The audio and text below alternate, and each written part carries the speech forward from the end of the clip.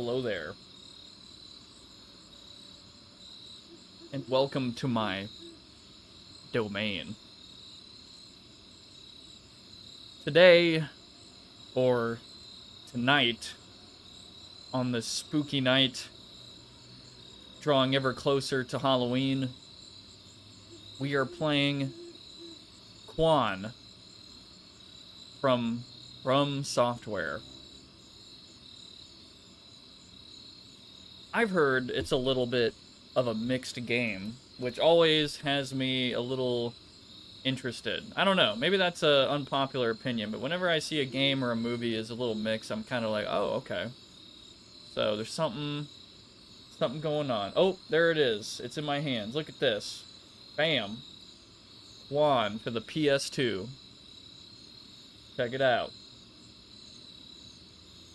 It definitely looks like an interesting game, and I'm hoping that the most interesting thing about it isn't just that it was made by FromSoftware, or developed by FromSoftware and then published by various people like Age Tech in NA, I think. Anyway, but playing this shit for real. Welcome. I see Evangeli, Raptor Beast, Unknown, and Project Darken. What up? Korn? Like the band. I haven't listened to Korn in a while. I might not be the biggest nu metal fan. I think it's fine. I like some Korn. We have come to bury Ray, not praise her. Barry? Where's Barry? Anyway. Welcome. It's almost Halloween, and I'm probably going to have a stream Thursday, of course, as per usual, but also Friday on Halloween, perhaps. Maybe some special, funny little stuff on that day.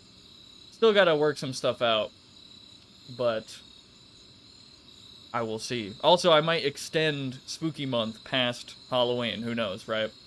So, I just like horror games so much. I need to play more of them. I've had a lot of fun with the little bit that I've finally played this month, and there's still so much more I need to play. Oh, what was that? Huh. That was nothing. Okay. Huh. It's so weird out here, man. Like, I swear, there's new disappearances every day, and some weird fucking shit. I don't know. Something about pages or advertisements or newspapers. I don't know. I don't read them. I don't read them. I don't care. Get out of here. I said, get out. I said get out. Not you, sorry. I meant the creatures out here. Speaking of creatures, let's go inside. Come on. These bugs are getting they're getting too funky. They're too loud. Let's go inside.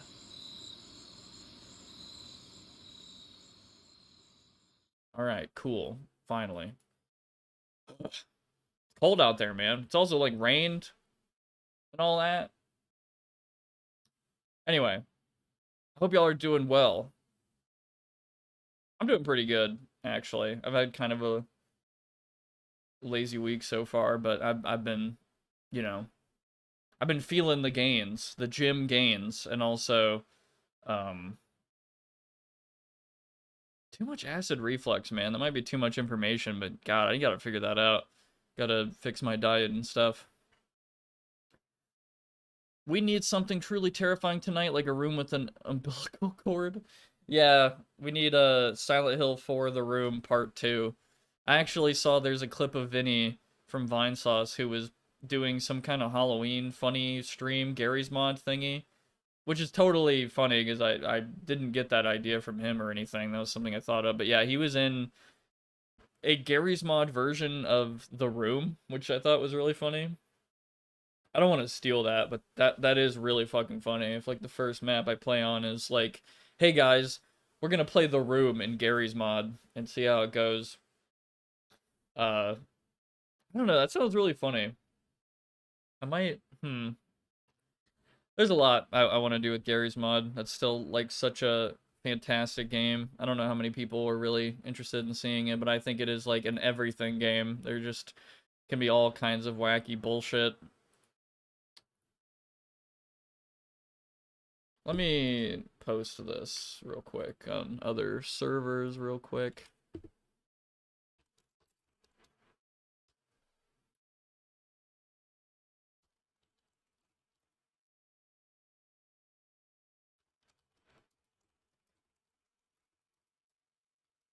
There we go.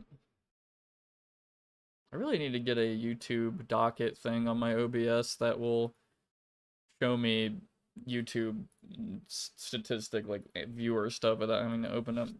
Anyway, I'm not expecting this stream to get like 50 random people like the Silent Hill streams we're getting. That's pretty insane. I do not expect that to happen again, because this shit is like turbo Forgotten. There's like no fucking way like anyone here, I really doubt anyone here has played this. This is like a weirdo game, and I feel like the only, well, I'm hoping the reason it's not brought up today isn't just because it's made by FromSoftware. I'm hoping there's some weird, funky uniqueness to it. I've heard criticism about the controls, and I'm like, yeah, bad controls and FromSoftware go together like fucking chicken and gravy, I guess. Like that's just like no surprise to me at all. Maybe that's an unpopular take, but like before Dark Souls, I haven't played Demon Souls, I'll have you mind, but I have played other FromSoftware games, old ones, and they, man, FromSoftware, I don't know what the hell they were smoking with some of the control schemes that I've had to mess around with. I don't remember Shadow Tower Abyss being that great. Kingsfield just overall kind of felt like shit, like the first one. And then Armored Core had some really weird controls, and I kind of just dealt with it because, I mean, it's a fucking mecha game or whatever. I'm kind of expecting there to already be a learning curve with a mecha game as far as controls are concerned. I mean, I had the same deal with Ender Zone of Enders or something like that. I don't remember what that game is called again, but that was a really, really cool game. Probably one of my favorites that I've played in the Forgotten PS2 streams, along with some other favorites. I guess Gungrave was really fun, but also I kind of was just mashing, shooting, and just kind of spinning around, and it's kind of a little bit of a brainless game, but it does look cool, music's cool, style's cool. It just feels like that kind of action for me, like at least what I've played. It's just kind of, you know, a little mindless in my opinion, but that doesn't mean it's fucking bad. I mean, I think that's what some people criticize action movies and games for in the first place, right? Is like they're usually they're not that complicated. They don't really have like crazy stories most of the time, I guess. That's like the stereotype.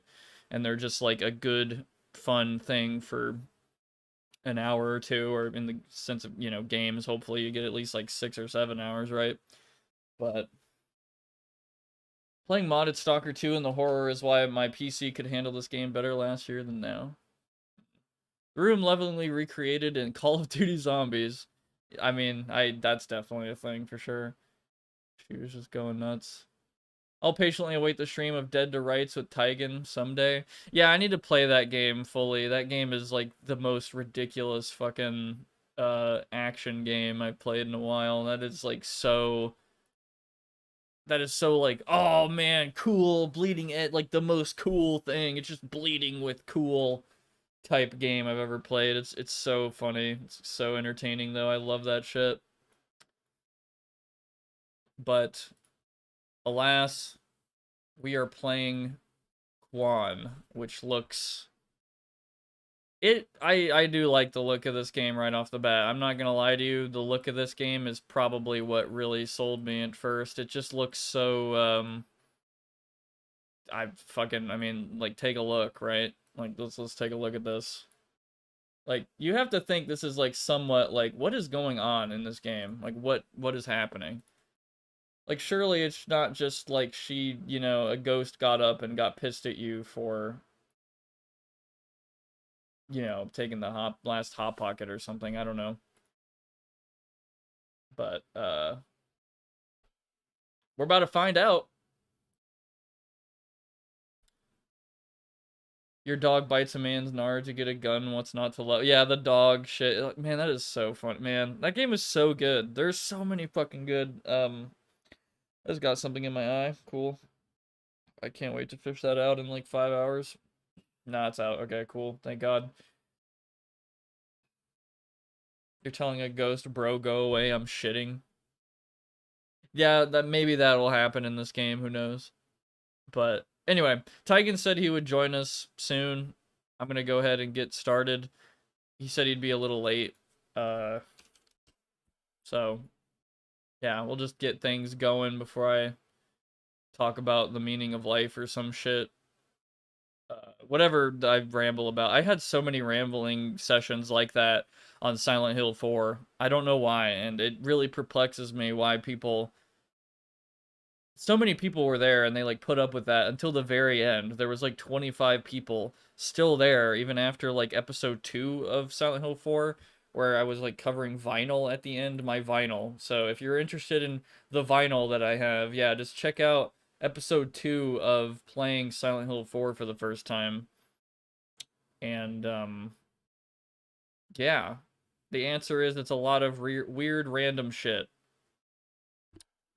Actually, I'm gonna label the Silent Hill for the room stream properly now. So yeah, episode 1, 2, and 3. The only Silent Hill game where I've had to have 3 episodes and not just 2.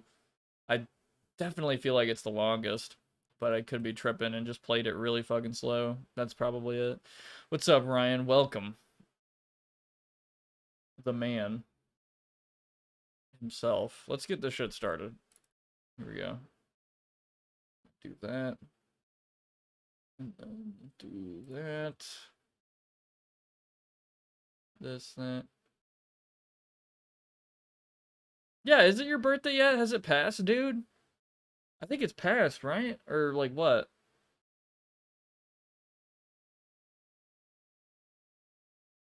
Am I tripping? Where the hell is I think I'm tripping hard. I have so much stuff. Like, what is all this? God damn it. Yo, happy birthday, Ryan. Here you go, man. I have this I have this from the Silent Hill 4 stream still here. Oh my god, what a fucking like who made this image, man? Like this is I hope shit like this stays around when fucking AI just 40,000 different AI, like just the whole 99% of the internet is just AI garbage. I hope this shit sticks around, like just the most man-made, like stupid ass shit. It's like so you don't realize how good it is until you see the AI shit, and then you're like, oh man, yeah, Prox is totally right. Well, I'm sure most people agree with that anyway, but anyway. Yeah, Kuon, let's go. I'm becoming more of a certified AI hater every day, I'm not gonna lie.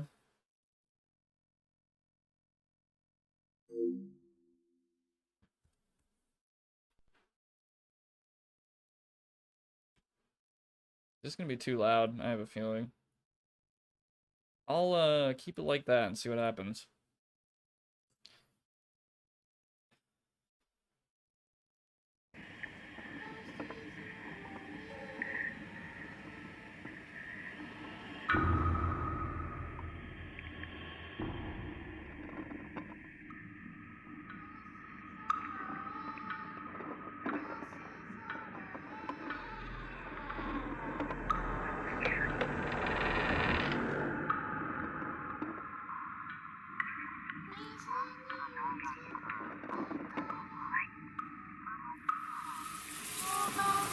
Man, what the hell? Who let my pet spiders out?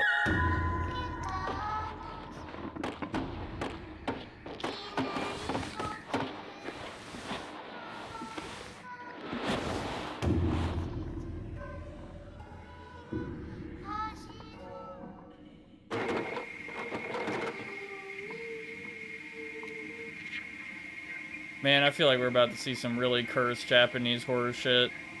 I don't know what it is, but I think that shit is like on a whole nother level than I don't know. Like, oh yeah, what's horror in the United States? Just chainsaw. There's a guy with a chainsaw in Texas killing people. Why? Japan, it's like, yeah, well, this lady will come out of the fucking woods and steal your soul, and you'll get trapped in the torment nexus called, X.com. Published by Age Tech Inc. 2004 FromSoftware. Yep. Unfortunately, I don't know Japanese.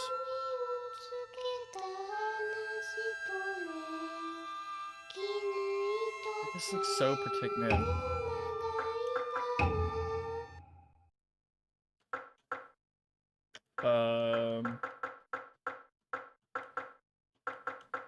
Yep, that's, yep, let's go.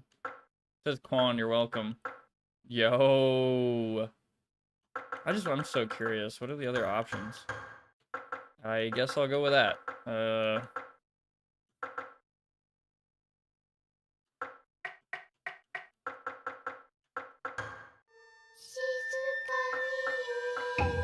Thanks for that.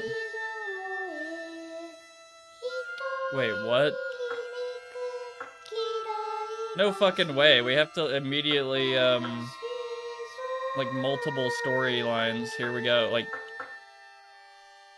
yeah, rich mono. So, I guess that's a big choice, huh? Like, what?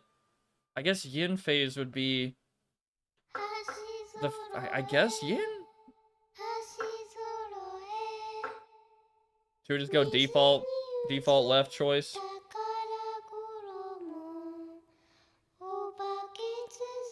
I'm almost afraid if I don't, we're gonna see shit that's, like, out of order. I'm just gonna go with yin phase. Set difficulty. This is normal mode. This is hard mode. This is easy mode. Okay.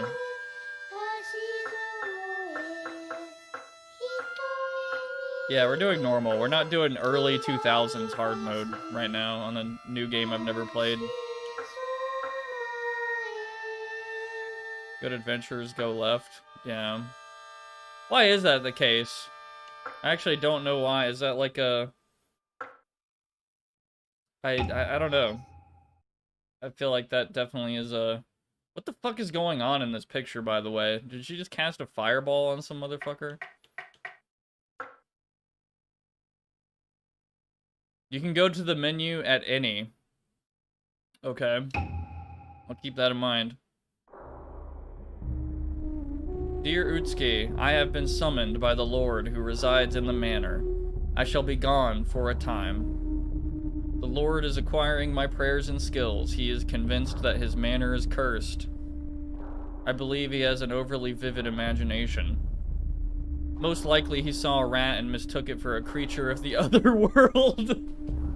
At least that is what I think.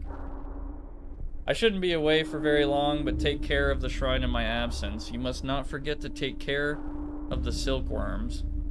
Also, I'm worried about Kira's health. Please watch over her. Kira, I don't fucking know, man. I'm like the worst with that. Manor Gate. Oh man, we're gonna be under these, like, I forgot what they're called, but... Oh. Guess not. When do I get the Estes flask? This seal. The silk. How? Do you really think Father is here? In this place? No mouth movement, I guess? Okay. Torii Gate, yeah. Yes, I'm sure of it. You have no eyebrows? If we ask someone, I am sure we'll find out where he is. Wait.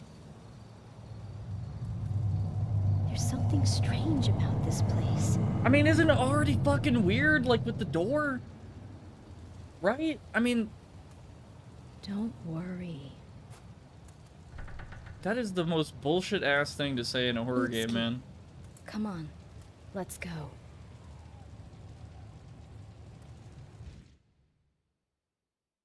Garden West.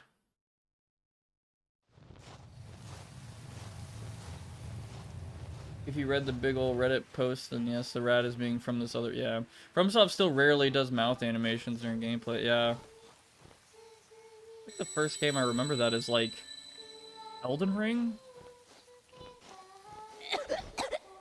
Korea! Her name's What just Korea? happened? You need to be careful. It's nothing serious. Don't worry about this. There is someone over there. Wait, I'll go see. Please stay here until I get back. Okay, this gives me Resident Evil 1 like vibes a little bit. Like it was such a jarring shift of tone. What was that, dude?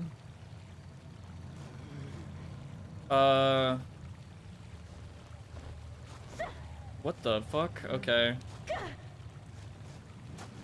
Immediately there's combat involved. Meditate. Physical and mental energy are renewed and vertigo is relieved through meditation.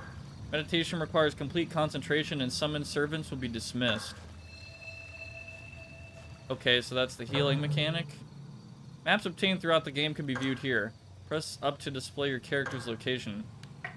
Yeah, so we're in a quadrant. So there's like 4 maps, I guess. Okay, bag tacos were done. That sounds really good. Healing herbs crushed into powder form. This really is Dark Souls, wow. The corpse's clothing is soiled and emits a foul odor. Yeah, are you... Dude, what the fuck is that shit? You just, like, circled and then...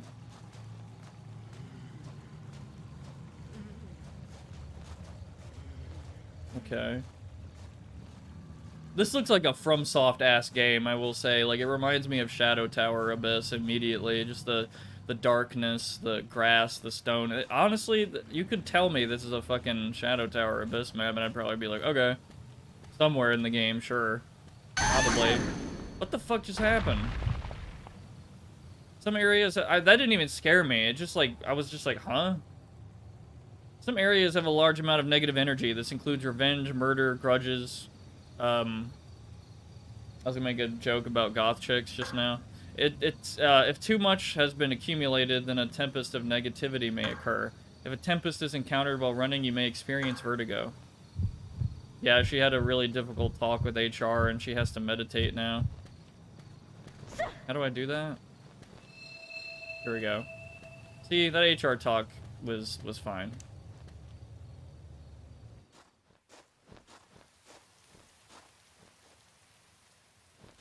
Where did this come from? You know, I'll turn it up, because, spooky month. You break the damn shrine, girl? What the hell? That cost so much goddamn money, man! I don't even know what time period this is in. This could be like, we could be in the, like, the very far past, or this could just be a fucking normal-ass part of Japan somewhere. I don't know. Like, in the early 2000s, for all I know. The stone pagoda has crumbled. Is that what that's called? Must circle around this and find sister. Hate it when a tempest triggers my vertigo. Are we even... Wasn't there 2 ways to go? Can I sprint, by the way? Can I... Okay. Okay, I can see what they meant about the controls being a little weird. This is... I feel like there's like a delay. Don't worry, it's just like Dark Souls 2. Is this the same path? Oh, it is. I'm tripping. I thought it was 2 paths because of the different camera angles. What's happening to me now? I just got fucking tired. Just meditate. I wish I could just do that after I eat like a really bad Taco Bell meal. I just like put my hands together. Everything's fine. Garden tree. Get Sekiro way to the tummy, way of the tummy ache. Tummy ache. What did I just say? Anyway, whatever. I think I fucked that up.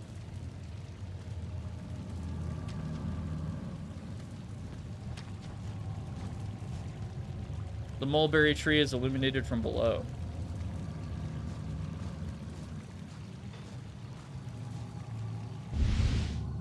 Metal spike, demon suppressing spike. That's thought this was an ashtray for a second. Silkworm disc. Wooden disc decorated with a silkworm carving. Blood oozing from the wound is soaked to the ground. Yeah, nothing else to comment about a dead person. Just... Is that guy...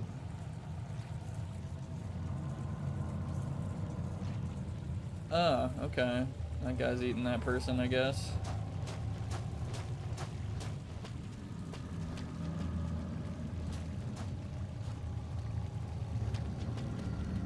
I guess I'll go check that out. This would be a good place to cleanse oneself. Saving data. After investigation of the lamp and rock located on the shore is complete, you may save your game data. A vessel is required in order to save game data. So we need a fucking ink ribbon.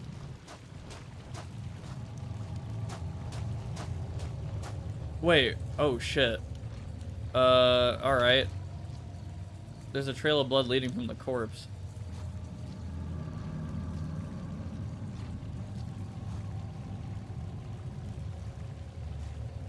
I should probably not stand near that water.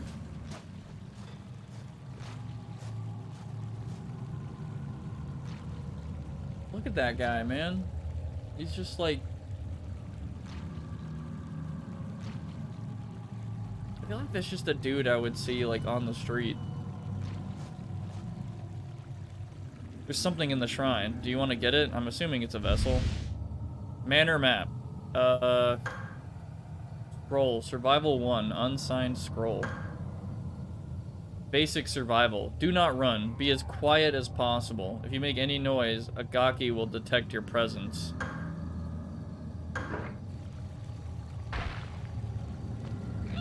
Oh, I see. I did not mean to meditate. Die.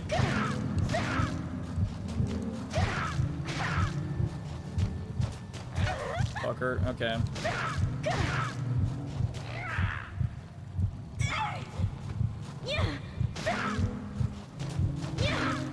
Can I get like a fucking longsword or something? Jesus Christ, this guy will not die. I think I only got hit once. The Jesus head has fallen off. Yeah, he fell off. Can I look at my health somehow? I think I'm hurt because of the way she's clutching her chest like that. Prox has killed his first dope fiend. Average Philly resident. Our average Arby's enjoyer. The local crackhead is on the prowl. It's called praying God doesn't cover bad culinary choices. Yeah. Resident Evil Cortesian Veronica? Courtesan? What does that mean? Am I tripping? I don't even know what that fucking means. Hello, hello. I've come here just to say this game is spooky, but its controls can be very wonky. Yeah, what's up, Sam? Yeah, I've heard. Yeah, it's already a little weird, but it's not like the worst controls I've ever experienced yet. I will say yet, because I've just started, so we'll see what happens. Let's look at the map. I don't... Oh. Okay, this is a big-ass menu. Card and weapon selection. When triangular... square is equipped with a card, you can use it at any time by pressing the button. When a button not assigned to a card is pressed, a standard weapon attack is performed. Guardian Blade. Ceremonial blade given to Utsuki by her father. Okay, so there are weapons that you can get. Items. You can view an inventory of all the items you have obtained. Various items can be used, including ones that restore health. Saber cloth, earth. Bloodstained cloth, remove seal, earth. I'm guessing that's a key. Healing herbs crushed into powder form, and then vessel. Ritualistic icon used to cleanse oneself. Its plot ain't half bad. I saw a review of it and played it myself before. Hope you enjoy it for Scary Month. Yeah, man, I appreciate it. Hell yeah. I think we'll see. I'm gonna be streaming it for a while. You can stick around, come later, watch later, whatever. But yeah, I appreciate you letting me know, brother.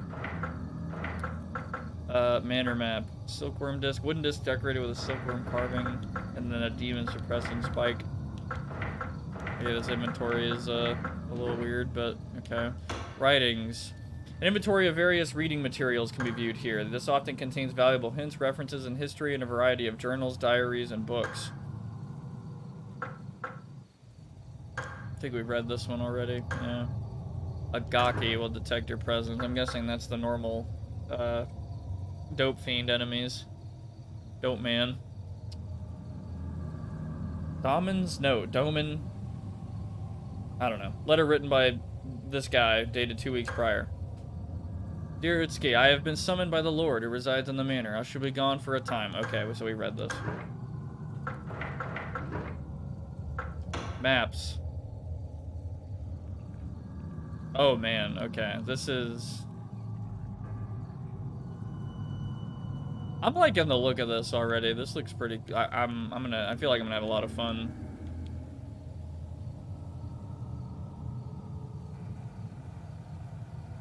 Kind of cool they start you in this garden, too. I do really dig the atmosphere already. Kind of memeing around, but...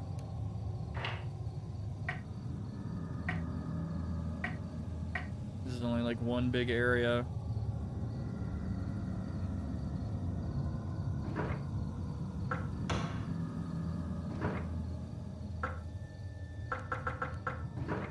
So I can't view my health, I guess. Or maybe I'm in the wrong screen for that.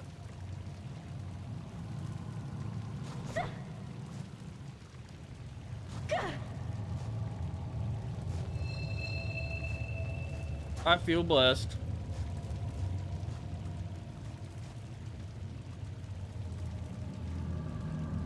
I think you'll want to trade her purse out for the writing crop. Yeah. Here to listen to the stream while writing. It's good to have and watch. Doman the dope man. Gives PS2 horror game vibes a bit like Fatal Frame. Yeah. I really need to start writing. My fucking Microsoft, speaking of writing, my Microsoft Office, I guess my educational license expired, and now they're trying to get me to pay $100 a year for Office. That is not happening, bro. They are insane for that. So many, like, maybe like 20 fucking years ago, and like not even, man. Like what? Nah, there's just no way. Like there's Google shit, there's LibreOffice, there's so many options. It's just such a meme. Like I don't know how Microsoft can be like, oh yeah, $100 a month for our suite of products that haven't really changed very much since, like, I don't even know, man. The people would debate how long it's been since there's been an actual good change. So far, LibreOffice works really well for me. Yeah, I'm about to switch to that. Spring.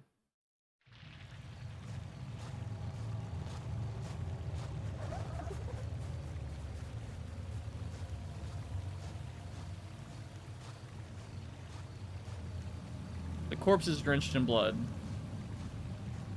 Is there more dialogue for that? No.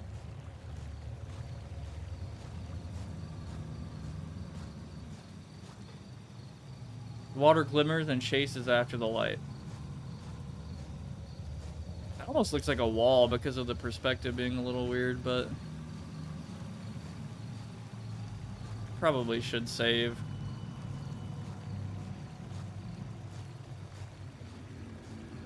If I get into some danger, I'll get the hell out.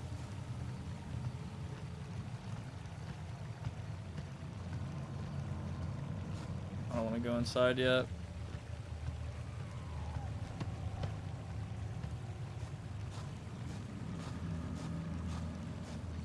Oh, there's... okay.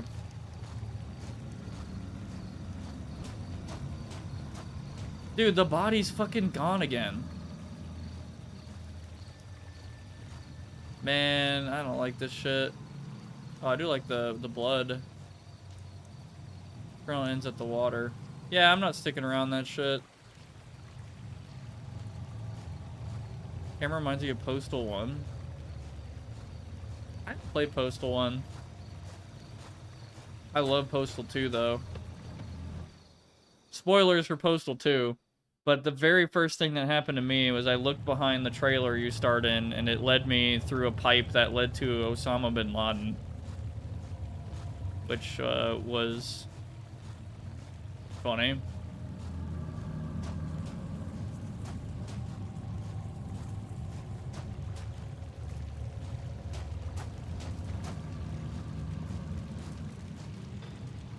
I'll probably just save here.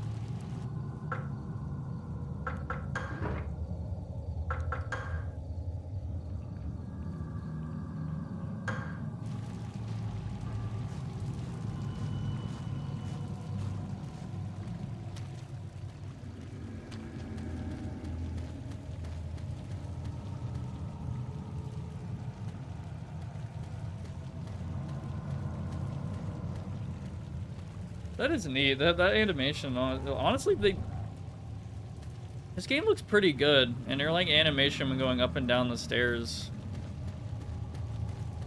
That, I don't know. That's pretty good. I don't know why I'm like pausing to say that, but I was kind of surprised.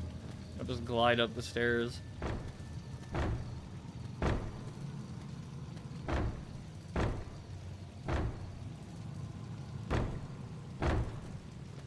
Alright. Someone is knocking on the door. Something strange is lurking behind the door. Consider a new route. Okay.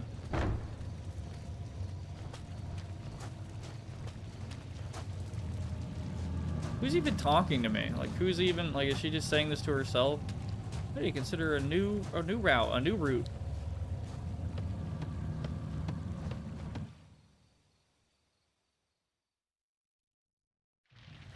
A new era of intrusive thoughts. Hey, consider sounds like only a soft suggestion. Yeah. I can only go one way. Like, this is, I think, the only way I can go. That looks pretty cool. I thought I was just gonna teleport.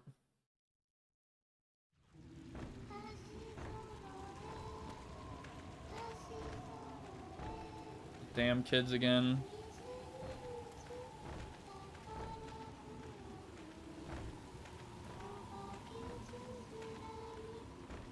You know, as an American, it's, I feel like other maybe agree with me. Oh my god. But like the whole corpse has been pierced with a bamboo spear. But the whole like, I don't know, like old Japan like this, the creepy factor. Where the fuck did that come from? That's just like, that's the Death Note. The creepy factor is, it's up there. Jesus, this game won't let me fucking finish my statement, man. You need to, like, chill out.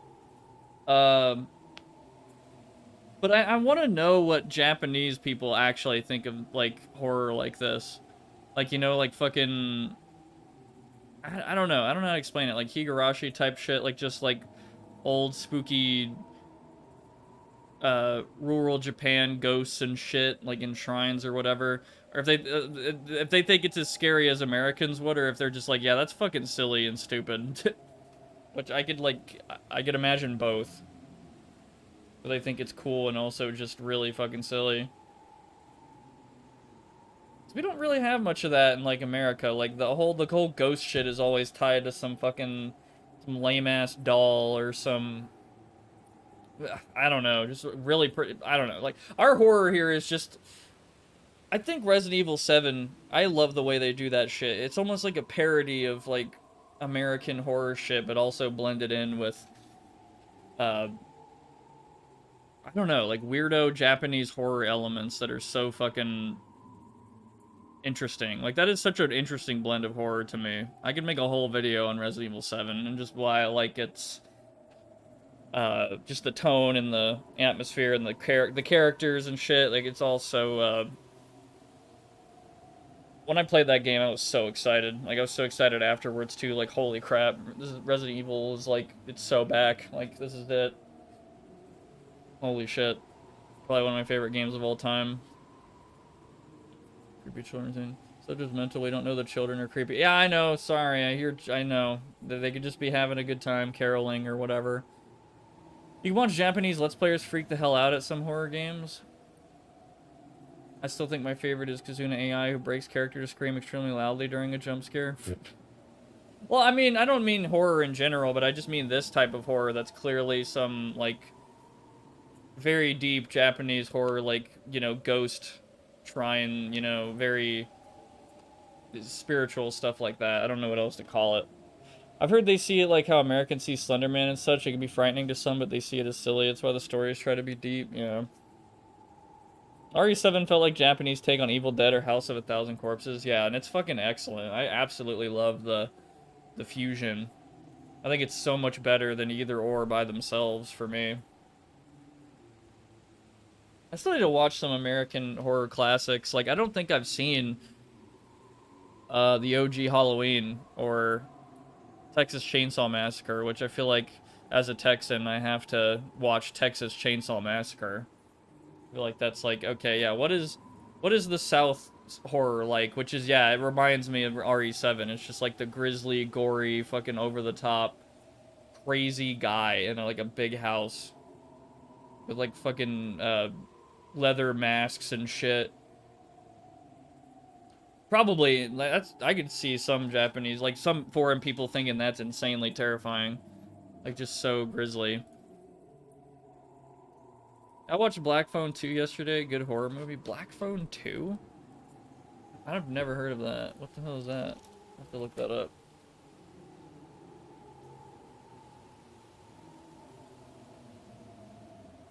I've never... Wait, oh shit, is it this? No, wait. Have I seen this movie in the trailers? No, I think it's something else. Never mind. Latest horror movie I've seen was Weapons, and that's one of my favorite horror movies now. I love it. I love the comedy. Love the way the story's told. Sorry, I'm just reading something in Discord someone posted. Oh, just like Family Guy, and it's just some random ass fucking house. Oh yeah, I've fucking seen that post about the tomboy shit. I'm probably the least amusing person to play. Like, I feel like I would be, like, I don't know. I feel like you guys probably get scared of these games more than I do. Like, the jump scare happens and I just blank face it. I don't know what's wrong with me. Or like Taigen gets scared. I'm like 100% sure Taigen has gotten scared of the games I've played more than I have. It's like really difficult to get me with some things.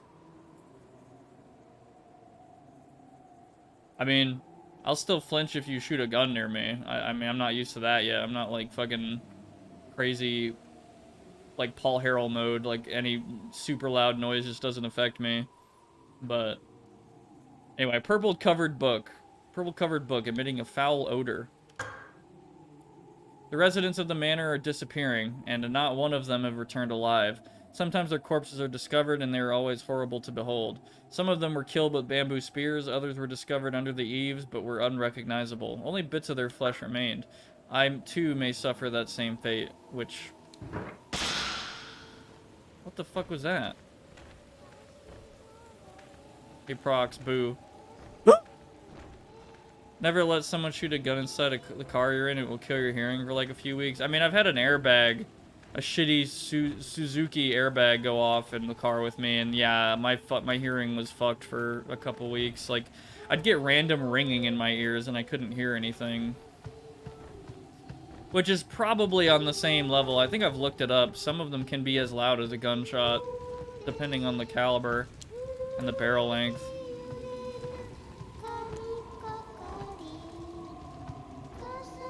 Knotted rope next to the corpse. The rope extends into the hole. Where could it lead? He's so casual about this shit. They're all dead. Yes, they're all dead. Ayako is the last one living. But is she still really alive?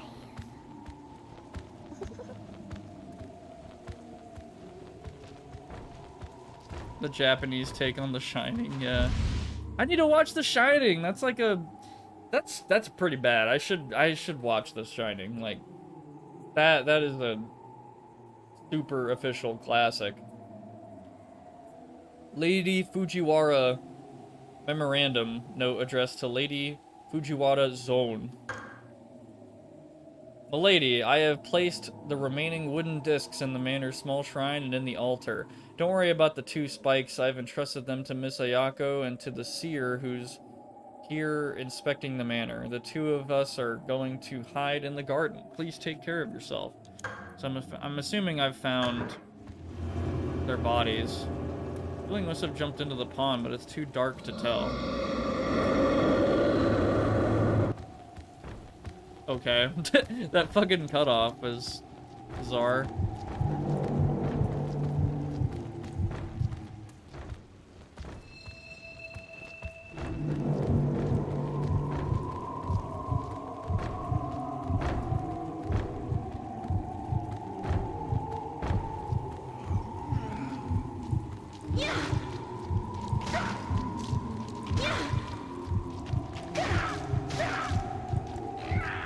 Damn it.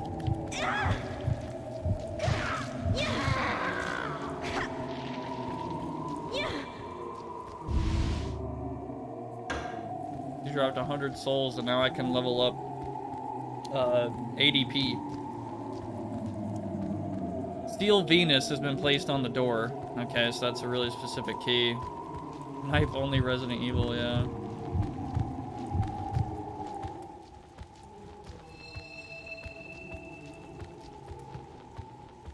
Front door sealed, there must be another entrance. Dude, I don't know when I go near the water. I feel like that's gonna be like some insta-kill bullshit. You wanna find out? Oh, I can't get any closer than that.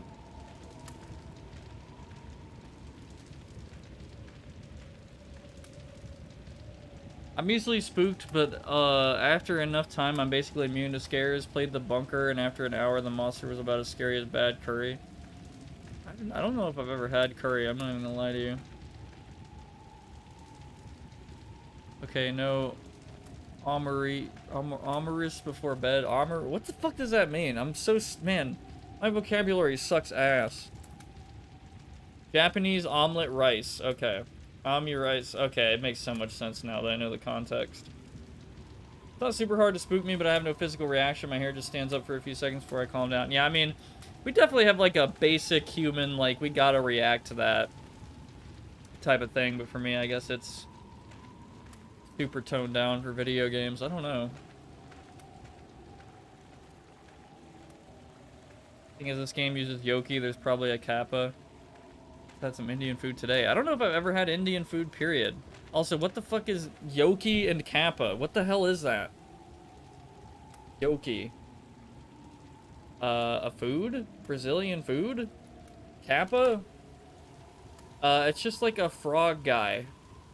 Or, sorry, not a frog guy. It looks like a Ninja Turtle if he was like an old person. What is that? Is this it? I don't want to post this because I don't know what this says. It could say, like, kill yourself in another language, and I wouldn't know. I'll post it anyway, whatever. This is what I found when I found, Kappa. Oh, it means yokai? Okay, I know what yokai means. It's just like a ghost, I guess. Yeah, here's the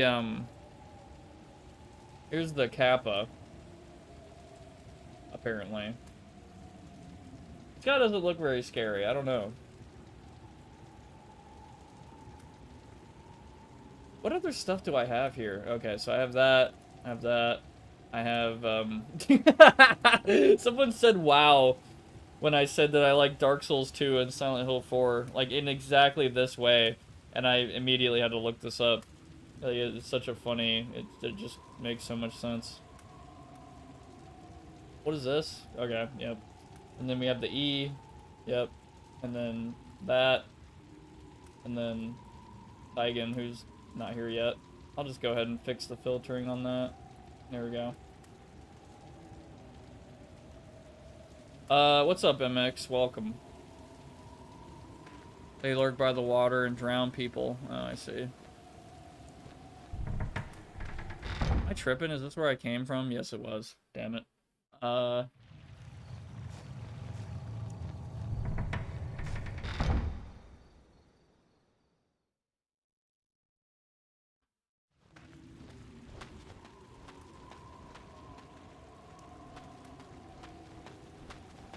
I don't think that guy would do that to me. He looks fine.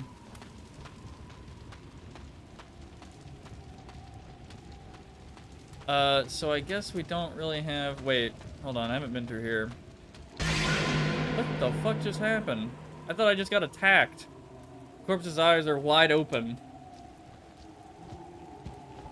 I'm immediately just reacting to it like it's a combat situation rather than a scare. I'm like, oh shit, did I fuck something up? Did I die? And then it's just, yeah, a card slick with blood is lying here. Spell card, Hibari, fiery arrows piercing an enemy. So I can cast spells.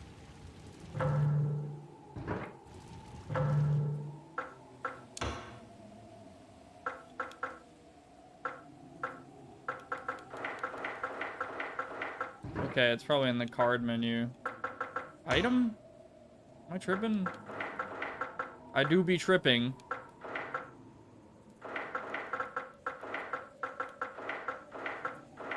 I'm tripping for real right now.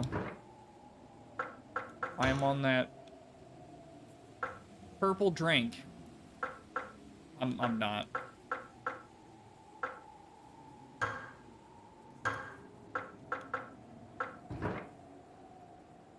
My first impressions are this game seems pretty corny. Maybe it is. I don't know. Well, we'll see.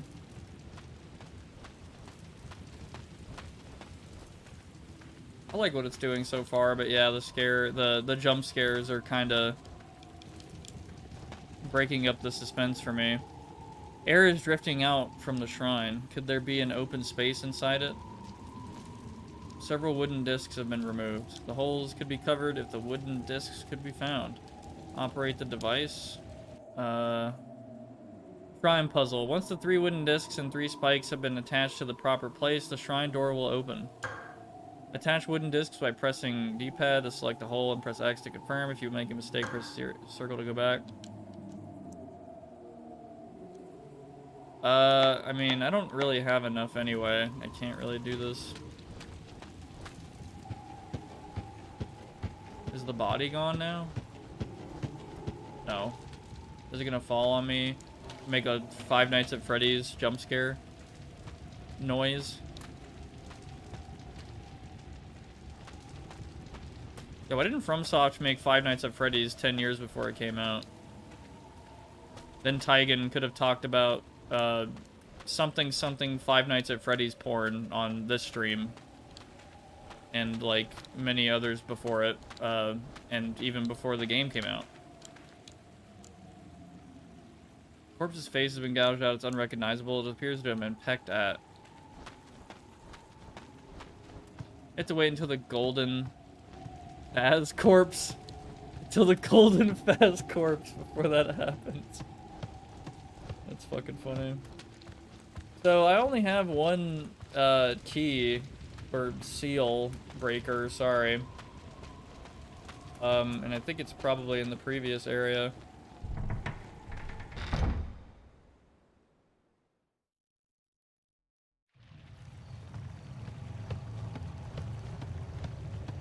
Oh yeah, here's another thing I wanted to talk about. How much is this game? I'm really curious. Like, what is the cheapest game? Like, where can? Yeah, let me just look real quick.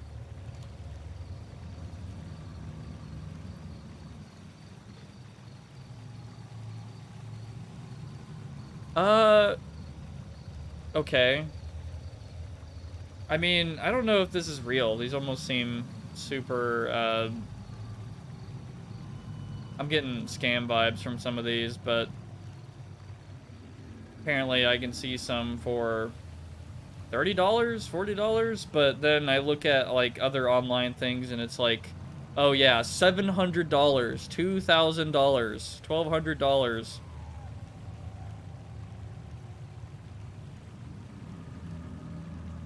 I don't know if people are actually buying it for that price. But that is insane. Like, there is no way. And you're probably wondering, wow, Prox, what do you mean, how much is it? Surely you bought one, right? And the answer is, yeah, totally. They're selling case only. Oh, I see.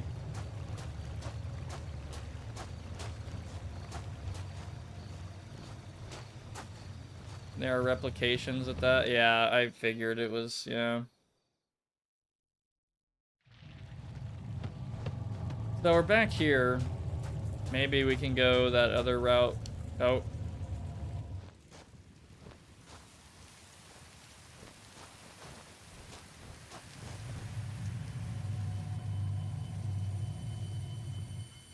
The other chick. Help! What the fuck? Cutscene me is fucking useless, just like Aiden.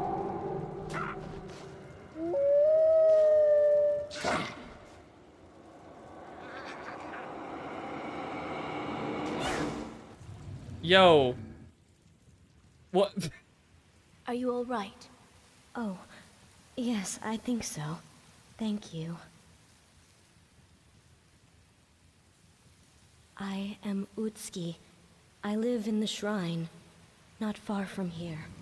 I'm Sakuya. What are you doing here? I'm looking for my father. He's the elder priest of the shrine. My sister and I came from the mountain, but I lost her. It's not safe to be alone here. I wish I could help you find your sister, but... Here, take this.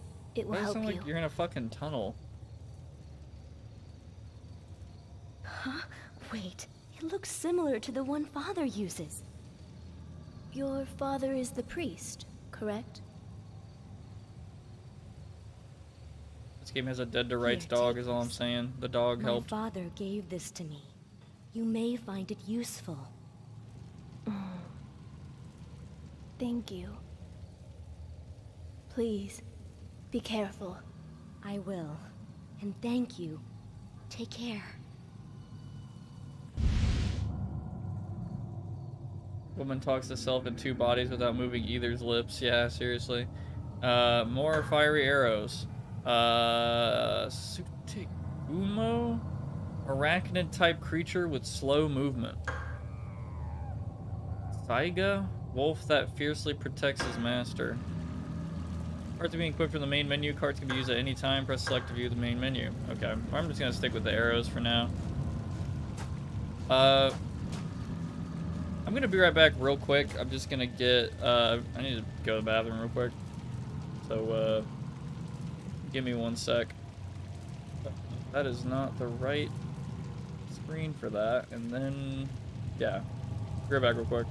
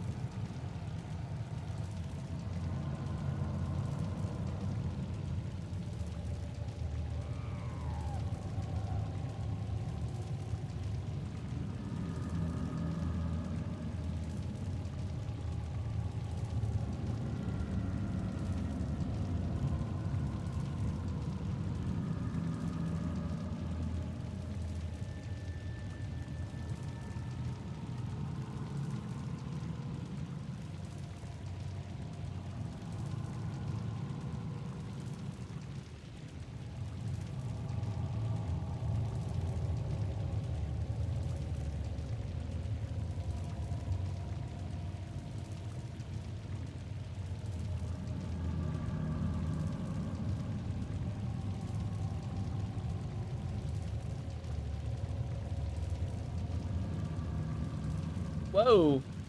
Wow, scary. Oh, got you. Wow. Great. Hey, I'm back.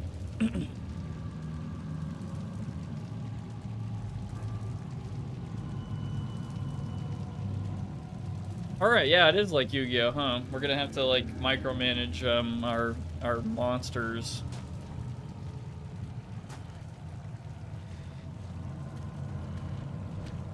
Oh, cool.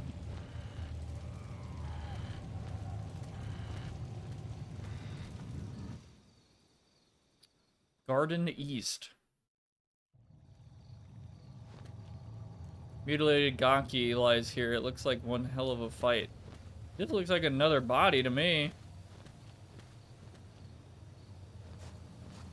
It's so dark as shit, dude. It isn't moving. It appears dead.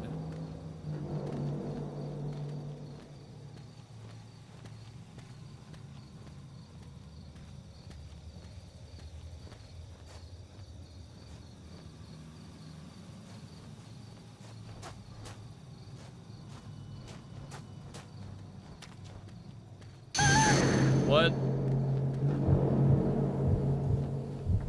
Did I not go? Okay. She just got like a flashback. Sorry, I don't know why I did that. That was just a reaction. That was just inhuman reaction. I tag with this, right? Okay.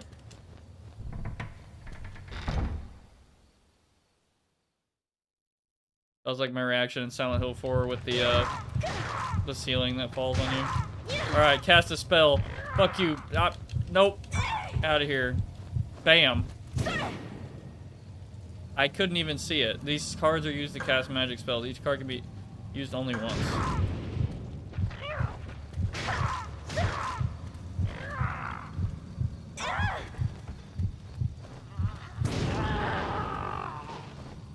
And that is fucking slow. She has to like take out the card or like the knife before she can attack.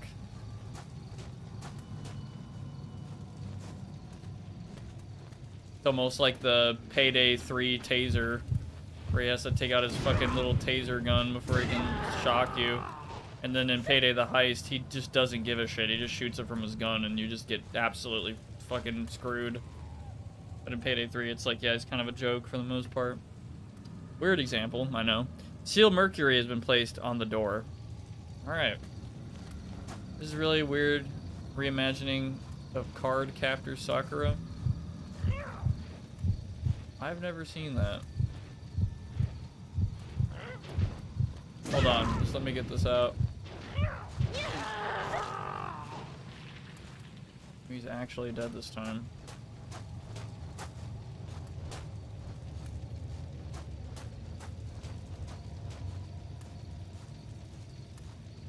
Watch the classic 90s card captor dub. Oh man. Stairway is blocked by rubble. It isn't moving, it appears dead. You're fucking with me, man. This is the most, like, bullshit invisible wall I've ever seen in my life. Like, are you shitting me, man? You can't just, like, kick it out of the way or step over this guy and just, like, really, man? That is so lazy. You need to have, like, a pile of shit. And even then, you can, like, climb up. Wow, man. I don't want to get my dress dirty.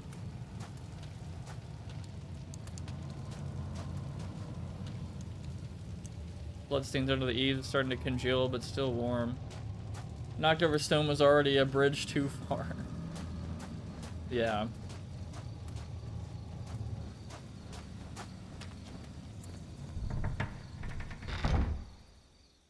Manor guard.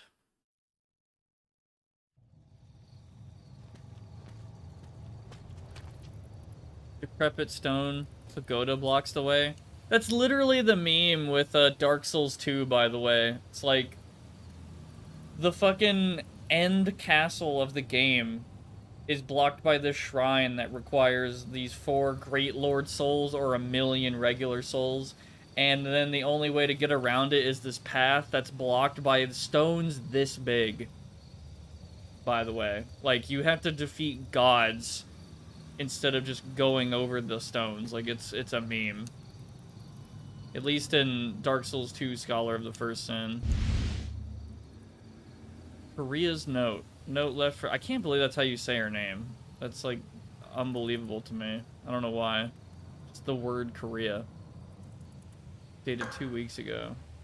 Why did the... just... Okay. I'll be away for some time. If something strange happens, proceed to the manor. I'll prepare many victims for you to merge with. That's weird. Korea, Reha. Well, they say Korea.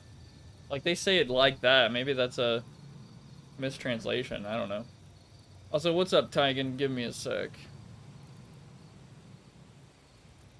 What the fuck? What is that? What is that in trash?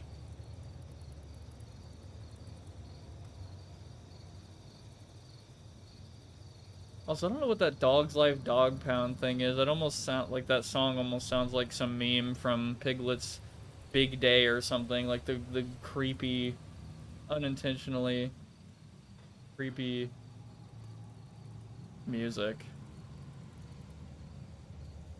Oh yeah, I looked up in music. Good to know you like Aphex Twin, Mr. Drywall Dope Man 9000. All right, here we go, Taigen. Here, bam. Got him. I'm here. I've been roped in. Yo. Welcome. Hello. I was late because I was on a really, really good Hades run. And I got to the big man and then died. Damn. And now I'm here. Yeah. Have you played it? Yeah, I've technically beaten the game. Like, I've gotten okay. credits from the game, which there's a lot to it. I'm not gonna spoil anything, but yeah, there's a lot of stuff you gotta do. No, I'm sure. I know that there's a ton of post-game stuff at the moment. If I have any goal, it's just to actually finish a whole run and kill my dad. Yeah, I was doing pretty hot, and then in like that last kind of gauntlet where it's like, look for the big sack, there was one room that just ate like 3 of my revives, which was like, cool, great, I'll just fucking die, I guess. And I still got him to like a 3rd health. Damn, so I know that feel. Other than that, yeah, hey everybody in the chat, I've been having a good time with it. Yeah, like I was really surprised whenever I didn't know how like big the I just fucking that was an accident. Yeah. I didn't know how long the game was, and I was really surprised when that credits thing hit, and I was like, damn, okay. But it was really cool. I think I put in, I mean, I can literally check how many hours before I beat the game. 32 hours it took me to get the credit screen. So I think I'm around 20 right now, so I'm actually way better than you. I mean, I'm on track. If you look at the graph, I'm on track to be way better than Prox at this rate. So you haven't beaten him yet? No, but, you know, within the next 10 hours, what's the likelihood that I will? You know, for a professional gamer like me, which I am. I'm sure you got it. I would honestly totally fucking wipe my Hades save and just play Hades again on stream at some point, but I probably should just play Hades 2, because it seems like an extremely similar game and new experience and all that. I wouldn't know what to expect, like, of all the story and all that. I definitely have my favorite gods and stuff that I usually stick with. I think I always really liked the Huntress god and like the God of War. Those are like 2 I always stick with. Yeah, they're cool. I found out from a friend that Aphrodite, for one reason or another, just has like the highest damage buff of all of them. That's really interesting. I didn't know that. Yeah, if you get like Aphrodite's boon for your like regular attacks, it's like it scales up insane. Yeah, I really like Doom as well. Like, that's like a after effect thing you can get with, I think, Oh the God of yeah, War, and it's the insane. It delayed seems hit. powerful, yeah. Yeah, I like that a lot too. It just sucks because I always like the Huntress goddess like boons, but I get them so infrequently. Same with Hermes. I like speed. I'm that guy, the fucking guy who's like dashing all Oh, over the fucking Hermes screen ones? Yeah. and killing shit like super fast paced. The faster the better. What was your preferred weapon, if I can ask? Shit. I'm trying to remember the Hades weapons. Let me look at a There's the list. sword, the spear, the shield, the gauntlets, and then there's the bow and the gun. I'm trying to think of what I rolled with the most. I think I rolled with the fists the most. I was gonna say you strike me as a fister. Yeah. Yeah, that or the sword. I don't know what it was about, I feel like I was just like, fuck the micromanagement of ranged weapons and reloading. I'm just gonna like Oh beat yeah, the shit out I of don't like the things and ranged dodge. weapons. Yeah. Yeah, I'm big on the spear. I love that damn spear. Yeah, I would just become, well, either 800 Punch Man or One Punch Man before Season 3. And I'd just, get through the game or, yeah. Man. Do you fuck with One Punch Man at all? Have you watched any of I've it? never seen it. Man, it is... One Punch. I really like One Punch Man.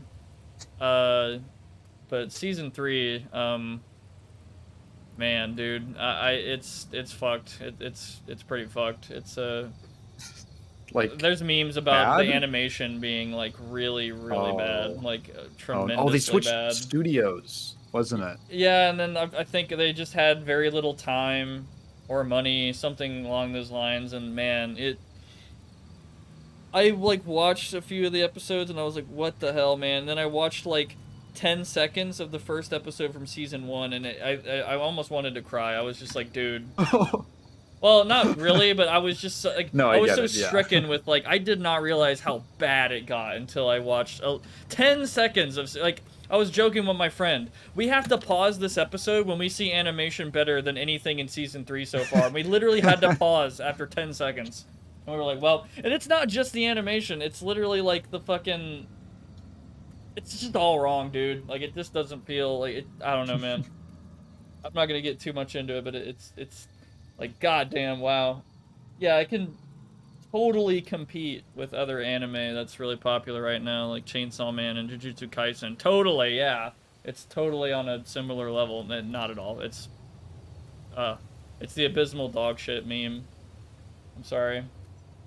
Season 1 was Madhouse, and 2 and 3 are JC's staff. Yeah, Madhouse they're kind of like, ooh, Madhouse is on the project. They're one of those. They do pretty high quality work. Also, Unknown said my thing for a while was Nuclear Throne. I talked about Hades on the podcast that I uploaded today, and I got a comment from someone recommending me to play Nuclear Throne. I don't think that was you. I think I've heard of it, but I don't know anything about Nuclear Throne at all. I need to look It's into another it. Rogel type. I see. Yeah, I'm looking at it. Okay. Reminds me of an old school, like Newgrounds game in a good way. I've heard some people who are like, this is my favorite game ever. Oh, I don't doubt it. Like fucking, I feel like that game I've always seen is like Binding of Isaac. I know several people where that is like their favorite game of all time. Bless. Thank you. They have like There's 8,000 hours and it's crazy. Yeah, there's a certain, if you click with roguelikes at all, there's just gonna be one out there that's like, this is my life. Which is why I have to be wary of the genre. Because it eats my time and that I could be doing other stuff or playing other games. I get that, but also thank you X for the donation for the 420. I really appreciate it. Good luck, and then That's really funny. It's 3 eggs and then a glass of milk. Which is like a super in joke now that I have like an egg intolerance, like really bad. I had a Oh, you do? like a McMuffin thing earlier with egg. It fucked up my entire morning. Like I can't Oh do no. eggs anymore. Yeah, it like completely fucked me up. Just immediate. Eggs are man. Hang on. Eggs are not. No, hang on. Eggs are not considered dairy. Hang on. Eggs, dairy. Also, I'm becoming lactose intolerant, so that's the meme with the milk. So Yeah. But eggs are just like complete no for me. Okay, dairy is specifically the milk. Products from milk. Okay. And it's from different specific farm animals. But eggs are usually included with dairy products. Yeah. I think I can eat stuff with egg as like a really like underlying ingredient, and if it comes to as a component itself, like a fucking omelet, yeah, no, there's no way. Done. I'm not doing it. The bomb. McDonald's egg should barely count. Yeah, but like I feel like it's happened with other eggs in the past. Yeah, I feel like McDonald's eggs though are probably like super cursed, like barely qualifying. Barely qualifies eggs. Food. Yeah. But anyway, I guess to catch you up, this is Kuon by FromSoftware back Rich in the homie? day. I do not. Like, what is that a reference to? I have no idea. Rich Homie Kuon, the rapper. I don't know that one actually. That's surprising. Also, yeah, what's up, eggs or ruin? Yeah, evil egg. Yeah, it's a debuff, extreme debuff on me. In this game, it's like, yeah, really just old spiritual shrine, Japanese horror stuff. I don't know what the hell to call this type of game. It's just, yeah, but I don't know. It has mixed reviews, like very mixed reviews about the controls and I guess just the game overall. And it's like survival horror. It seems cool so far, but yeah, I kind of do sort of agree with Unknown that the scares are almost like corny, like something you would expect out of like a bad movie. So far. I was confusing this when you said you were streaming Kuon. I was confusing it with Juon, The Grudge. Oh, is that? I believe also had a game. I didn't know that was also a name for it. I also didn't know this random gate I went through was a completely new area. Who the fuck are you? Alright, see ya.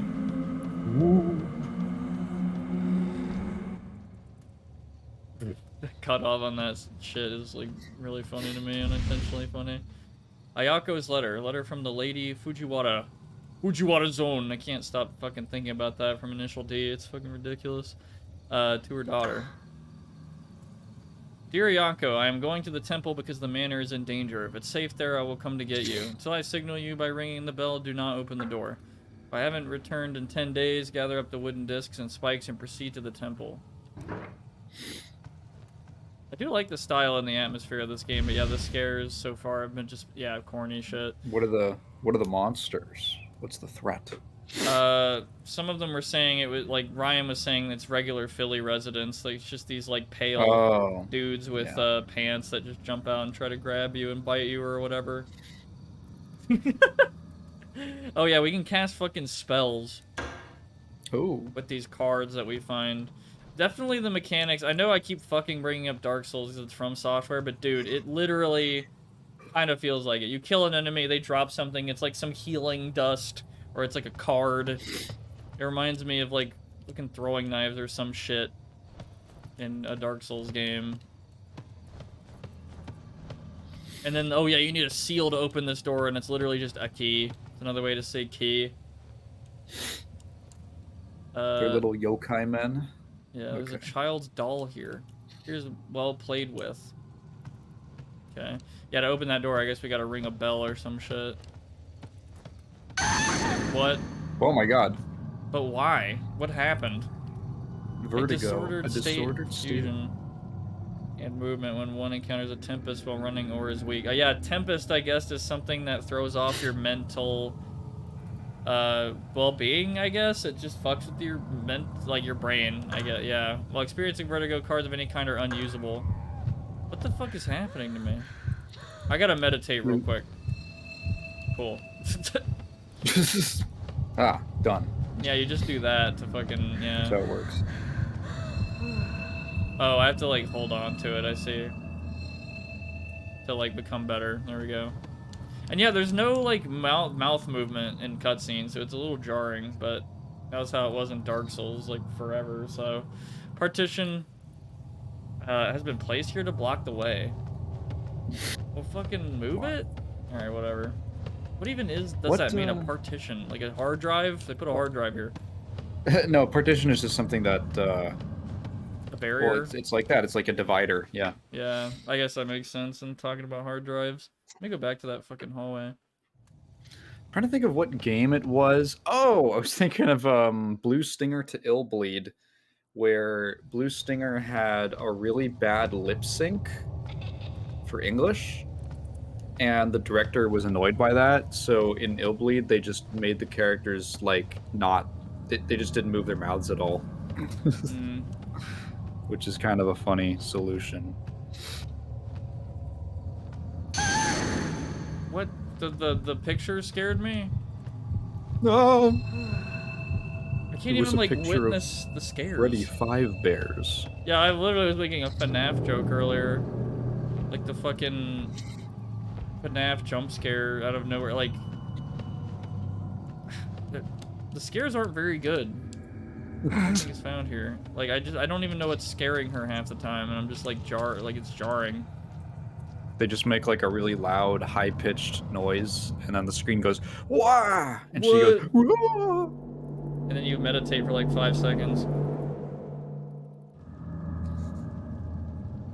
Would that bug really block all that light, like 100%? Because I don't think so. I think bugs, light passes through them pretty well. Yeah, they're not very dense. Yeah.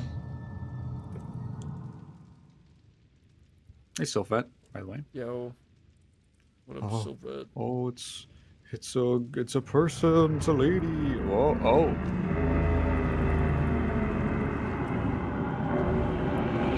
Look out! But like, oh. Korea? Oh shit! Is Korea? she cursed? Unable to see through the hole. Could it be plugged? Also, I like how the text was like peers through the hole. It's like role playing. Peers through your hole. Oh whoa!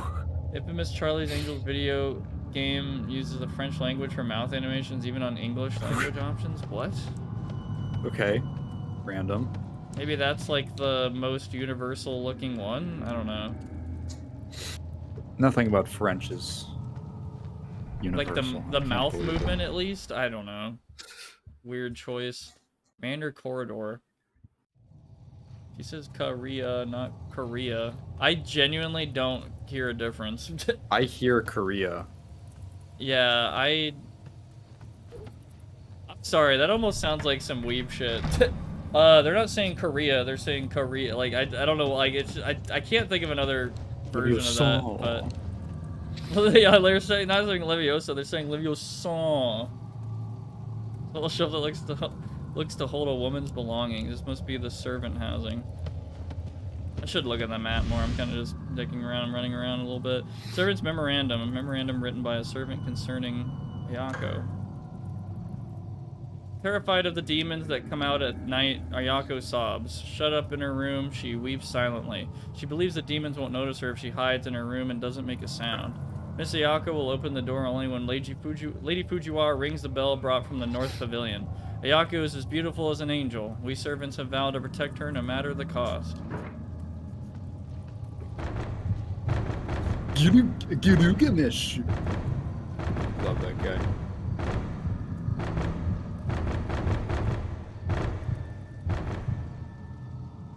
Kirigu Meshu. I feel like man, what the fuck? could you even go up to a Japanese person and tell that to them? It's like not Korea, it's Korea, and they'd be like, oh yeah. Or if they'd be like, what the fuck are you talking about? I feel like a bunch of them I would be assume like, they what would the fuck? pronounce it Koreha. Oh. Well, that's different, clearly. Oh, fucker, get out of here. Like, I do believe it was like a weird dubbing thing. Yeah, maybe. I went a little... Fucking... It's like she's just flicking it. And it takes, yeah, there's like a delay. She has to like pull it out. Man, this does like no damage. And then she has to pull out her knife.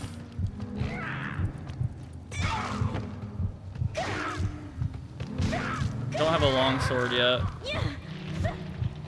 Don't have a falchion or a... does this game have the Moonlight Greatsword? Oops. Just tell her to roll. Seal Venus has been placed.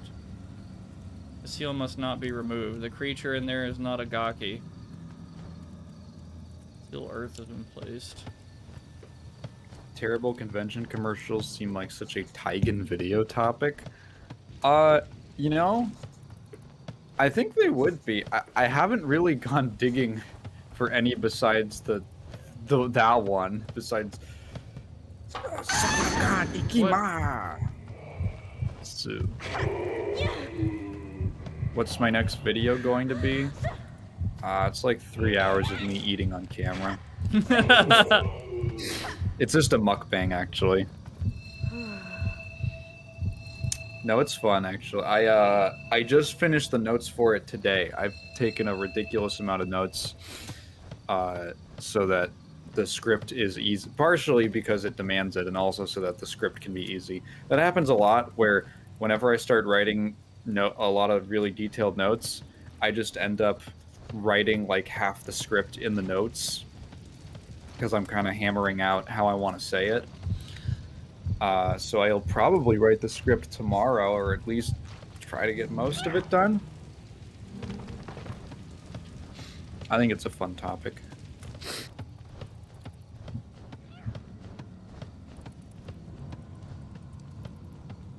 Oh, sniffly now. Okay, but what is it? Dude, I told you what it was. It's 3 hours of me eating on camera. I had to do a bunch of studying for, like, what is the... Maybe there is, like, what is the easiest, like, least filling food?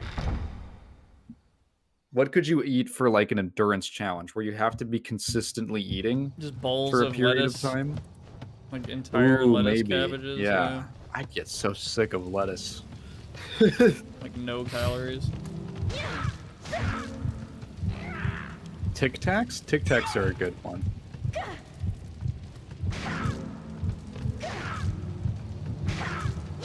I feel like at a certain point you'd have to start factoring in like levels of jaw tiredness. Yeah. You know? Like, you ever eaten something where it was difficult to eat, mainly just because your jaw was getting sick of chewing? Yeah, I feel like that's like most candy for me, like hard candy. Just like, man, this is Hard not candy? worth. Yeah, like yeah, like you're like crushing Tic Tacs a bunch, or like you're crushing. Okay, well, Jawbreakers, usually or... when I think about like a hard candy, it's something that's supposed to like slowly melt in your mouth. Oh. I was like, what are you? It was like, are you just taking like those hard old people candies and just like? I mean, like Skittles, right? Like Skittles. Okay, I that's think different, eventually yeah. they will melt in your mouth if you're in there for like a fucking hour, but Yeah. people chew That's Skittles. okay. Green bound book, green covered book with teeth marks. Guess someone went fucking super sicko mode on a fucking Chainsaw Man manga. I don't know. I saw Mio. God, I'm gonna be judged for this shit. Yoshimaru? Yeah, Miyoshimaru break a seal. Actually, it's supposed to be Mayo Shai Maru. Anyway. That's right, in the original Nippon. They used some kind of bloodstained cloth and rubbed it against the seal. So he's the one who sealed the door. If I can get some of his blood, I should be able to escape from the manor. I'll wait until he's not looking, then I should strike and have some of this blood. Bunch of damn spiders in here. gonna freak out at the spiders. He's gonna freak out at this guy. Okay, bozo.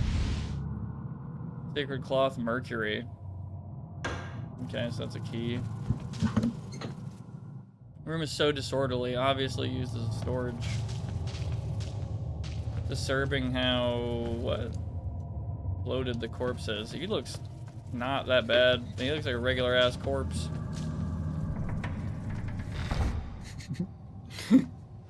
As a corpse expert, Yeah. this one looks pretty normal. Must be the Lord's suite. Elegant belongings surrounded the area. I mean, to be completely real, I think the biggest and grossest corpse I have seen is like a dead cow in person. Oh, jeez. Where was that? Just out in the countryside? Yeah, I was like hanging out with friends in the woods, and there was like a freshly dead as of like, I don't know, it could have been like same day cow was just dead. I don't know what killed it or whatever. Jesus. And we came back like a couple weeks later, and it was like a skeleton, of course. But yeah, it smelled pretty bad, looked pretty bad. Pretty gross. How'd that happen? Just I have like no wandered idea. off and got Yeah, got by a wild animal. I don't know. Like as an adult, I wouldn't go out there again. Like as a kid, I was Yeah. stupid as hell.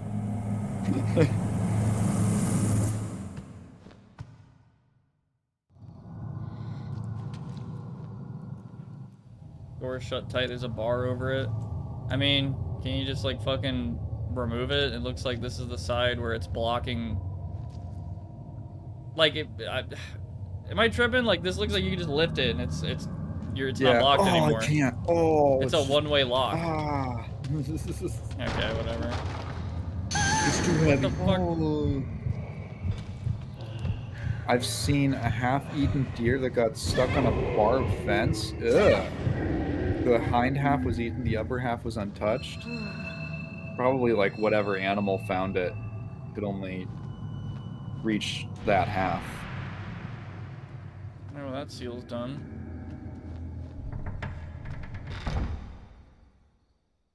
Manor Garden. We're back.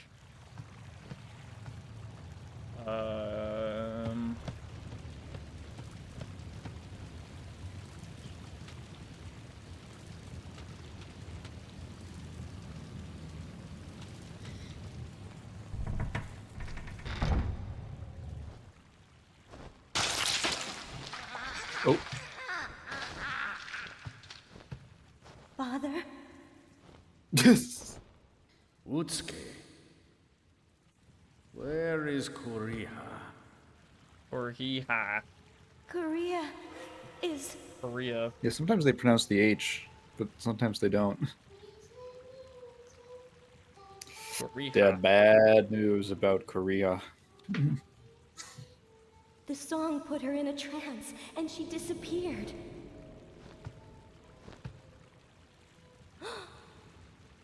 Please.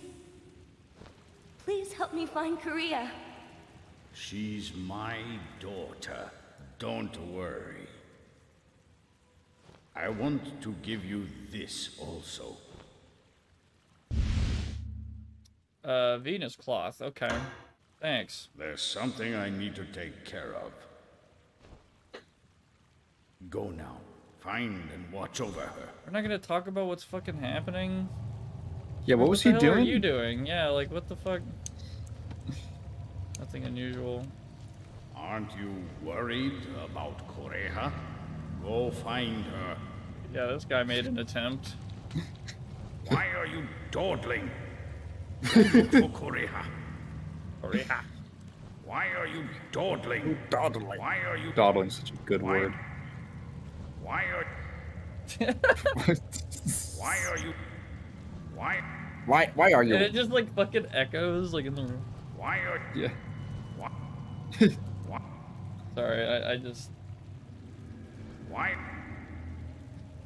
why are you why are Nucci. you dawdling? yeah, the fucking Nucci. Yeah, here we are again. Why The Nucci recreates itself why in every game. why are you dawdling? I don't know. Okay, anyway.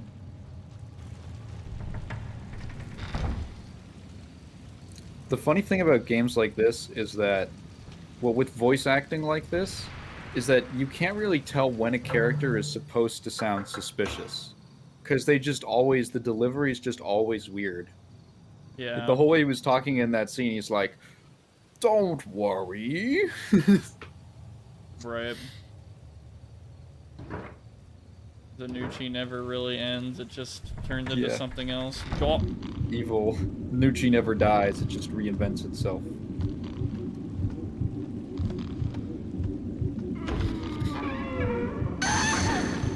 A fucking... Okay. A guy? I mean, Oh, that's God. literally a Dark Souls enemy. Fucking little, like, black slime thing that sucked. Ow.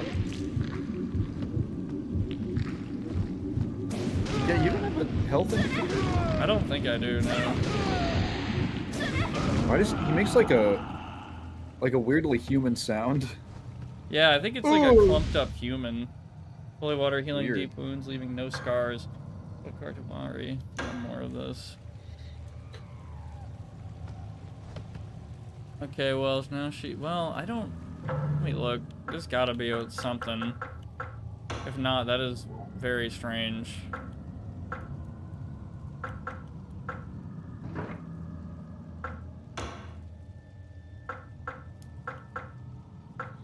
No Final Fantasy ass potions, yeah.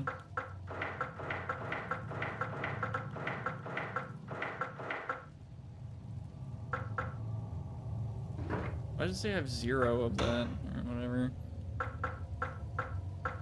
He was given to someone else.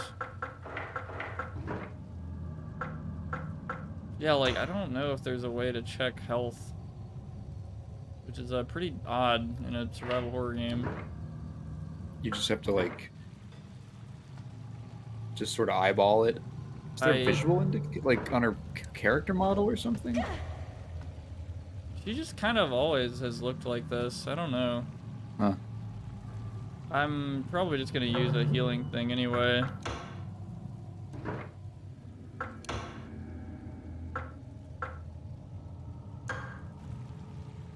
Oh, she's doing this pose now. So I guess this is This is how I look healthy? when I'm happy. Yeah. When I'm feeling good. Yeah.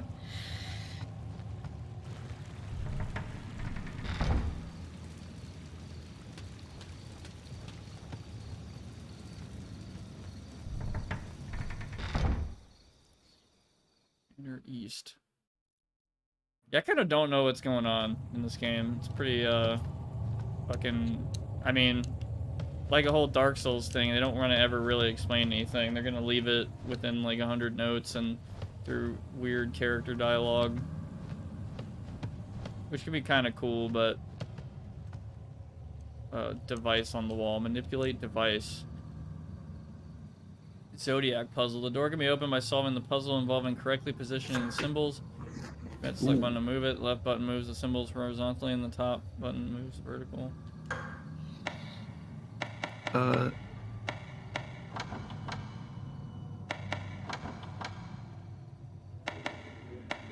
not like entirely sure what needs to be lit up or not. Correct. Do you have to get them in order? No way. That would be too much.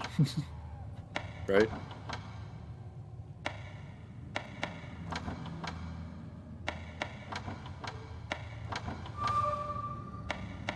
Oh. Was that a thing? The horse?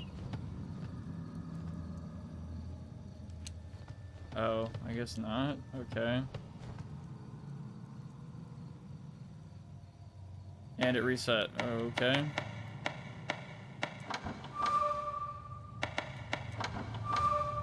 Oh, it was that easy.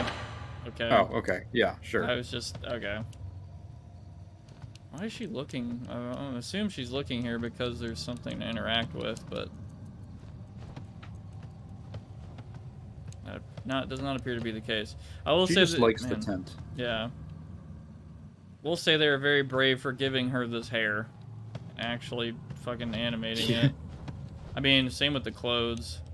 It's possible to see with the drapes drawn.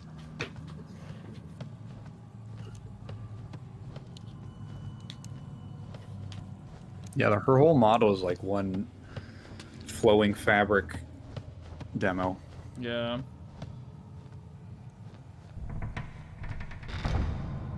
Yeah, I think the issues are gameplay related or something, or control related. Hurricane Melissa is placed 3rd on the strongest Atlantic hurricanes by measured pressure on record, by the way. Jesus Christ. That's the one hitting Jamaica right now. Shit. Both sides of the altar are plinths on which something is kept. There seems to be some sort of device involved. I've never seen that word in my life. I've seen it somewhere. It should animate her when she talks. A heavy base supporting a statue or a vase. Mm. So I guess you need to put something on there.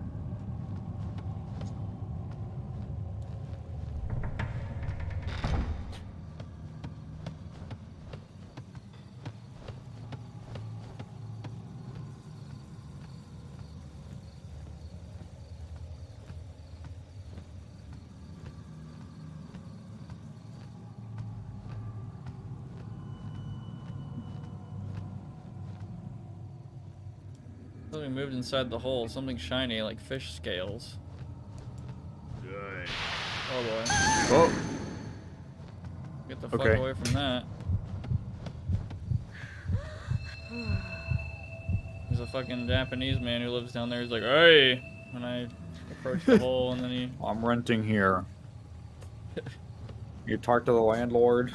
It's like not even a demon. It's just a guy who just sprayed Mountain Dew gas at me for disturbing him. Hey, there's this hole in my bathroom wall. Can you talk to him about that? Can you fix that? I'm not responsible for that in the fucking agreement. I'll break my lease, I'll do it. I do also like the fabric in the menu itself. They were really proud of that. That does look cool. Silkworm Journal Volume 1. Records of silkworms kept by... yeah. Mio. The servant boy, Mio, gave me some silkworm eggs. I saw many of these black eggs on the mulberry leaves. When I thanked him and gave him a toy to play with, he bowed to me again and again. Everyone ridicules Mio and says he's feeble-minded, but I like this gentle soul. June 18th. I'm keeping these silkworm eggs a secret from my mother and sister. If they see them, they'll make a fuss because they're squeamish. I watched them all day, but nothing happened. Tomorrow I'll ask Mio if there's something special I need to do. June 19th. Mio told me the eggs will hatch in 10 days. They need to be kept in a warm place. I put them in a room that receives more sunlight. June 22. The eggs are turning gray. I was upset because I thought they might have rotted. When I asked Mio, he said they should hatch very soon. June 24th. The silkworms have broken out of their shells. They're very small, about the size of my fingertip, and are covered with fur. Following Mio's instructions, I gave them young mulberry leaves, which they gobbled up. At this rate, they'll grow quickly. I imagine this is a foreshadowing of a giant-ass worm monster. Yeah. Grow a little too quickly. Yeah. Itchy. Hungry. Tasty. Tasty. Taco Bell. Dorito. Every time I think of Cool Ranch now, I just think of like the meme of Henry would be the guy to say Cool Ranch is too spicy, which is fucking crazy. That's really funny. It's like that's a 10 out of 10 unknown. I will think about that forever. That is Henry to me now. I love Cool Ranch. What's your favorite Doritos flavor? Flamas. Ooh. Yeah, I'm pretty sure Taco Bell had that for a short time. Flamas, Doritos, tacos, and yeah, they were spicy as shit and lime flavored. Oh. Adds a lot, honestly. Yeah, the lime's good. How white are you to think that Cool Ranch is spicy? I mean, on a physical, if you looked at me, you'd think I'm the most white, but I don't really think so. I think it can get whiter than me in terms of attitude. Yeah, it's a concept. It's not a real thing. It Can't is. hurt you. I talked about that on a previous stream. Signs of a struggle here. Stuff is scattered everywhere. I mean, The concept of being white didn't exist until the 1600s. Oh yeah, trails of blood are smeared all over the walls. What in the hell happened here? Is there a fucking weapon here I can goddamn take? Like, I'm seeing all this shit. I see something Literally see a sparkling. sword. Yeah. Yeah. Spike is deeply embedded. It appears a tool is needed to remove it. Tool? Dude, I love tool. Here's my Miranda warning left by the seer. The spike was used to suppress the Gaki. Do not remove it under any circumstances. Oh god, a fucking, like, Shogun-looking ass ghost. Oh. Large bloodstained suit. I mean, that's pretty cool. Something must have... I do need this at some point. So, that's a funny meme. Like, I'm gonna summon a damn demon when I take that eventually. I want to take one of these weapons, man. I don't... This fucking knife is... a damn joke. Brian said, it's the reverse of a concept my ex's mom had. Being the N-word is about a mindset, not being black. So real, home wild. slice. You know, I actually agree a lot with that. My dog. What's up, brother? Brother.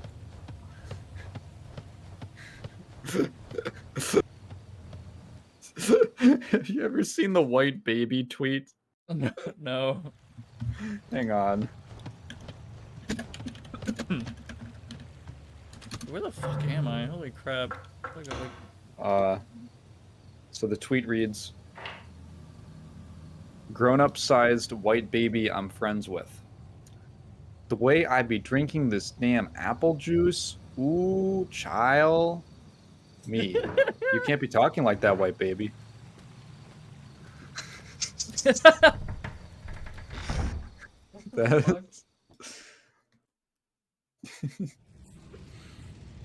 That's someone shared a story one time about how their little white cousin, like, who's a little baby, like a little kid who's just like been able to speak for a year, has just started referring to everyone as brother. And that's the baby. That's the actual white baby.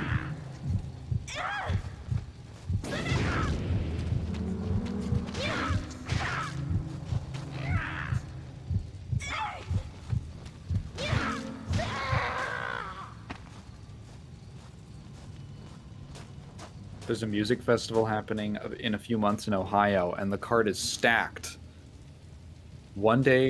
On one day they have Tool, Megadeth, Public Enemy, Dragon Force, Death Clock, and more. Oh my god, Death Clock. I would love to fucking see them. Is Death Clock not the ones from Metalocalypse? No, they are, but it's just like two guys. They're not really like a group of 5 dudes who are like Nathan Explosion or any of them. It's just like, yeah, I know. Sucks. I wish they were real. No. It's just Brendan Small and a friend of his, I think. I think that's his name. There's 4 days, and every day feels just as loaded. Is that like a... Is that like a Sick New World concert? Because like the Sick New World concert I've seen in the past and the one coming up, I think there's going to be one in Texas at some point. They look stacked as fuck. Like, they always look Yeah, insane. they always get like a gajillion people. But then at the same time, like, I've heard there's issues with it. Like, I've heard the one in Vegas was a bit problematic. Like, the sound staging was, like, kind of bad. Like, you'd be on one side of the place and you'd hear fucking... You'd be trying to listen to one artist and you'd hear, like, Death Grip screaming their fucking ass off like, next door. This one's called Sonic Temple. Sonic Temple. Let me look at this. Sonic Temple. I'm looking at the what is it? The lineup. That's what it's called. The lineup right now. It's the one in 2025. Oh, yeah, so wait, this one passed. Never mind. This is the 26 lineup. Okay, yeah, hold on. Let me look up the... They got Sublime, Newfound Glory, and Yellow Card on the same day? Dude, what the fuck? Why are these all, like, fucking tiny... I love Yellow Card. Resolution. Oh my god.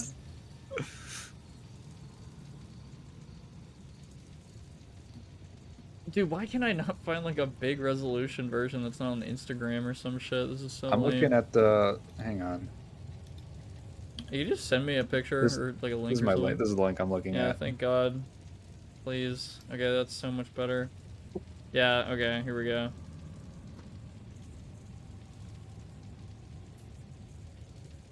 Yeah, My Chemical Romance and Pierce the Veil, you will 100% be there for that. What else they got? Breaking Benjamin, Rise Against, Flyleaf? Really? Okay. I can't even read that, dude. Like, the fucking metal bands, bro. Thy Art is Murder.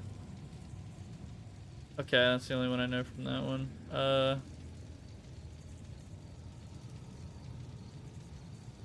Cradle of Filth. I've never really listened to them. Napalm Death. I think I might have heard them, maybe? Necrogoblicon, dude! Oh, man. They're so funny. I love Necrogoblicon. They're pretty cool. Wow, that's a funny next day. Fucking Stained, Hailstorm, Stone Temple Pilots. Oh, man, I would totally be there for that. I fucking love, I think her name's Lizzie Hale from Hailstorm. She has such a good attitude. Like, I think I've talked about this before, but Sumerian Records did a show called No Cover, and it was basically a bunch of these bands nobody's ever heard of doing a performance of their own music for 5 judges, and one of them was Lizzie Hale, another one was the singer from Bush, one of them was Alice Cooper, another one was Tosin Abasi from Animals as Leaders, and then a 5th one was, I don't remember her name, but she was like a pop singer. And I think Lizzie Hale had like the best attitude, like always so positive and like helpful. And then fucking Bush singer would be like, I don't know, mate. I think it wasn't dark enough. And I was just like, shut up. And then he goes to the next person and he's like, I think it's too happy. And it's like, what do you want? What do you want, Glenn Scottsdale or whatever the fuck? Yeah, Gavin Rossdale. Yeah, that's his fucking name. God. And then Tosin's always like, yeah, so I could hear you were like a half a key off at this really particular timestamp. I would have done it like this, and then he pulls out a guitar and he's like, and he's like, yeah, you know, because I'm like Guitar Jesus. Anyway, just, you could, he didn't actually do that, but he always had really technical advice on like playing, because he's probably one of the best guitarists ever, you know, whatever. But like technically, I like Animals as Leaders. I don't listen to too much of their stuff, but yeah, cool. Anyway, it's a cool show. Kind of not surprised by the winner though, but I do like kind of like the winner of the show. Like the winner got like a contract or something with Sumerian Records. I hope they do a season 2. But they fucking anyway. Also, Alice Cooper looks like he's falling asleep half the time because he's fucking ancient at this point. That guy's high on like the ghosts of drugs. Yeah, my mom tells me that he had some really good shows back in the day. Like, he really put on a crazy performance. So after that, I didn't see Shinedown on Friday. Why is that the biggest card? I think Shinedown's kind of lame. Like, I'd want to see Stone Temple Pilots way more than them. Next day is The Offspring, Sublime. Yeah, there's Yellow Card. Everclear and Lit. I know everybody knows Lit for one fucking song. They got Lit. I played that song.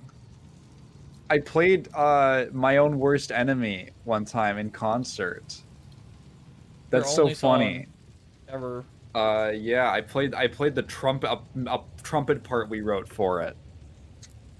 Yeah. I can never hate Lit. It was a fun song to perform. I know Scott Weiland is dead, man. I know, like, Stone Temple Pilots, I think, has, like, 2 dead people from its original lineup or something. Like, I think there's 2 of them, right? It's not just Scott Weiland. I don't remember. Fucking Heroin or something. I don't know any of the next one. Story of the Year, I think I've heard of them. After that is, I can't even fucking read that, dude. I can't read it. Why do metal bands do this, man? Oh, you know, that's... Yeah, This is Zach Sabbath. Okay. 7. Why is Static X Jaluka. so small on there, man? Why is Power Man 5000 so small? Those guys were like fucking big as hell. Like You never heard of 25 Zach years ago. Sabbath? Those guys Never. can eat my. Those guys can eat. What I was. Marilyn Manson. What the fuck? Wait, what the fuck? That is so fucking weird. It's Marilyn Manson and then Bush right after. What the fuck? That is so strange. Okay. What the fuck? Is that I'm Bring looking Me at the side Horizon? panel. Jejune is touring again. I Huh. love Jejune. Oh, I've never heard of him. They're an emo band.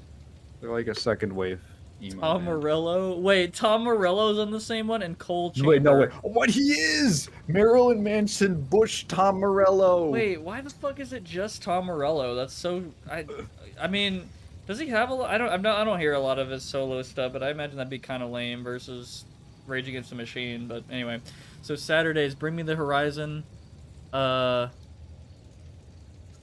Motionless in White. I think I've fucking heard of them. Black Veiled Brides.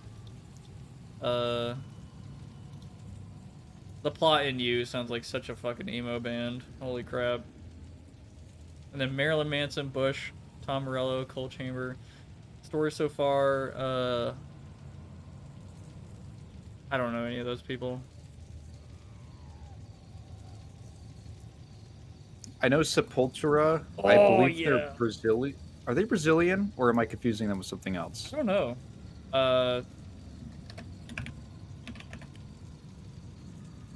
I'd love Yes, to see they are them Brazilian. Holy They're shit. referenced in Giovanna's moveset in Guilty Gear because she's Brazilian, and a couple of her moves are references to Brazilian metal bands.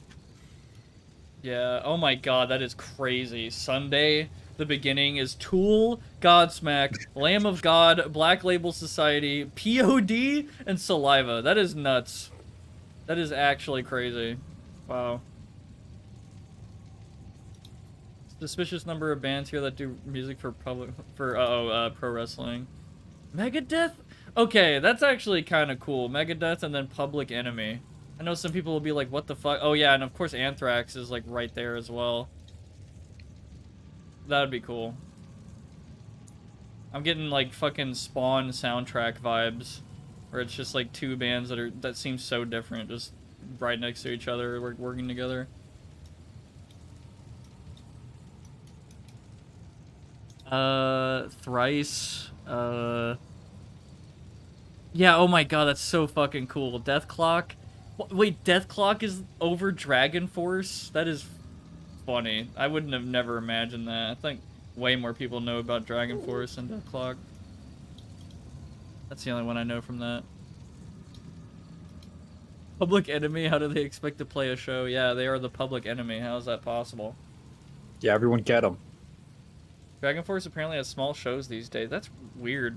I guess, I don't know. Maybe I'm tripping, but Death Clock and Dragon Force, they almost feel like they have a similar popularity situation. Like, I don't know, they both had songs around the same time in Guitar Hero, I think. And people really remember their songs for that, like, or those specific songs. I don't know.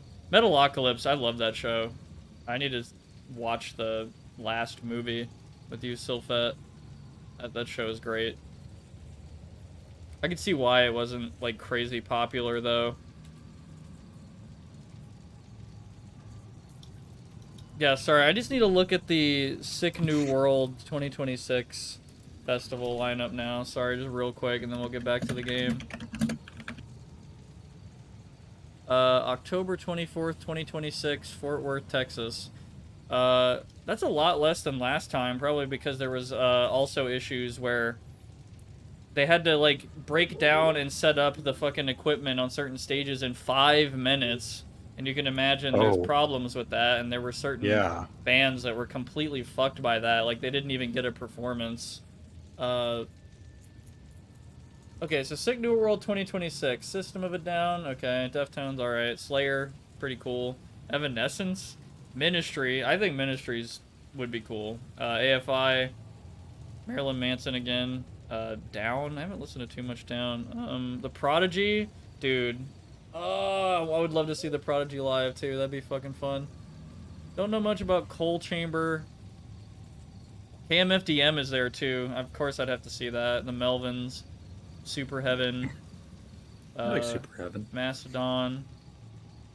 I haven't listened to too many Orgy songs. The band. POD is kind of funny. Too many orgies. Yeah. Filter, cool. All they would need is like Filter, Marilyn Manson, and Nine Inch Nails, and then you'd have like they would be back together for a little bit in the same place. Anyway, Twin Tribes. I've heard a little bit of their stuff. Lords of Acid. Those, like, I doubt anyone remembers them at this point. Super Boomers or something. Oh, last year or this year they didn't even have one. It was canceled. Yeah. Thick New World. Apparently they just man. massively fucking overbooked. That's definitely a problem I heard of in the yeah. previous ones. I didn't even... $500. That's probably why the tickets had to be so damn expensive. I remember, I think the 2024 one lineup, I was actually I really wanted to see. Yeah. But I was like, fuck. Yeah, you'd be listening to Alice in Chains and then Primus and then Danny Elfman. And then Slow Dive, apparently. I love Slow Dive. No, this is the one where they had all the shoegaze bands. They had Fleshwater there. Helmet. I just saw them. Killing Joke, that is interesting. Code Orange is interesting as well. Frontline Assembly, that's some industrial shit. Nitzer Ebb is also industrial shit. I really appreciate that. Lords of Acid kind of is as well. Power Man 5000 again. Static X. Super Heaven. I'm looking at the 2024 one. Oh yeah. Fear Factory. I wanted to say, out of these, I was like, sorry. Loathe, Duster, Vane. I'm going from like left to right, scanning it again. Drop 19s, Glare, Slow Dive. Man, Primus would be so fun. Fleshwater again. Fucking yeah. love Primus. There was at least like 6, 7 artists. And I like System of a Down a lot. Polyphia, I think at the bottom of the 2024 one is Polyphia, which I think is like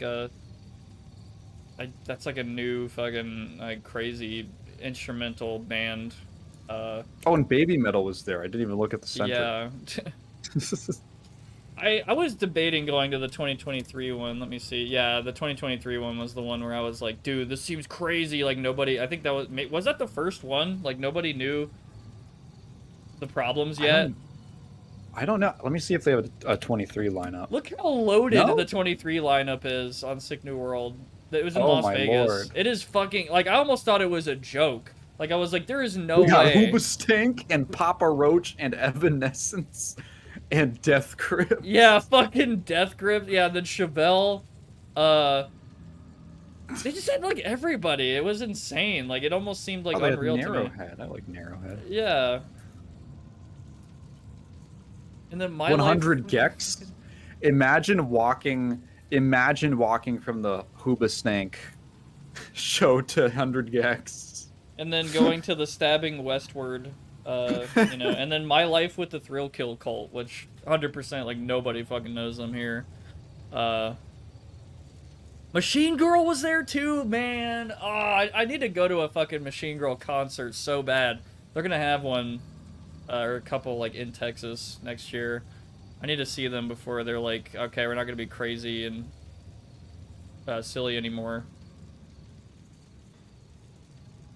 Yeah, and then Skinny Puppies, Industrial as fuck, Ministry as well. Fucking Coal Chamber again, KMFDM, Sisters of Mercy. That's really surprising.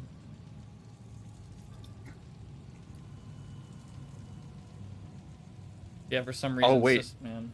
Well, I guess they're. I found I think I found the 2025 lineup before it got canceled. Yeah, I need to see that too. Hang on, I'll link it.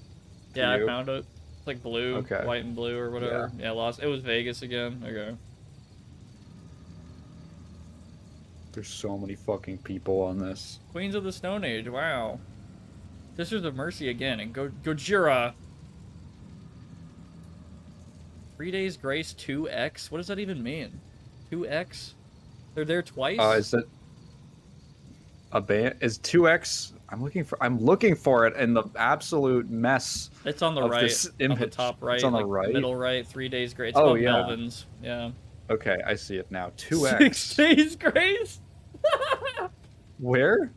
So 6 Right, days. so- Grace, yeah. 6 days. Grace. I also love the joke of people looking at this and be like, bro, Gary's Mod is there. No way, because of that fucking band that has that G. Like, I think of that too. What band even is that? I don't even know what that is. I should be Gary's showing Mod. these on fucking stream. That I feel does so look bad. like Gary's Sorry, let me tell you what I should have been posting these. I'm so sorry.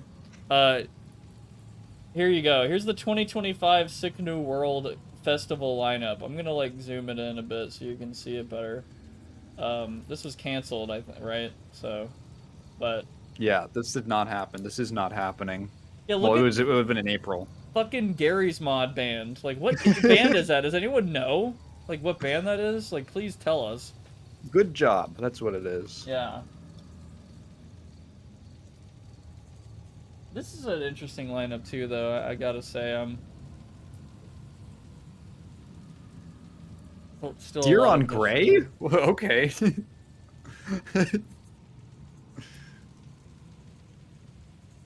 And then I love the flaming lips right over Cannibal Corpse. Mayhem? Really? This is Mayhem? Yeah, I think that is Mayhem. Wow. Okay. Huh. The Macedon, Filter again. Meshuggah. Animal Corpse. Cradle Meshuggah. Filth. Machine Head. Okay. Cool. Oh, do you see Mudvayne on there? Seriously? Where's Yes. that? Oh god, yeah, I can't fucking It's, stand Mudvayne. It's on the middle right lower. Right next to Sponge. Right. Yeah. Oh god, yeah. Stabbing Westward though, I fuck with them. They're they're Wait, kind of cool. they did the intro for Duke Nukem 0 Hour, I think? Yeah. Or Time to Kill, I don't remember which one. Won't become the thing I hate. Yeah. Yeah. That's Classic. yeah. I cannot stand the band Kitty, by the way. I do not like them at all. I've never heard of that. It sounds like nails on chalkboard for me. I'm sorry, Kitty fans. I cannot stand it.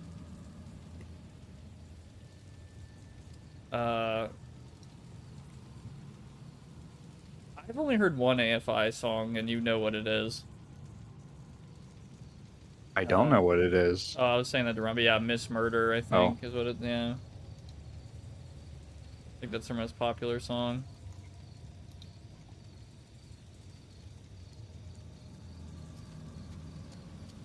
So I think I've looked at all of them. I feel bad. I should Yeah, have they been posting started- this shit like earlier. Yeah, 2023 was, I think, was the earliest one they did because of lockdown.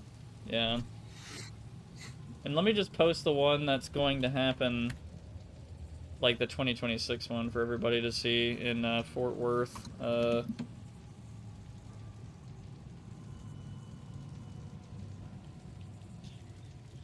Wait, what? Hold on. Are they having two? No. What is this? Hold on. I see a Las Oh, Vegas and a whoa. Texas. Whoa. Are they Yeah, different? wait. they're There are different. two. There are two of them. Yeah. What Hold the hell? up, This what one the is fuck? April 25. Yeah, let me in post Las this shit. We Vegas, need to look at this and fucking Texas shit. is in October. Hold up. Hold the fuck up. Hold up. Here you go. Here's the fucking... I put it on stream. So there, I've looked at the Fort Worth, Texas one, but not the Vegas one. So Did they fuck the poster designer? Okay, so Vegas. They always have System of a Down, I swear. Always. Yeah. I think they're okay. I don't know. I don't have a problem. I probably really like them live. I would definitely change my Yeah. attitude about them if I saw them live. I'd have a lot of fun. But Danny Elfman seems to appear on all of these too. yeah, for some Korn I reason. think is on like half of them. Ministry is always on them. Same with Acid Bath, AFI, Evanescence. What is that cursive writing one? She Wants Revenge? KMFDM is also there. Man, those fuckers are old, man. They got Gary's mod back for both. They have Gary's Mod 14, no way. Holy shit. Cypress Hill, Super Heaven, Carpenter Brut? Wow, Carpenter Brut would be insane. That'd be fucking crazy, man. Yeah, Orgy's always on this shit in the same spot on both years. I didn't know Snot was doing tour stuff. I thought they were just a one and done band from like the 90s or something. Corrosion of Conformity, that's cool. I don't know these others. Yeah, Lords of Acid again. They're always here. Health, Melvins, Twin Tribes again. Cool. Look at the Fort Worth one again. Is there any like big differences? I guess Filter and then the Prodigy. That's like the biggest differences I can see. Bands I care about.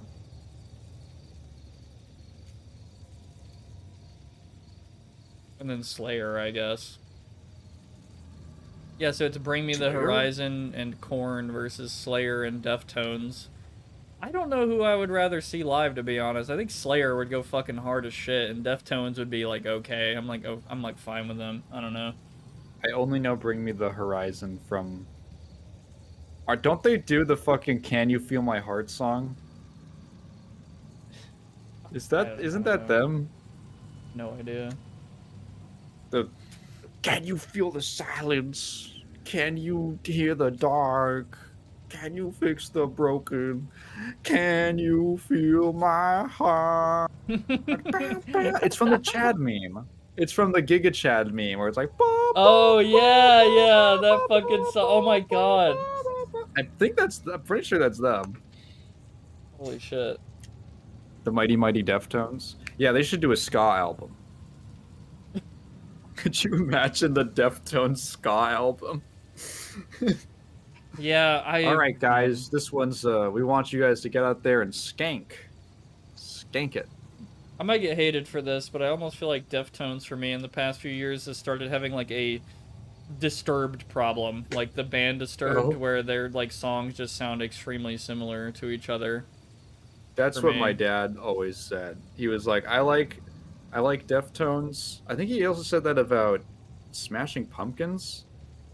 Something like I like them, but once you listen to them enough, you realize that all the music is kind of the same.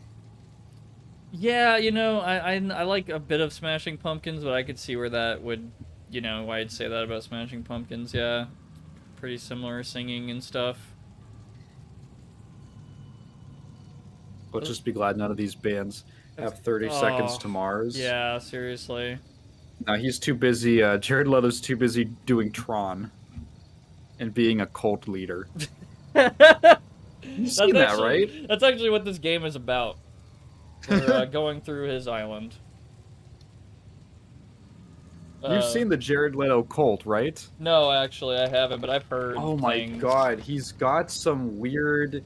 Okay, all I know is there's pictures of him on an island with like a flock of white women dressed in all white. When you see the Labor Day white women, it's cult. That's it. Jesus Christ. It's synonymous. He's got some weird thing going on. He got way too much mileage out of looking like white Jesus. And he's doing some woo-woo shit over there. 30 Seconds to Mars should go on tour with 5 Seconds of Summer.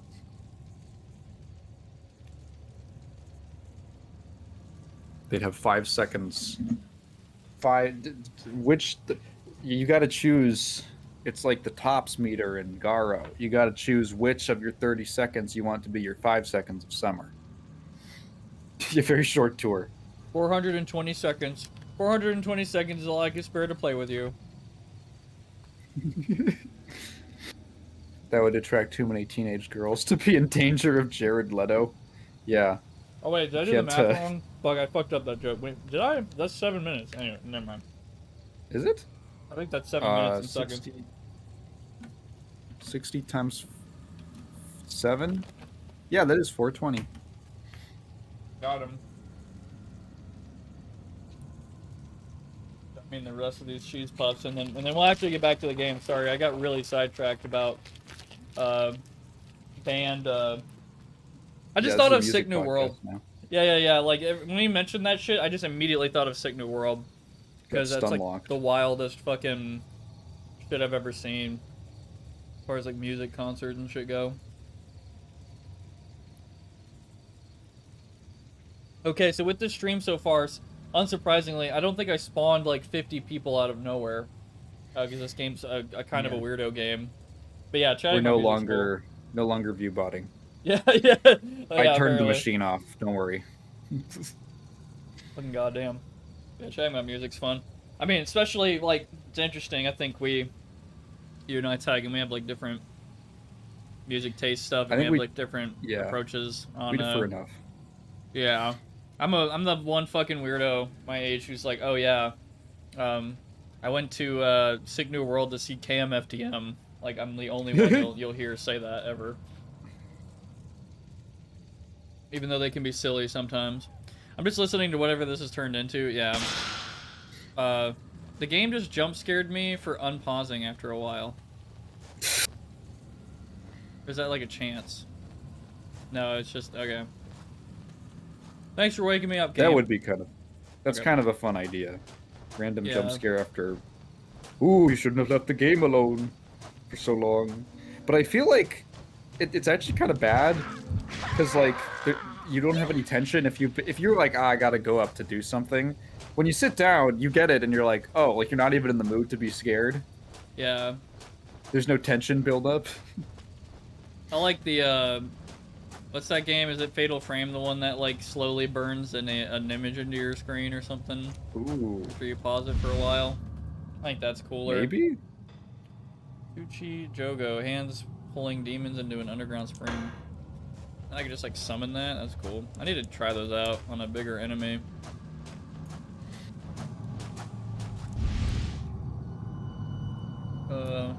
Spiders. You can summon a spider?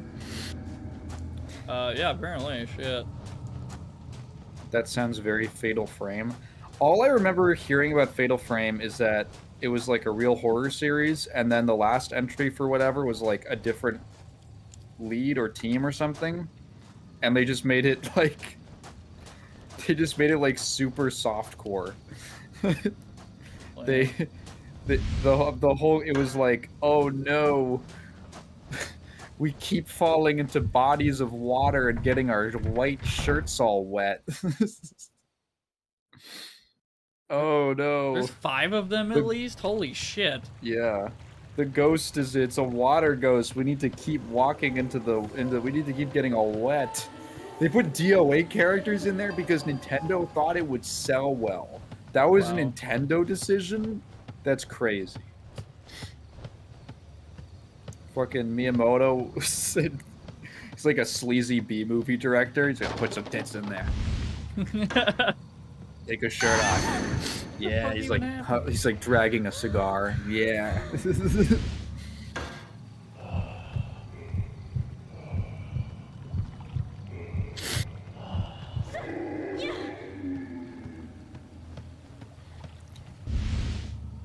Guardian dog. Oh, there we go. I need another one of those for that puzzle. And we also got an earth seal key thingy. Oh, hey, man. Fucker. How could you just, like, make me bleed like that? Like, how could you hit me? You're like an ethereal being. Or whatever. He decides when he gets to be corporeal. Yeah. A wicker chest floats upon the water.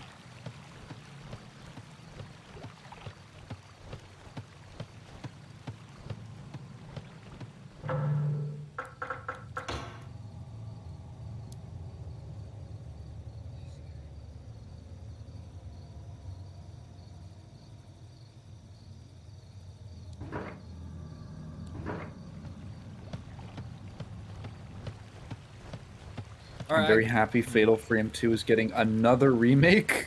I didn't realize there was an existing one. Same. would you, I don't know. I'm always like super. This game is definitely Forgotten PS2 game. Like, there's no fucking way. Like, nobody's talking about this shit. But I'm always like, okay, is Siren considered that as well? Is Fatal Frame considered that as well? You know. I don't think many people have heard of Siren, to be honest. Be right back, real quick. Okay. And then he leaves me. He leaves me again. Fatal Frame 2 make looks cool. We're just coming up with words. This is a 2 make, man. This is we're gonna remake Metroid Prime. We're gonna call it the Primake. Especially since the original director is leading it to incorporate ideas they couldn't do back then. That's actually really interesting. I've never heard of that happening. Like a late director's cut. A very, very late director's cut. Joke's on you, I like Siren. I'm not saying no one likes it. I'm just saying that I don't think anyone ever talks about that game. It's common terminology in Resident Evil. I know that, I just find it funny to proliferate it to everything else.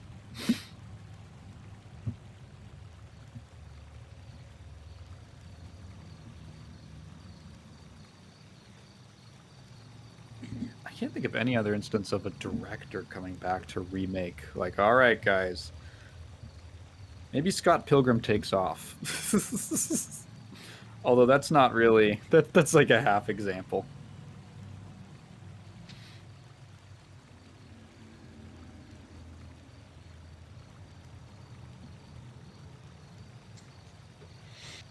Moon's modern port.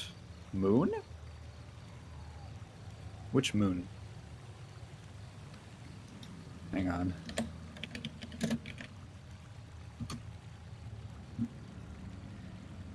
Man, I didn't think that typing in Moonport was not going to be...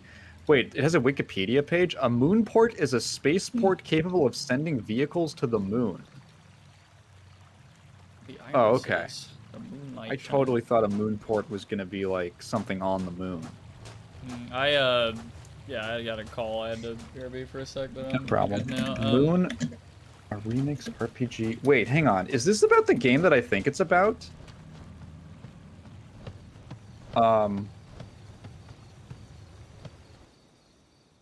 Wait. Is this the game that I'm thinking about?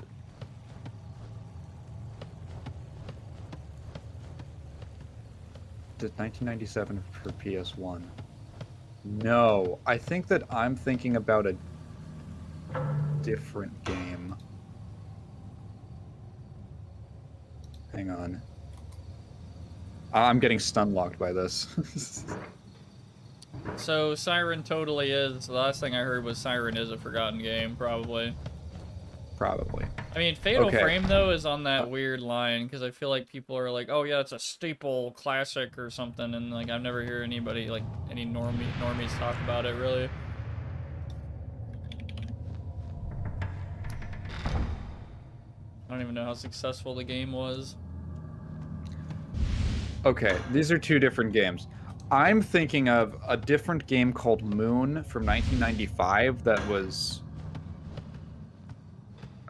released on Macintosh. It was a Japanese-only RPG that I've had like a tab open for months at this point because I'm hopelessly fascinated by it, and I've been like on the edge of going in and just like emulating it and trying to like hand translate it very poorly for myself. Okay. That's a totally different game. That's a game by Overrise. So when you said there was a remake of Moon, I was like, or a port of Moon, I was like, what? It's the original Be Nice to Everyone RPG that spawned things like Tulip and the Tingle games. Okay, let me look at how popular. Let me look at how successful Fatal Frame was.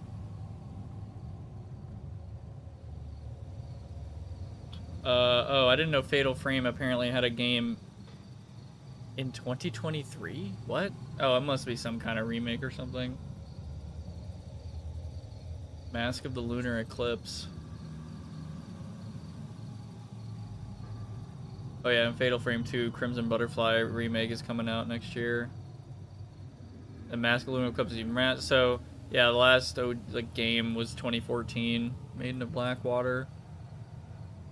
Yeah, the water one. Yeah. Fatal Frame 2001.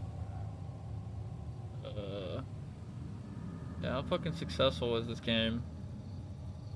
I say.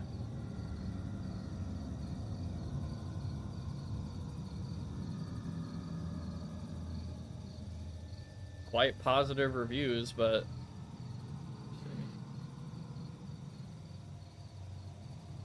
42,000 units in Japan, ranking among the top 300 best-selling games of that year in 2001. Huh. Sold 12,000 copies in the Europe. Didn't know it was that successful.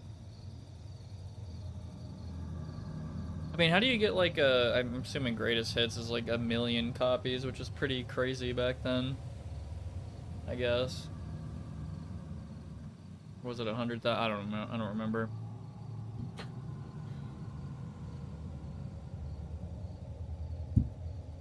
The director of Moon thought he'd never make games again. When he saw that Toby Fox was a fan and Undertale was popular, he funded an official international port and is now making his own game. That's actually really cool. I just totally missed that story.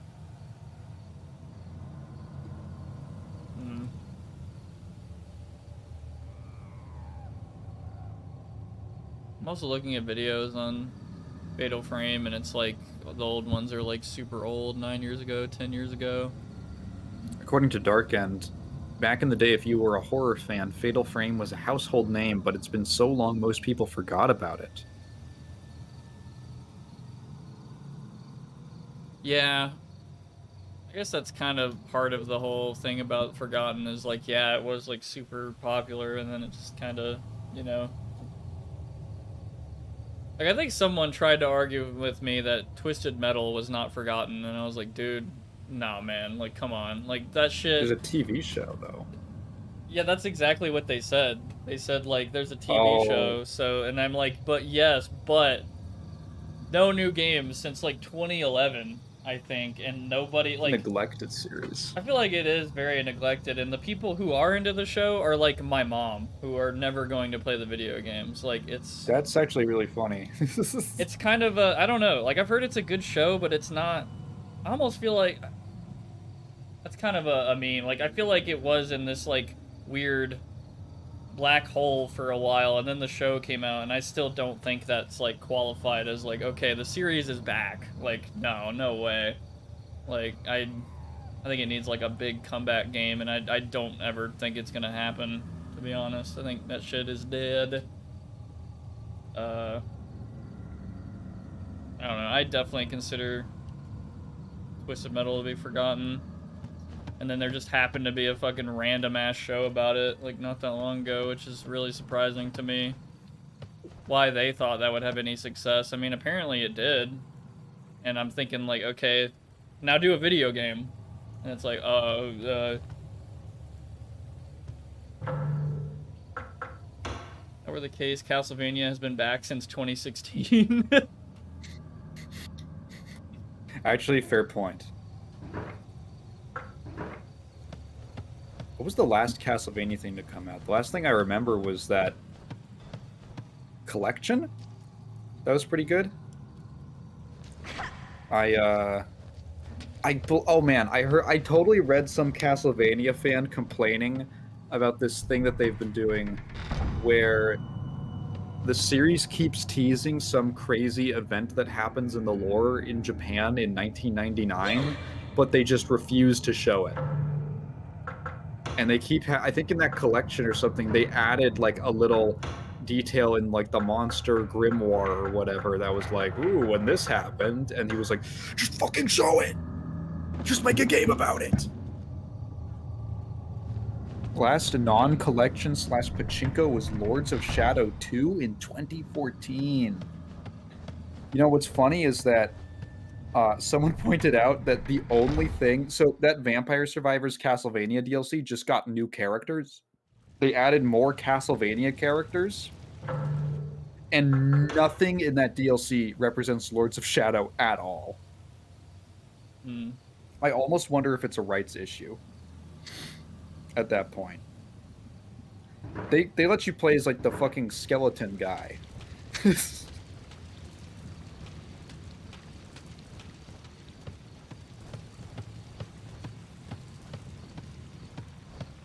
the fuck do you get down there? Is there just no way to get down to that save point? What the fuck? That's so odd. Or maybe you can get there another way? I don't know. That's really strange. I do need to save. It has been a while. I'm kind of worried what's gonna happen. The Demon Castle War.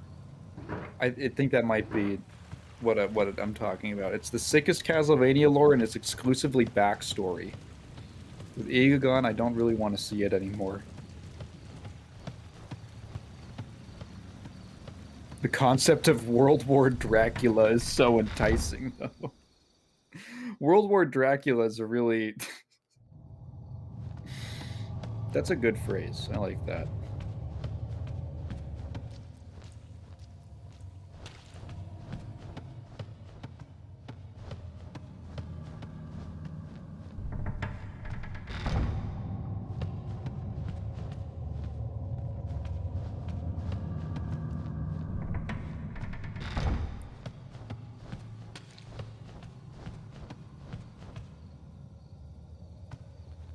Really? Are you kidding me? Really? Oh, I can't move it out of the way. I can't just like I just walk can't do it. over this. Like it's so effort, man, dude.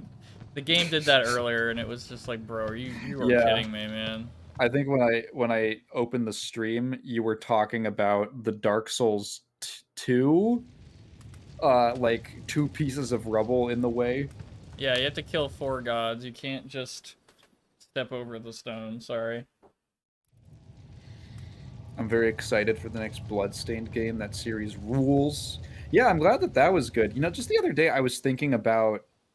oh, you know what I was watching? I was watching a video about the cozy games industry. I'm assuming that you probably aren't that familiar with the cozy games thing, No, Prox? I don't think so. Yeah. Hello, Pretty Peach. Are you actually in Bulgaria? Because the other day I got a comment from someone that was like, "Great video, come to Bulgaria." And it's one of like my favorite comments I've gotten in a while. You're in fucking Bulgaria, Pete. What? Never mind. Whatever. Yeah, maybe you are. I don't know. So, well, the genre is pretty... The name is fairly self-explanatory. It's like Harvest Moon or an Animal Crossing or anything that has like a sort of low-stakes, low-intensity vibe to it. Typically, you know, it's in the cozy games. It's relaxing, typically kind of meditative. There's a lot of like farming sims or social sims that fall into that category. A lot of them have cutesy pixel art and soft music and that sort of thing. And cozy games absolutely blew the fuck up in 2020 and 2021 due to COVID. Well, actually, 2 parts. Number 1 was COVID, so people are inside and they're just consuming more media in general. The second thing was that Animal Crossing New Horizons came out. Not New Leaf. New Leaf was the other one. New Horizons came out, and that game was like, a lot of people needed that to not lose their fucking minds in 2020. Right. For some people, it was Doom Eternal, and for other people, it was Animal Crossing. So naturally, once those people had such a strong connection to that game, they were like, hey, what else is like Animal Crossing? I need more shit like this. So suddenly there was this sort of demand, which partially led to some rediscovery for many people, or a resurgence in popularity for games like Harvest Moon or Rune Factory, but also a new incentive to create games in that style. And notably, what I find kind of interesting is that a lot of these people were women who did not previously have very much video game experience at all, and not a lot in like being involved in wider gaming discussion. I like video gaming is such a large hobby at this point that I don't really like saying the gaming community. It's like it feels a little like meaningless at this point. Like it's so wide. There's so many different little niches.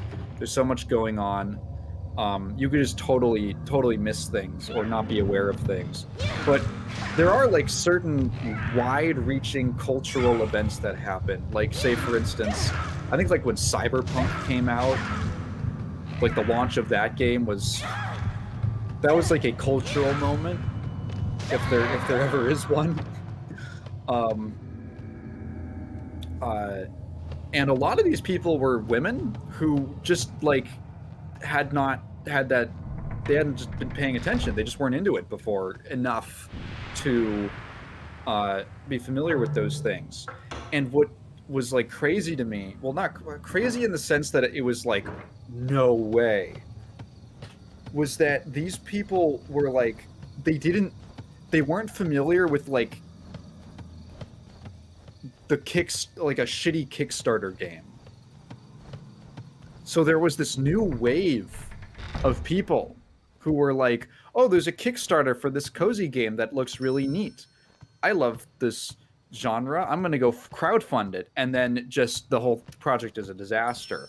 And it just struck me that I was like, wow, this is like an entire group of people who never experienced Mighty Number 9. Which was like a huge, I think a huge cultural shift, that game. There was a period where it was like, yeah, Kickstarter games. Look at Shovel Knight. Look at, there was probably another one that I'm not thinking of that came out before that. And then after Mighty Number 9 came out, there was this instantly, like when Bloodstained got announced, people were like, uh-oh, is this like Inafune again? Thankfully it wasn't, but that was like, ooh, that was like a community-wide cultural learning moment where like you don't touch the stove again. Or you're extra careful around like the can opener or whatever when you're like, oh fuck, I have a cut on my finger right now from opening a can and like touching the rim of the can. Which is why it's on my mind.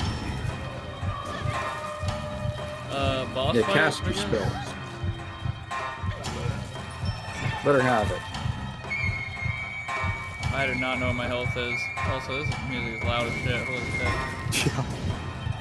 I love how my tangent and your tangent both converge on Inafune. It always goes back to him, dude. There's always another Inafune story. I don't even know who that is. I'm not even gonna lie. Keiji Inafune is the one of the original co-creators of Mega Man, and he's like the artist, and he was also the producer of the series for like decades until he left around 2010-ish. And then he was like, "Hey, I'm making a new game that's like Mega Man, but it's all kickstarted and it's all my vision, and it's called Mighty Number 9." And everyone was like, "Holy shit! I love Mega Man. I'm gonna crowdfund Mighty Number 9." And then the game came out and it sucked.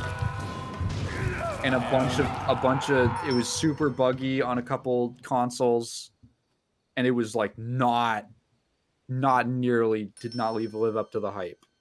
Damn. I killed Fujiwara. Oh my god. Also, I found the health indicator. Oh. Yeah? Yeah, you wouldn't fucking believe this, but that color ribbon at the top is your health indicator. It was yellow, and then blue? I took this, and then it turned blue. Yeah, Oh my no god, shit. you have to check it every time. I like every time it doesn't tell you that. Like, that's so annoying. Like, I had to see that for myself and be like, oh.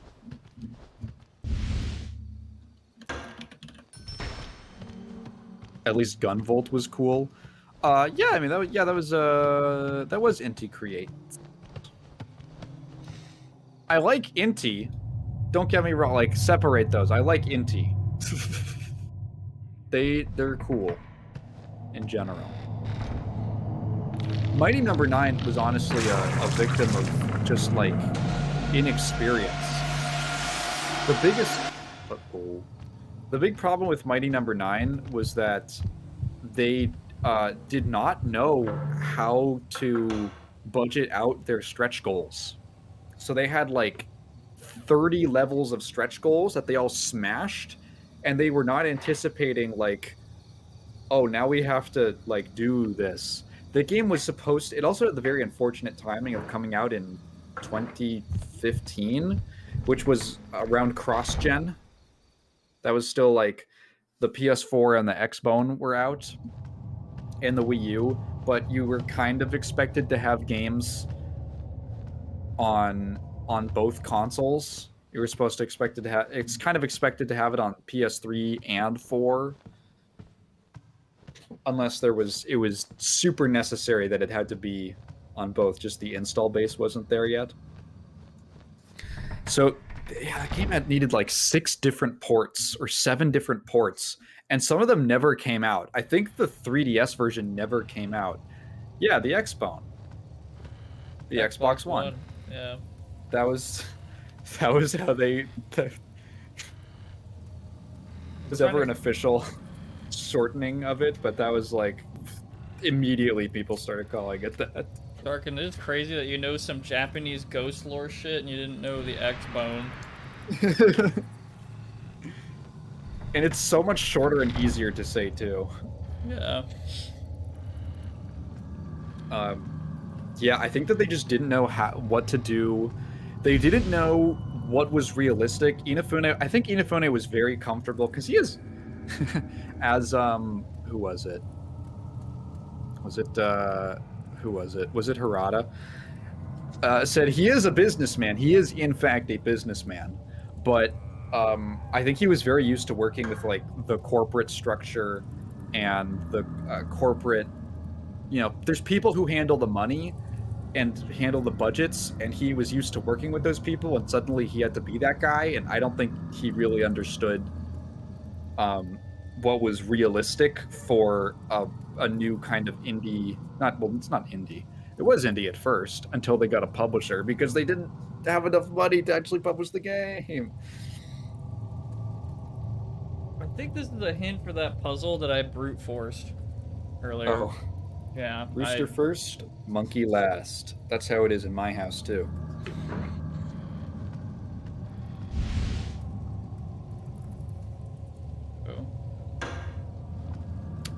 That's why for a game I'm prototyping now, I want to pitch it to Outer Sloth or some other indie funding publisher instead of crowdfunding.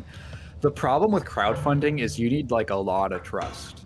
Like Obsidian is Pillars of Eternity. I'm not getting that wrong. Yes, it's a Pillars of Eternity. Yeah, okay. It is Obsidian. They had many years of making beloved RPGs that came out buggy and shit, but hey, they had many years of that under their belt. No, Path of Exile is whoa. Path of Exile is a different. I don't know. They have the gears in their logo. So obviously, yeah, there is a risk. That's the trade-off. That's the scary-ass trade-off of crowdfunding, is you have to believe the product exists. It doesn't exist now. You have to believe that the product exists. Oh, PoE. Yeah, that's fine. I didn't actually pick up on that. I only ever see PoE for Path of Exile, though. You have to believe that the product is going to be good. And that requires an amount of trust. With a different method where you get funding from, say, a publisher, you can at least have a product to show people to sell them on. Then there's, you know, people who sort of do half and half, where, oh, hello. Half of the game is like maybe funded out of pocket, and they're like, I need money to finish it. I sense an evil, a presence wanting to devour souls. Skullgirls was like that. I have no idea, but...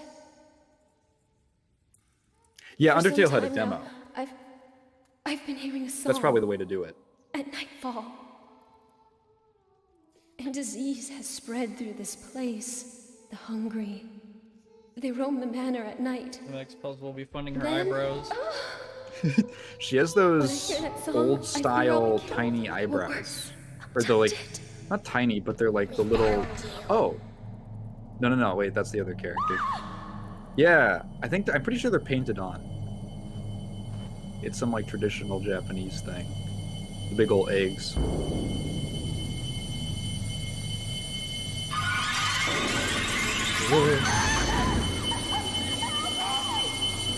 I feel like the main character's sister is the one fucking killing everyone.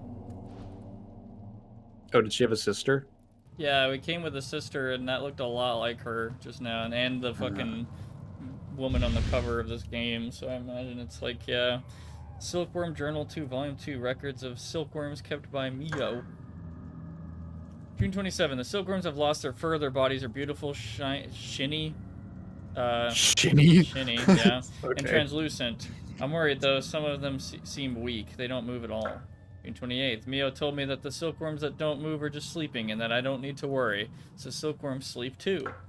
July 4th, I noticed that the silkworms had grown when I looked at them this morning, though only a few days have passed since they've doubled in size. They grow much faster than people. Mio has been so kind to me. I must give him something. I wonder what he'd like. July 5th. I'm going to teach Mio to read and write. I tried to give him the little sword father gave me, but he wouldn't accept it. He's not at all greedy. Some of the silkworms don't eat very much. They're just like him. July 10th. Silkworms have shed their skins many times and continue to grow. They're all so different. Some of them lift up their heads and look around as though they were thinking, while others crawl around all day. Few have died. July 18th. Silkworms do nothing but devour mulberry leaves all day. They've grown so fat. I'm worried they'll burst out of their skins. Mio said they'll be cocoons soon. The evil butterflies. Oh, that's what it's gonna be. You're gonna fight some demon The fucking butterflies. moonlight butterfly from Dark Souls 1. Yeah, the moth boss from Silent Hill 1. Yeah. Yeah, there's a moth now on this roof, don't ask. That's what it felt like. I need to go fucking save. This is kind of spooky. Literally haven't saved What I since find- like 10 minutes in. What I find interesting is that I feel like with video games, people are highly skeptical of crowdfunding campaigns. But for other things, they'll just be like, sure. Like TCGs and board games get funded through Kickstarter all the time with no experience. It's just, sure. And I know there's been scams and failures through there. I just don't know if there was... Maybe it wasn't interconnected. I think the thing with Mighty Number 9 was that Inafune was so well liked at that time. That was before there was kind of a heel turn on him and a lot of, like, you know, other stuff about, well, what did he actually contribute and what were some of the decisions he made at Capcom. Before a lot of that came out, he was like the man, you know? I love Mega Man. Oh, Inafune, he's the father of Mega Man. He's not really. He's partially. I think it was just the sheer contrast of like, wait, guys, I'm getting a sinking feeling this is going to be really bad. Superhero fan films are a crazy crowdfunding grift. Oh my god, Kat and I have like watched a couple of those out of morbid curiosity. Just tell some people that you're going to be comic accurate, not woke and anti-SJW, and boom, your racist Spider-Man movie is funded. I was just about to talk about Spider-Man Lotus, although I don't think he marketed the film like that. Damn, I just added 2 hours of progress to this fucking save file. Holy shit. Yeah, scary. Oh my god, Spider-Man Lotus, what a piece of shit film. And I wouldn't be so hard on fan films. For stuff like that, I wouldn't be so hard if, like, the creator was not also a big asshole. That movie was fucking miserable. You know, I've seen a couple films where I've seen people that I liked it, but I disliked. I liked the movie, but other people disliked it, and they'd be like, "It's like the same scene over and over again." And I was like, I didn't get that at all. Spider-Man Lotus was like, "Oh my fucking god, I get it, dude. You don't have to use every shot. You don't have to use every shot that you got. It's fine. It's digital." I remember the anti-woke comic YouTubers hyping it up as such. So many of those guys existed even like a decade ago. That was the first massive conservative wave I saw on the internet. I think me too, although I didn't really pin it as such at the time because I was 13. I was just like, yeah, these guys, see, they're talking sense. I'm 13. I'm really smart.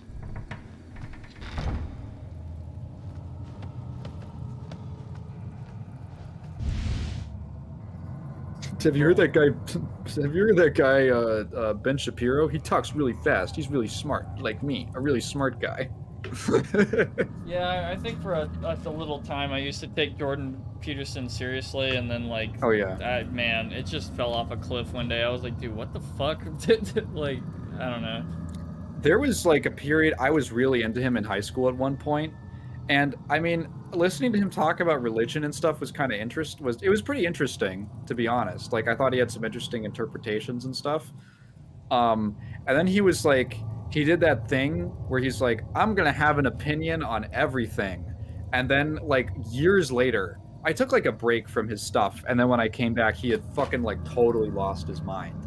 Yeah. That was like when I checked in on him again, or he came across my feed again, and I was like, what the fuck happened to this guy? He was like notably different. He was like 10 feet deep in the benzo hole. Yeah. And then where's he? Yeah, he then I found out that like a bunch of the shit that like political stuff he was talking about was just wrong. Like, he built his whole brand for a while on this like free speech, anti-free speech law in Canada. And then I like actually heard about it, what it was in the bill, and I was like, no way. And then I read the bill and I was like, he just fucking lied about that the whole time. What the fuck? What the fuck is that?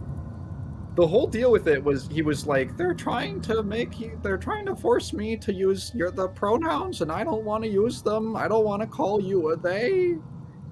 And I was like, wow, the government shouldn't force people to do that as a kid. And then years later, I actually read it, and it was like, the actual law was, if you perform a hate crime, or if you perform a crime against someone and you knowingly use the wrong pronouns, that can then be categorized as a gender-based hate crime. That was like the whole bill. He talked about that shit for like a year, and he was wrong about it the whole time. It was crazy. Wow. I think what fucking completely like blew my mind on him was he had this very consistent messaging about like, if you go out and you protest, it's because something is wrong in your life and you need to fix your own life before you tell other people what to do when they're political, and what you tell the government to do. And then I found out like that whole time he was fucking a super drug addict. And people were like making fun of him, and his fans were like, hey man, he's going through a rough time. You shouldn't make fun of him for that. And I was like, you know what? I would agree with you if he didn't spend literal years saying that these people are too mentally ill to be giving anyone advice. Yeah. Crazy. I didn't even know you had a drug problem. Wow. I mean. Oh yeah, he had like genuinely something that I would be a lot more compassionate about if he was not like, I don't know, maybe it was projection. Yeah, he was on the benzos. Jesus. Unsigned scroll, survival 2. If you are attacked, struggle with all your might. Okay. Sun Tzu said that. Yeah. Sun Tzu said, don't die, it's gay. Yeah. That was me with some atheist YouTubers. I took a few month break. Then they go on from talking about how religion is stupid to why women don't need equal rights. Oh, okay. This is the one. This is the Chinese. This is Chinese New Year. Anyway. The Zodiac. Oh. Although they do use those for the Zodiac for the New Year, for the years. Oh my God. Oh boy. Okay. That's not what I was expecting. Do we gotta pull the... Okay, there has to be a reference for the kanji in that note.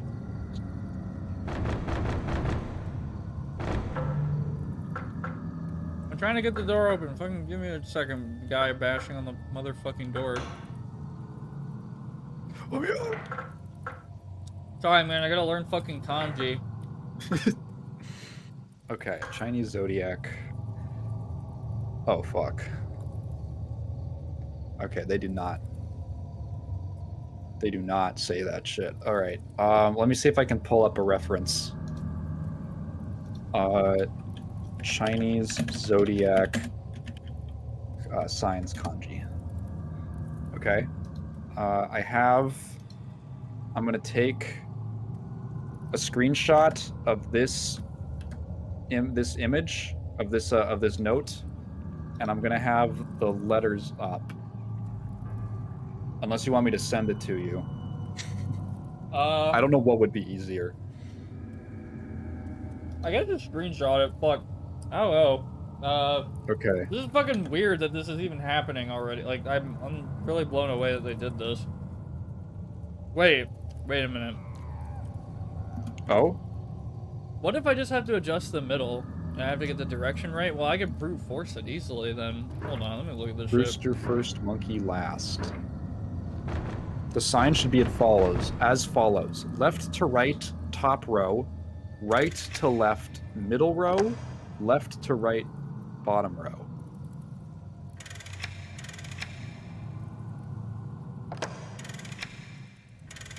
Oh, Jesus. Okay, this is not as easy as I thought.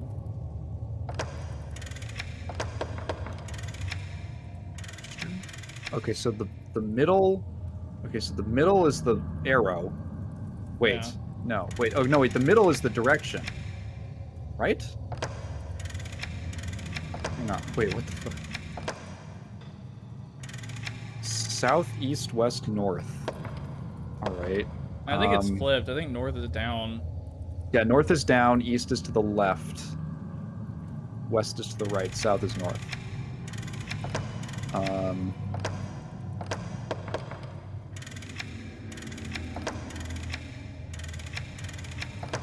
Rooster first, monkey last. Okay, okay. So, rooster, dog. So rooster is on like the right side. It's like directly to the right, which here is west. And going clockwise, it then goes rooster, dog, pig, rat, ox, tiger, rabbit, dragon, snake, horse, goat, monkey. Monkey last. Okay. So, if you can find rooster and move it to the right, I think that would lock it in place.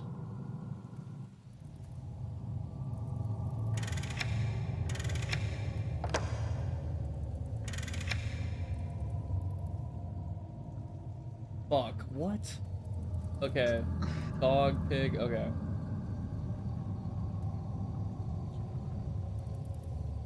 So, rooster first, monkey last. So rooster is, oh god, it's like a complicated one. Rooster is, fuck, that looks a lot like some of the other ones. And it's in like this scratchy, in the game it's in this scratchy lettering.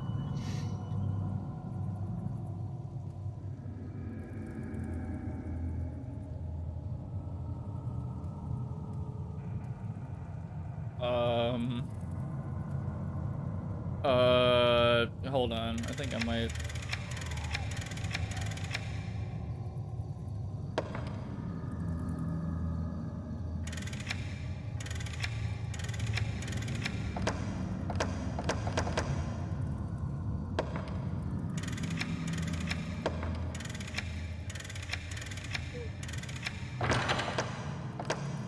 There was some kind of noise that was just made. Yeah. What? How are you gonna make a noise like that and not be a fucking, like, you unlocked it sound? You bastard. You motherfucking bastard. Oh my god, it reset it. Okay, give me a second. I think I thought I saw it earlier. I thought I saw the correct, rooster symbol, and I put it on the north side. And then it goes around at that. Like, the beginning is the north side, right? Am I tripping? The beginning, beginning as in, like, the north is to the shit. down. It's west. North is down. Rooster needs to be west. Yeah, Okay, which is on the see. right. Which I didn't see that part. Okay.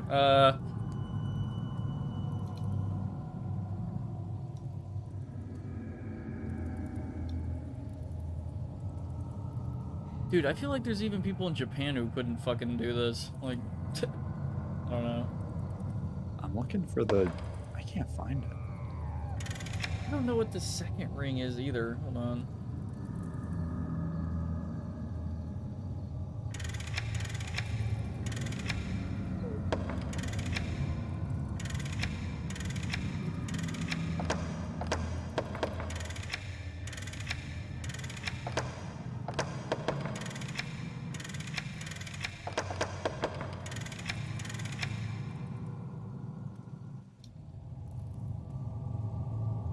This is harder than the final DLC boss for Elden Ring. Yeah. Imagine this at 240p on a busted CRT. Yeah. Oh god, dude. What? Wait, no! Fuck! God damn it. If it resets, I can see how that would actually help, because it's like, if you know what you need to do exactly, you can just, like, machine it. You know what? I'm gonna do some... Hold on. Oh. Give me a sec. I know somebody's, like, basically literally just says, like, do this, do these movements. No, I don't need help with that. I brute force that shit immediately. I'm talking about the rotating one.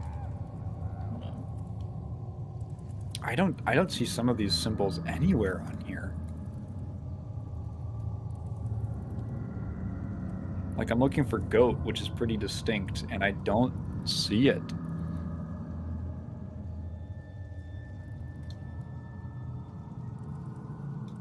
Wait, oh.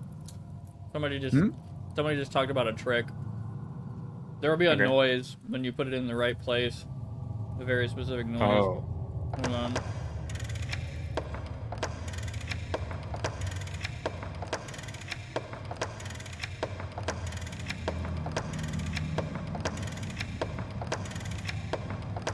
I think so.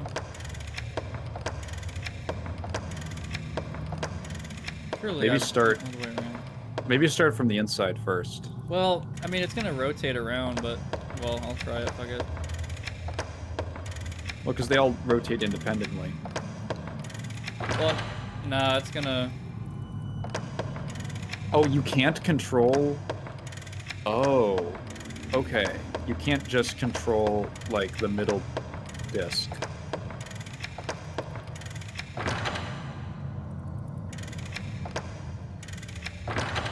Oh my god. Oh. Okay, that's so much easier than actually. That was just it? Yeah, like, I don't know if that was the intended way, but that's what somebody said on a forum, and I was like, okay. Okay, cool. Yeah, wow, that's crazy. That's like this is insanely specific. I don't think anyone else knows what I'm talking about, but in Viscera cleanup detail, there are doors with, like, keypad codes, and I know a very specific trick like that where you can brute force any door in the game by paying attention to the screen. Like, if you type in the right number, the screen glitches a little bit, and I don't know if it's intentional or not, and you can just look for that screen glitch. You can sit there typing every number until you see it, and you're like, oh, that's the right one, and then you can just sit there. And there are codes in the game that are like 20 numbers long, and when you get the last number wrong, it resets the whole thing. So, yeah. Fun. Anyway, yeah, I'm glad I didn't have to learn kanji. Oh, fuck, I'm eating chips. Fuck. Okay, hold on. I'd use the bathroom real quick. Well, I do want to see what's on the other side. Oh, okay. Okay, sorry, I'm gonna just, okay. You can probably piss and I'm still gonna be fighting these, but goddamn it.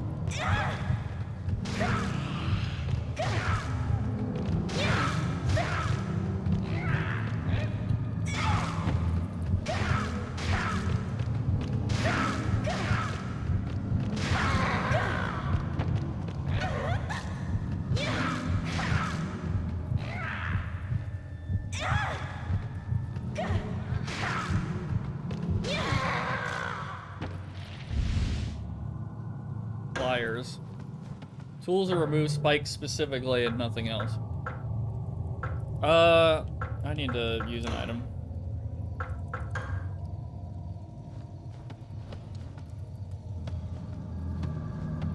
Look at that guy. Hold on, sorry, I gotta zoom in on him. I really want to see his face.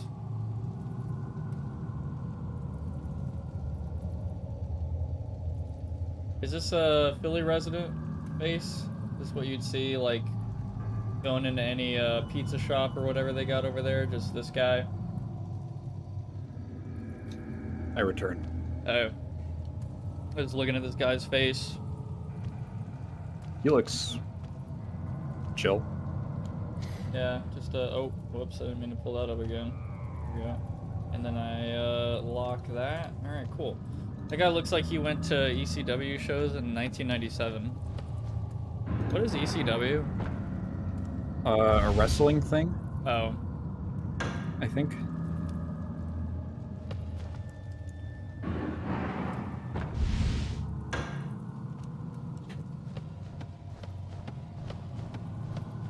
Guy That read guy Berserk. read Berserk.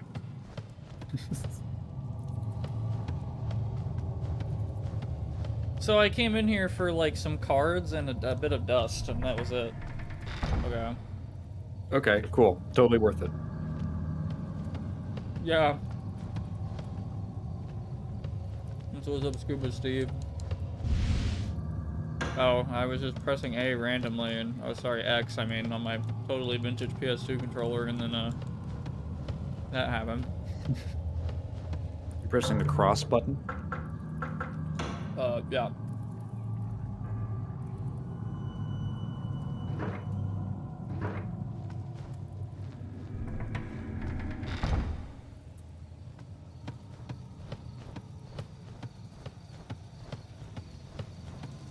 Goddamn, I'm thirsty as fuck. Be right back. I'm gonna get a drink.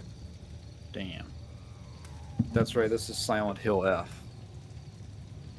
The F? What does it stand for? Feminism.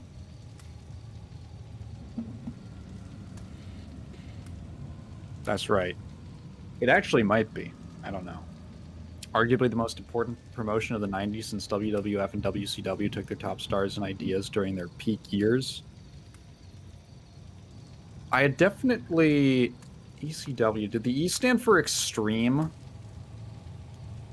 Is that what's... what was it? The damn Nashville network ran? Yeah. Didn't I talk about that in the Ultimate Gamer video? I remember showing some of the wrestling that they aired, and there was like a guy who had like a big gong over his crotch, and someone like smacks it with a hammer, and I edited it in the Taco Bell gong. Boom. TNN had them before they picked up WWF. A lot of acronyms. Too many acronyms for Ruben.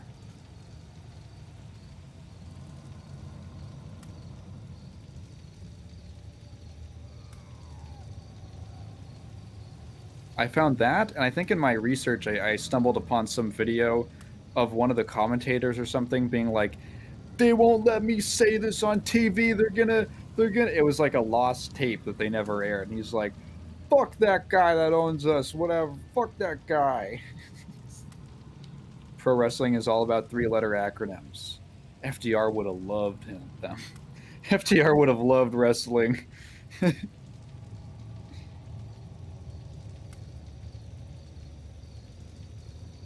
Hey, pig fuckers! Is that the clip?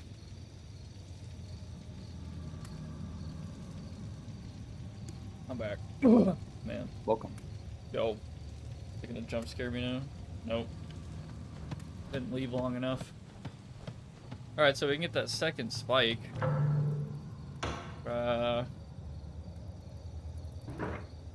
It's a legendary promo from the ECW owner on the last TNN show they had. Oh, okay, cool. I'm glad that I was accurate in my recollection.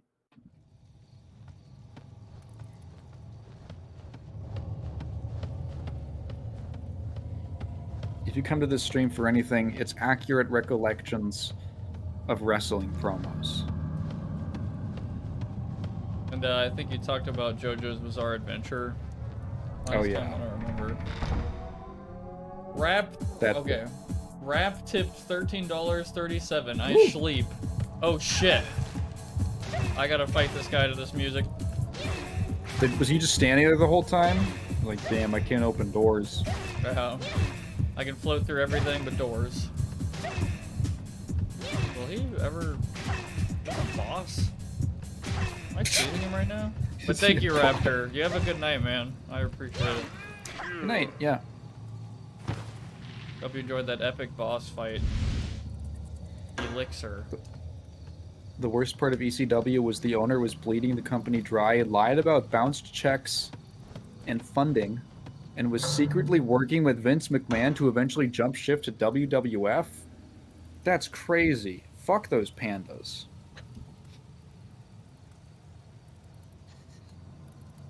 Tripping? Where the fuck? Ah, man, I do not remember.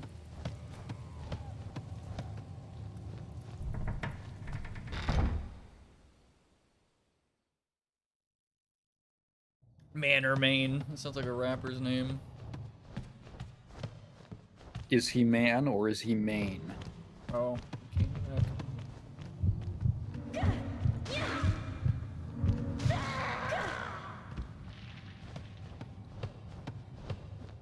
Yeah, I'm kind of having a hard time differentiating some areas and shit. Manor, corridor. Thank you. Yeah, it's just there's some dead bodies here. I know I should be like staring at my map for half the game, but I feel like other games like, you know, Resident Evil have like these like really good methods of making unique areas and landmarks and shit that really shit that really stands out. But I'm kind of getting a little lost.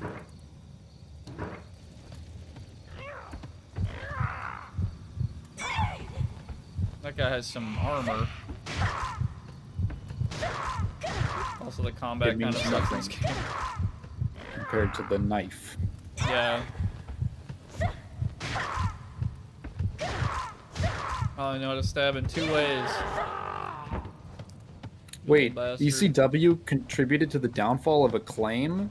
Since they put millions of dollars into the company to keep it afloat, but then when ECW went bankrupt, they never paid back Acclaim? That's crazy.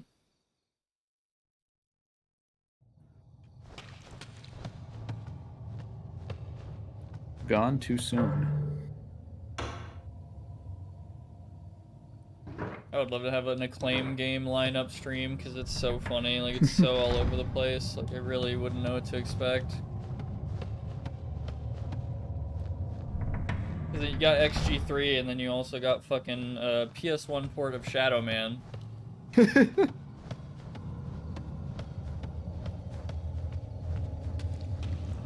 Vince bought out ECW. But anyway, sorry, what? Oh, just Ryan's comment. Vince bought out ECW to incorporate into WWF, and somehow millions of dollars of debt disappeared. But many wrestlers went unpaid and were never rehired by WWF. The Acclaim wrestling games have great rosters, but shitty gameplay. What is... I haven't played enough wrestling games. What is, like, the high standard for wrestling games? Like, which ones... Are there any that are like, this one's actually really technically good? I unironically really like Wrestling Empire because of all the funny shit you can do and the moves and customize the whole roster. But yeah, I know M. Dickey's is a funny guy. Oh yeah.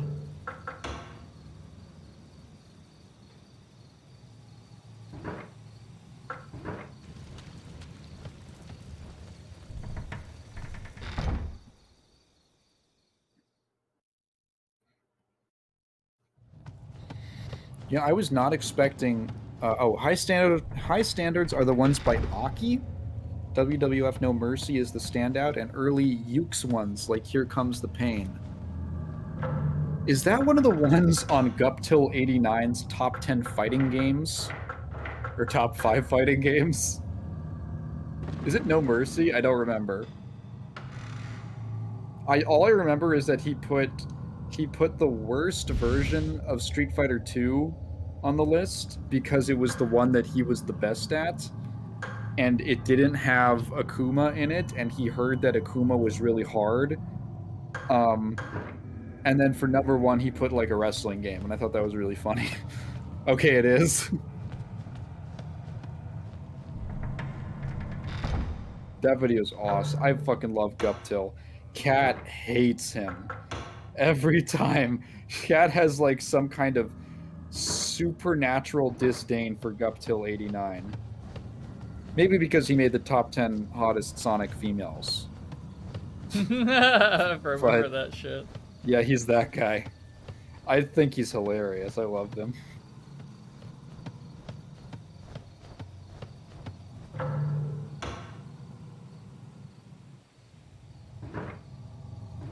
Basically, any Japanese one is worth playing, and most American ones suck. That's interesting. Huh. I wonder if there's a reason for that. They respect the source material. Or something like that. Or is it just that the developers that were given, the American devs, or the Western devs who were given wrestling games were just kind of not good?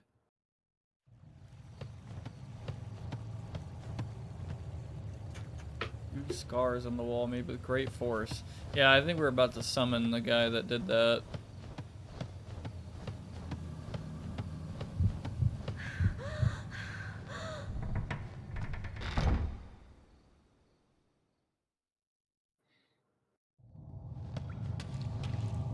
I wonder if we can ever get like a, well, maybe sometime in the game we'll get a gauge on what time period this is. Like if this is like modern somewhere in, you know, wherever, like Japan, or if it's pulls out a phone. Yeah. It's partially about budget and time, I suppose. The Japanese devs also made games for Japanese promotions with the same engines.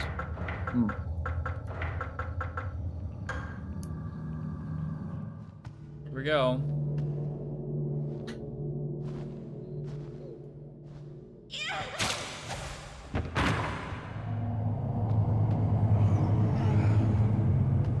Oh, it's just stopping that guy? I thought it was stopping this samurai guy. I was actually kind of excited, but now it's just this loser.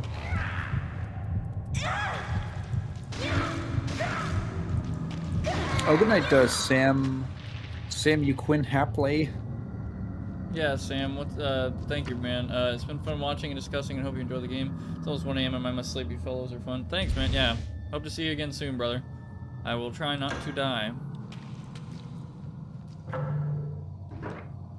Most of these enemies have honestly been extremely easy so far.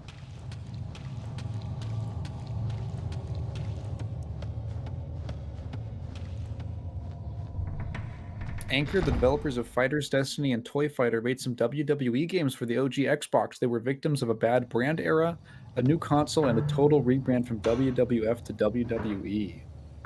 That's interesting. Well, am I wrong that Fighters Destiny had some more involved grappling mechanics? I seem to recall that about that game. Have you ever played that, Prox, or heard of it? Played what game? It's called Fighters Destiny on, I think, PS1? No, I don't think so. It's a pretty interesting fighting game. I just played a demo for it from Next Fest. That was a game that feels very inspired by it. It was like kind of like Smash Bros. In that you're trying to like knock the opponent off of a platform. It's a 3D fighter, but there's like 7 different ways that you can KO the opponent or ring out them, and all of them give you different amounts of points, and you're just trying to score points to hit the winning limit. Anchor's games were very grapple heavy. Toy Fighter's just a better version of it, though. Yeah, I remember because there'd be like, okay, yeah, you can just push them off with a strike, but if you get a big throw on them and that like sends them off, that's extra points.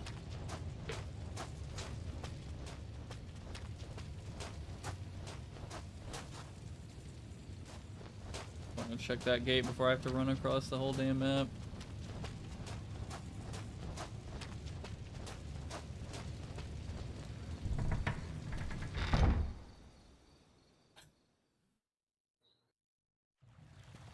I feel like this game is just alright. I don't know. Yeah. So far, I really like some things, really don't like others. Of course, they have to have What's a your fucking favorite? stamina mechanic. That's obviously my favorite part. The fucking running stamina mechanic, and how slow she runs. And the combat's just so cool. Not really.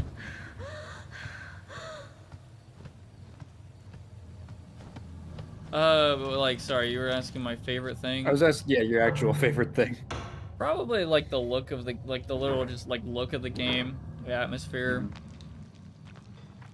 Sounds are heard from the other side of the door. I looked through the opening between the door.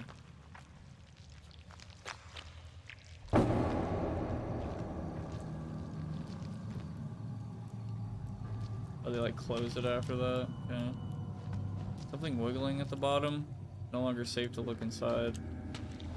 But yeah, I think overall though, the scares and like the tension's kind of just broken every 5 seconds by like some cheap ass, you know, jump scare. Oh. It's also like no music in this game. Yeah, it's just the same soundscape ambience. Yeah, it's really plain. Yeah.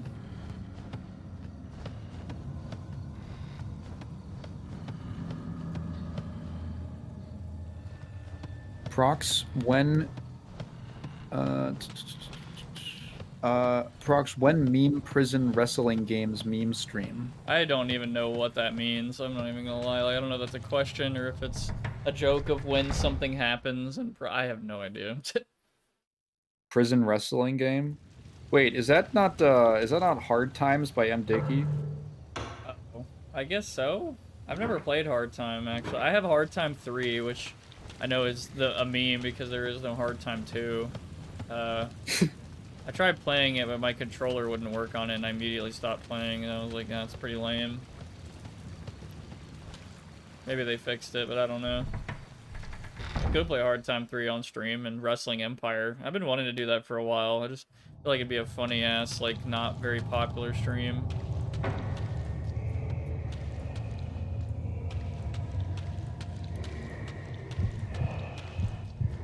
I feel like there's a big awareness of Wrestling Empire at this point. You could probably get away with it.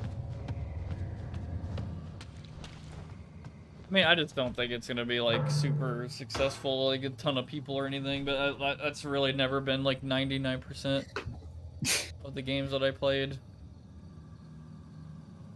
You did do a Heretic stream. Yeah, Heretic is like, yeah. Who the fuck is playing Heretic? I mean, it is kind of a newer thing, like, in the remaster came out. Yeah, that's true. That is true. Fucking Rumble Roses, oh my god. Like sweating on that one, like, man, my channel about to I'm sure. completely fucked. Yeah, I'm sure. Oh shit, can we do that big puzzle now to get out of this area? I think so.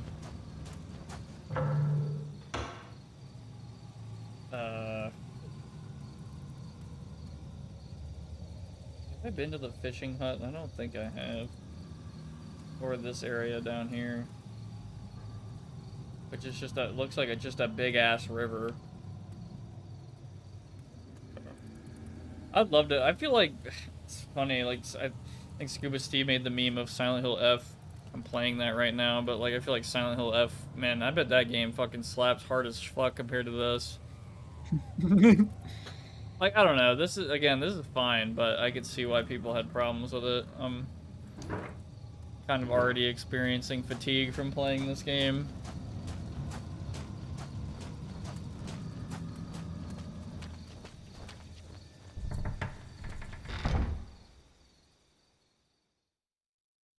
Like, I don't know, the enemies are pretty lame too. It's just like the same fucking dope man, crackhead guy just jumping around, or like a little ghost thingy, or Yeah, I the guess that's enemies why are I'm a not- little lame. Yeah, I'm not. I guess that's why I'm not like scared or anything. It's just I'm already like not prone to that shit, but also like I just kind of know it's just gonna be like, oh okay, it's gonna be another fucking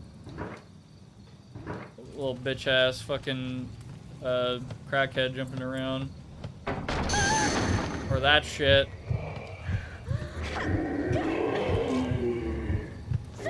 Slowly turn around and smack you with my knife.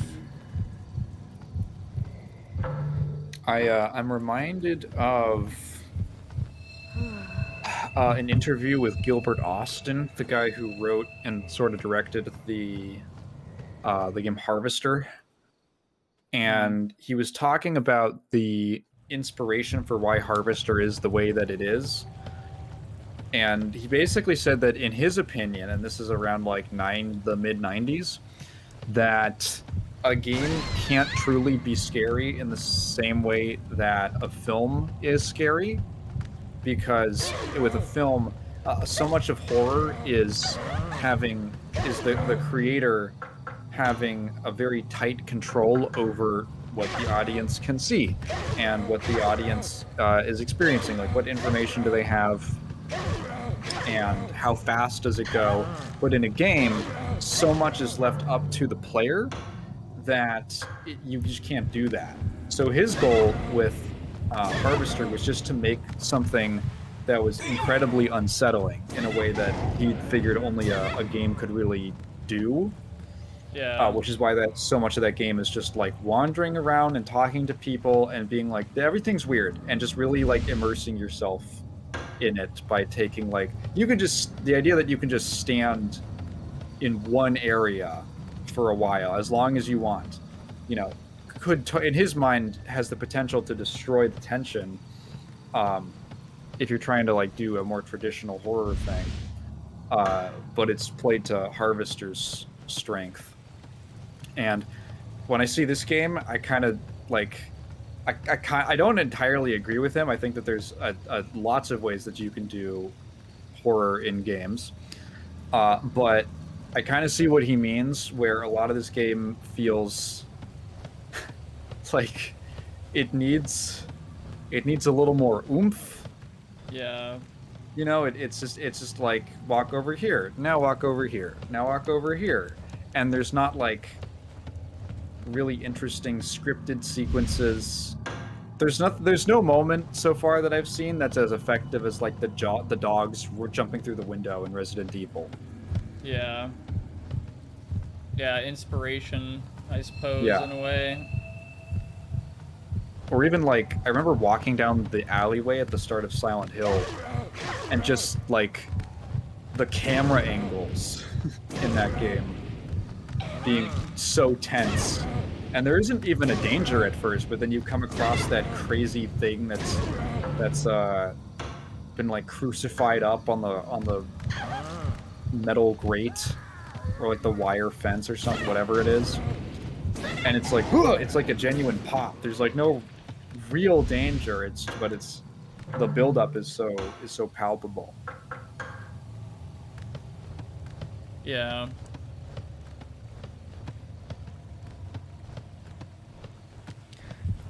Thinking about it, Brian says, thinking about it, despite loving pro wrestling video games and pro wrestling concepts in video games, I don't like many pro wrestling video games. The backyard wrestling games are beautiful trash. They play terribly, but 2 has ICP and New Jack. Yes, I am aware that New Jack is like the attempted murderer. New Jack... Prox, do you know New Jack? No. He was a wrestler. He was like in the low. I think for a while he was like in the lower, not like the super prime time wrestling promotions. And he was a black guy, and he genuinely hated white people. Like he was intensely racist. He was biggest in ECW. Okay. And he like tried to kill people. He like did not. There's a point in wrestling where it's like, yeah, this is staged, and you know we're doing things that could be dangerous, but you know we're doing it in a way where if everything goes right, we have the safety precautions. And New Jack was like, I want to like stab that guy. I'm gonna stab that guy and like go a little too far. His tag partner loved drugs so much he tried to smoke pencil shavings. That's crazy. Sounds also play an important role. Oh yeah, I bet I can do the same fucking thing on the... I think that's the one with the 3 wood things and the 3 nails. Mm-hmm. He also had a tamer but fun run in TNA as well. Maybe, well, Ryan, maybe you could make the pro wrestling game that you've always dreamed of. Maybe you could be the one to make the best pro wrestling game. I think I played 2K20 and Wrestling Empire, and those are really the only wrestling games I've really played. And like, I feel like even though 2K20 it has more technical stuff going on and all that, I still like Wrestling Empire more because of the amount of control you have over characters and shit. And just how fucking silly and stupid it is, and like the sandbox stuff you can do. So that wasn't the one that was super buggy. That was like 2K23 or something. I think 2K20. Maybe I played 2K19. I don't know. I think 2K19 I heard was actually a pretty decent game, and then 2K20 onward was like, oh god. At some point, they just started getting buggy as shit. Yeah.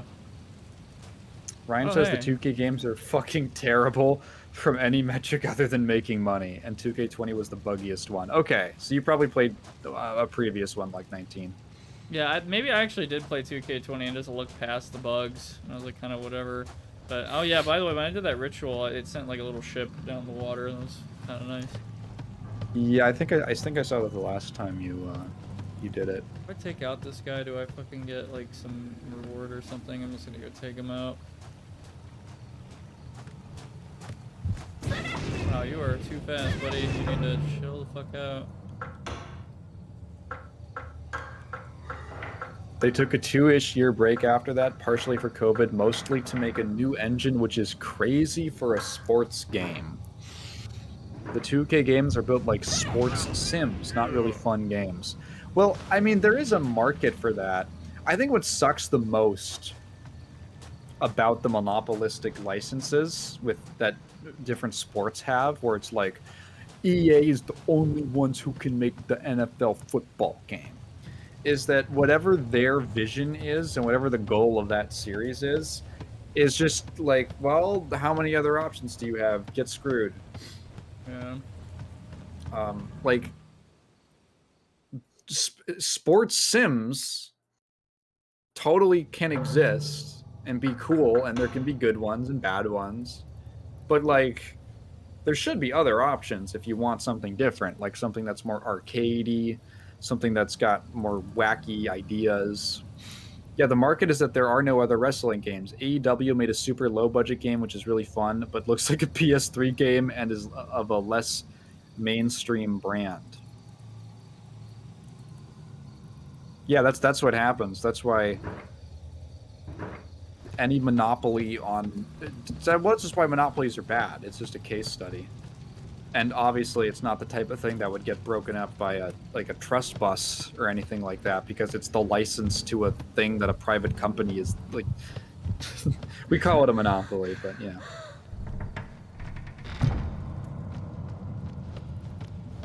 Oh, I think I just was here not too long ago. Okay, just want to make sure.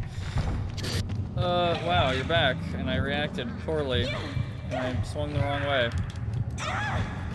Alright, turn around.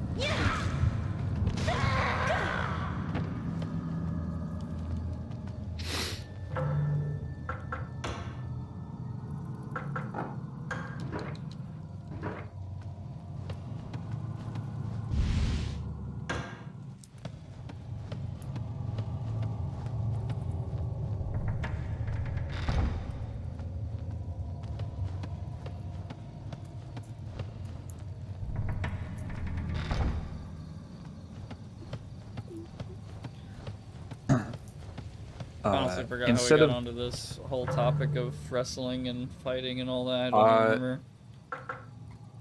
Oh. We were talking about...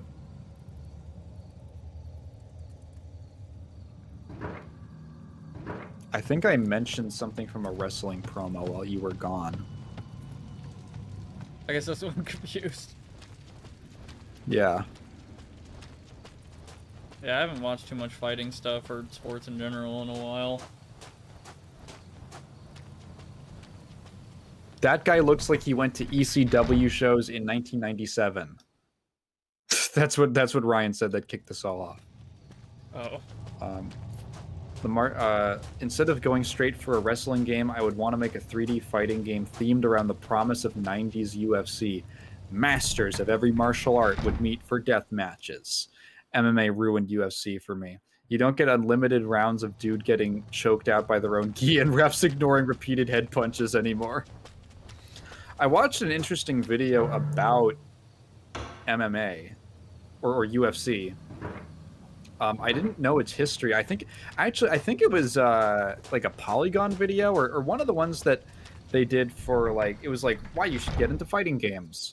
And it started off with kind of an interesting angle that I'd never heard of, which is that part of the appeal of fighting games is seeing different fighting styles, like characters who represent a specific fighting style going at it. And I didn't realize this, but I believe in UFC, or whichever was the first one, I don't know. Yeah, that was the idea. It was like all these different martial arts have had their own leagues and their own tournaments for, you know, as long as time. We're gonna bring all of them together and we're gonna get the karate guy to fight the taekwondo guy. We're gonna finally see who's the best.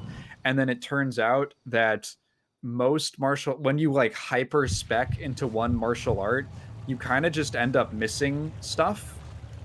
Like you just end up missing techniques that are good in a practical fight.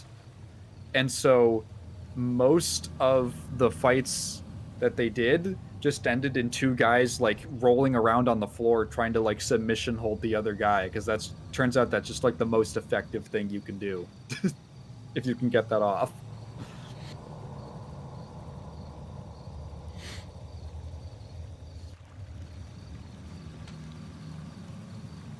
Bubbles occasionally rise to the murky surface of the water.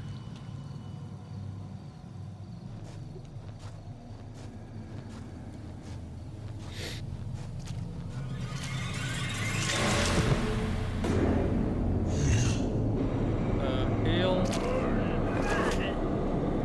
You're about to get a huge fireball, idiot. He doesn't even know. Oh, there's more guys. How many fireballs? Oh? Are they spitting a gas or something?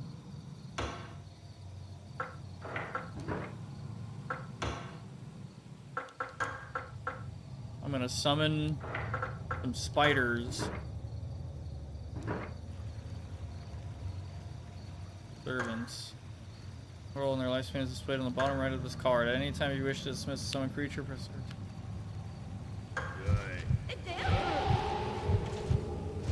Get him. Okay, he lost that fight. How about... Pride is actually a sick MMA company just for the presentation. They're hella Japanese and the Tekken 8 trailer announcer comes from Pride. That's cool. Do they have like a month? Do they have a parade? They're probably big enough that they could pull that off. I can see why I get 20 of these. These spiders suck. Dude, these guys suck ass. Alright, how about the wolf?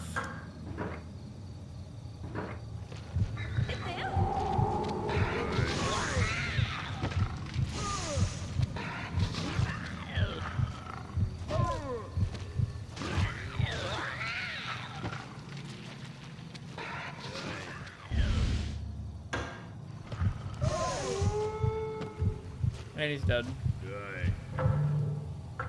I will use big fireball one more time.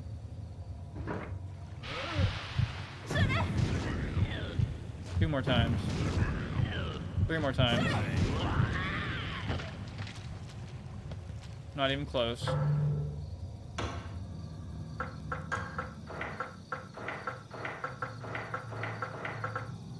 I am curious about all the different cards you can get, but I don't know. I don't feel like they add like a crazy amount to the combat.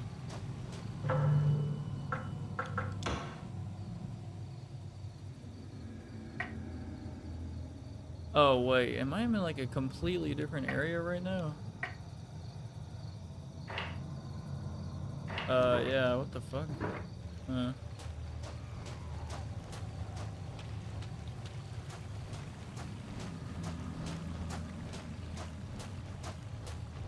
That's where I came Just from. noticed these names look a lot like the Fiji mermaid. Oh, enemies. Whoops. Oh my god, the Fiji mermaid. Is that the thing that I'm thinking of? Was that the one where they did the fake documentary? Oh. I swear this was included on that fake documentary that Discovery Channel or whoever did. Did that ever cross you, Prox? A fake documentary? I don't think I saw that one, no. There was this fake, like, April Fool's documentary that I think Discovery Channel did about real-life mermaids, and they kind of made them look scary as fuck. And a kid in my class, this girl in my class, got super freaked out. Like, she wouldn't go in water for a week. Damn.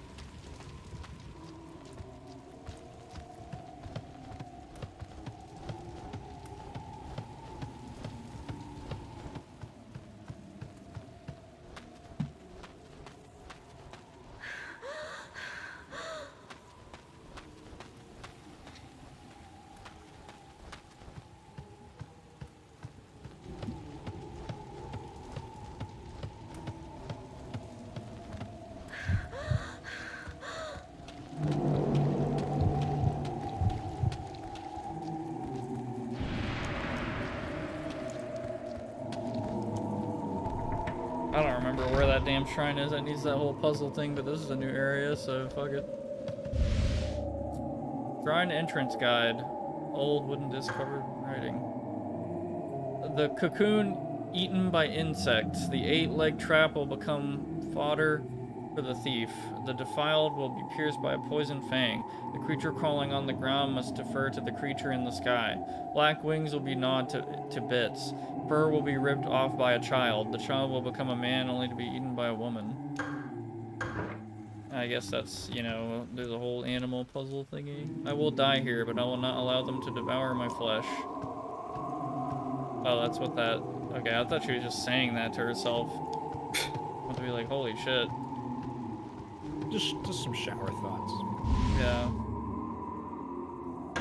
I don't know what you're specifically referring to, but I was raised on Ancient Aliens and Finding Bigfoot. Oh, me too. My dad loves those cryptid TV shows. Just a shame that the founding ancient astronaut theorists are ridiculous white supremacists. Yeah, it's unfortunate because it's so cool. But then you're like, there's that context. Like, the idea is so fucking cool, but then you're like, how do I, Isn't that the high concept thing? Like, that kind of reminds me of the high concept thing you were talking about. Like, think about the idea, though. That's what's so cool instead of the idea itself or some that's shit. me. That's me with ancient astronauts. I don't know if you're familiar, Prox. No.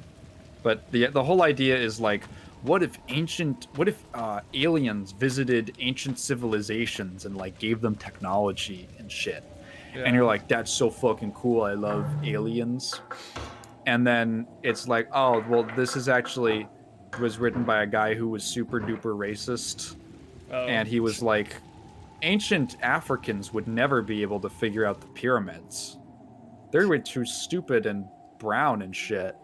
They couldn't have done that. Yeah. It's not like Africa is also like one of the sources of tons of knowledge that we have.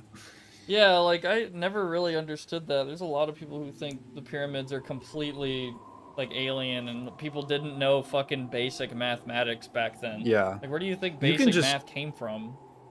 Some Like knowledge of physics and physics shit. and engineering. Yeah. Even if you don't have even if you're not working with like complex machinery, it could take you a real long way. You'd be surprised. You can just roll big blocks of stone. Yeah, or like use levers and other really basic concepts and shit, but I'll just put that there for now, I guess. And then put that there. Motherfucker, I need another spike. Jesus, okay. Fuck, where could it be? What do you mean? One of your theories is that Africa was a wasteland that aliens dumped their failed experiments into while the white humans were the perfect race. Jesus. Yeah, it's shit like that where you're like, oh, cool aliens, and then, oh, this guy. I do know the YouTuber Nerd Sync. Okay, so he did a video about Eternals, and it was like, the Eternals comics are bad. And I was like, oh, I'm actually curious. And I understand what he was doing with that video. Basically, Eternals, the concept was, it was a Jack Kirby, a Jack Kirby creation. No, am I wrong? Who the fuck was that? Was that Jack Kirby or Steve Ditko? And it was heavily inspired by the Ancient Aliens theory, which was relatively new at the time. And he wasn't like, he basically just wrote it because he thought it was interesting and like a fun concept, and he wanted to base a comic thing around it. And like the comic, like, yeah, it's based on stuff that is rooted in like a racist guy's ideas, but the comic itself isn't like specifically, because he wasn't like racist. Jack Kirby, yeah. Kirby himself was not like racist, so it's this kind of odd situation where a guy who is not racist is writing something that is inspired by something that at like once you get like 2 or 3 levels down is totally racist. And it's like, yeah, that is kind of a weird situation. But the video just genuinely was not about Eternals. Like, it was just about Ancient Aliens, and I was kind of disappointed. It was barely a bit. If it's like, okay, I know that I do videos where like I go into a big tangent, but I feel like in my videos it's like I basically finish talking about something, or it kind of naturally leads into the other thing. I like to think that when you click on a video of mine and it's like 50 minutes and it goes into like a really weird direction, or one that you wouldn't have expected, that it feels kind of natural and like I'm not ignoring the premise, like what you clicked on. I like to think I do that. Because when I watched this video, I was like kind of annoyed by like, okay, dude, like I get it. Can you... What's with the comic though?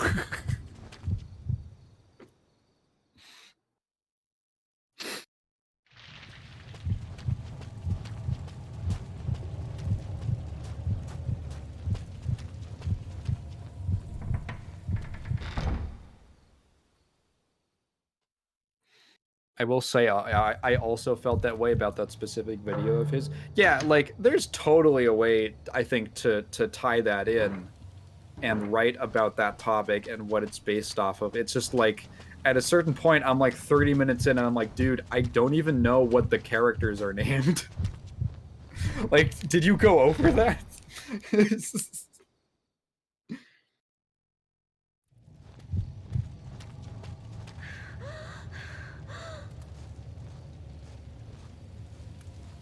And then also at the end, he was like, I'm also starting a podcast now with my friend where we're just going to be talking about debunking conspiracy theories. And I was like, Okay.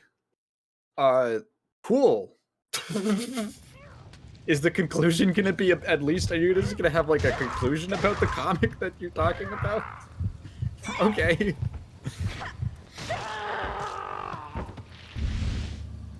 I don't know why the whole ignoring people thing, it feels like, I feel like that's what Discord is doing with Discord Nitro stuff. It's like, hey guys, we have all this like 20 new features of this and that, and then the first comment with more likes than the original tweet is, raise the file size limit. And I'd feel the same fucking way. Oh yeah, I've been helping Kat out a lot because she's doing a lot of auditions for voice acting stuff. And she does not have her own microphone set up or anything, and I know a lot more about sound, so she's been coming over to my place, or I've been taking my microphone to her place to help her record. And you know, eventually I have to send, like, I touch it up and I do stuff to the audio, and then I send it back to her. And trying to send an audio file of any decent length is like, okay, let's spin the roulette wheel of what means I will try now. Email? No. I gotta like put it in a zip file. It's still too big. It's too big for Discord. I guess I upload it as a into a Google Drive and then share it. Yeah. Which is where it just always goes back to.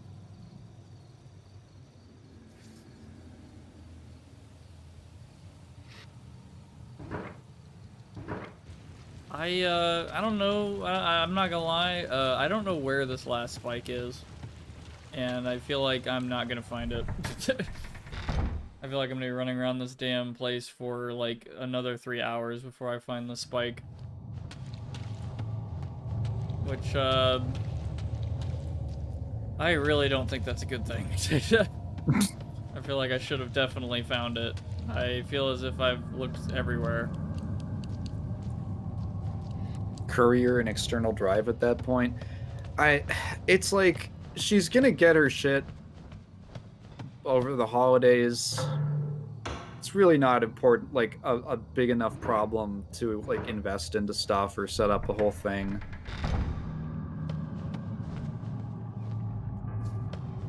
I'm just helping her out. It's like a minor headache a very minor headache that will be like in 6 months I'll have forgotten about.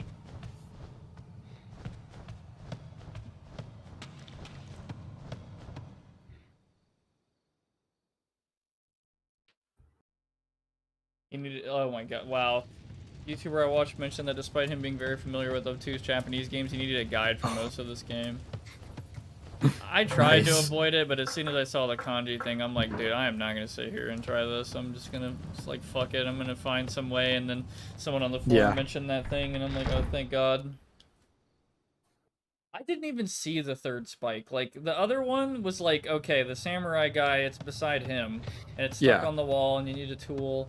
The other one, I don't fucking even remember where I got that one. And then this third one, I feel like is going to be on a random shelf. Like, super obscured somewhere. I don't even know. Like, I feel like maybe it's down this route because it is such a specific long route or something. Maybe. I don't know. I'm kind of grasping at straws. If I don't find it here, or I have to run around for like 10 more minutes, I might just call it. I'm not gonna lie. I'm kind of... Here's where I died. Cool. I mean, that is cool, though. It's like, you read a message of... Some new message on the wall you didn't see before, and then a ghost fucking is like, oh my god, you read my message. I feel like the idea of this game is cool, but yeah, that's the whole thinking of the idea instead of the implementation. I mean, there's other games that are like... Dude, you should play Onimusha. It's like this, but Resident Evil, and you're a samurai. I feel like that would be up your alley. Is that a Forgotten game? Well, there hasn't been... Well, recently, Capcom has been trying to bring it back. Right. Okay. There was like a you're right. remake Yeah. and stuff. I just think you'd enjoy it in general. So there has been a bit of a going back to it, a return to that game. The channel is Phantom Ichiban. He does very engaging videos where he weaves in personal narratives of his life or literary history with a video game as a framing device. He's the one that made the video on Plan 9. Yeah, Onimush is getting a new game next year. Palace of the Demon King is a good indie game.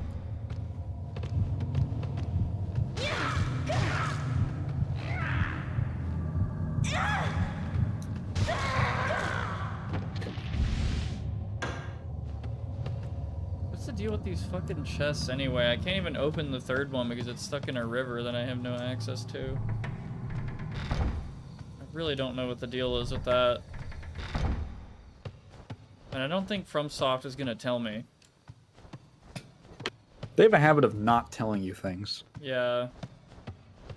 Oh, it was your birthday, Ryan. That's cool. Happy, it's not midnight here, so happy birthday. That's why you went out for cake. Fuck, I would love some cake right now. Yeah, I really like ice cream cake. That's like my favorite, just any of them. Oh, an ice cream cake. Me and Kat, our birthdays are both clustered together in January. So we're very focused towards the start of the year.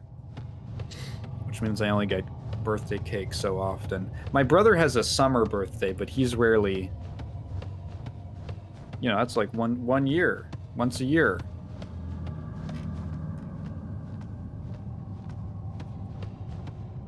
I need to know more people with more birthdays where I can eat more cake. I need an excuse.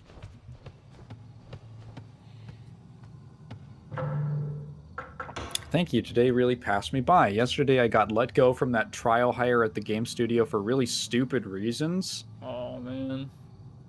Oh, that's lame. Wait a minute. Resume stuff. Wait a fucking second, bro. Didn't you just tell me... Ryan, didn't you just tell me in the last stream you got like a new job? You were talking about that? Wait, is it? Yeah, wait, is that actually the same thing? Are you serious? Because if that's so, that is so fucking awful, man. Like, oh hey, I got a new thing. You worked for 3 days? What? Yo, what? I would be so pissed, bro. Oh my god. That is like worse than what happened with me, arguably. Holy shit. Like, I remember you talking about getting the employment. When you said you got let go, I thought that was like a transitional thing before you started the thing you were talking about. Dude. Oh my Genuinely, God. what the fuck? Yeah, I'm really sorry to hear that, man. That's awful.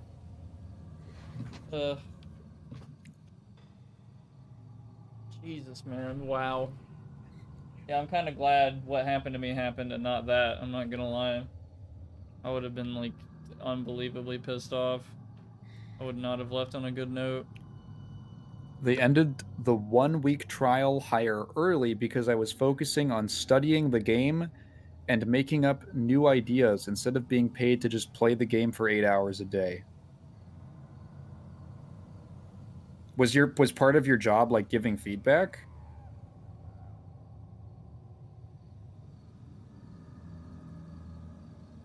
Also, that's fucking crazy that even if you were like doing something wrong, that they only kept you for 3 days, not even a full week of like, hey Ryan, maybe adjust.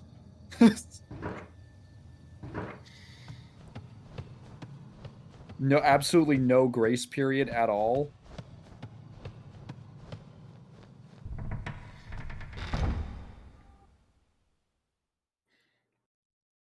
That's what I was talking about this fucking last time. I know I'm fucking bringing this up a bunch.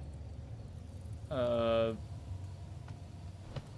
it's just that whole shit of like, yeah, it's like companies like that I've run into now. It really feels like you make like they have to adjust for you one little time and it's like, it's over.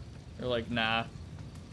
They're not even gonna like talk to you about, hey, not even work with you at all. It was a game designer role, and the only tasks I had were to play the game and come up with new ideas. No hard play requirements, so I focused on new ideas. That's crazy bullshit. That feels like that was an excuse. Oh my god.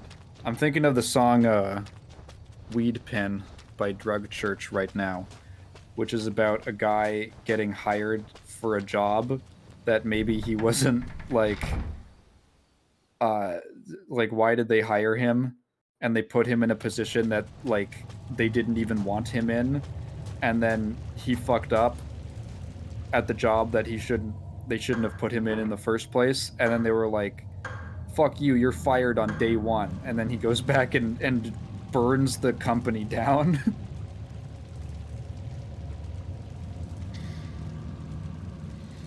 I put 8 hours into the main game, and the lead designer talked to me on how I should focus on playing to get a better grasp on the game rules. He was nice, but I could tell he was disappointed. Was that like the first warning and then you're out? 8 hours feels like... I mean, I don't know what the game was. 8 hours feels like decent enough to start, like, talking about it. The studio owner then asked me how much time I put into the game, and apparently I either put too little time into the game or played too slow. So a few minutes later, he let me go. What the fuck? Is this like a company that we would have heard of? You don't have to say who they were. 8 hours in a mobile game over 4 days, including the weekend. What the fuck? Total indie.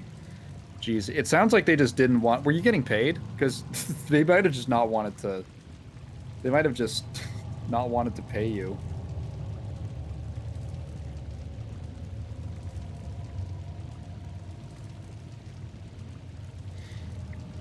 $250 a day. Damn.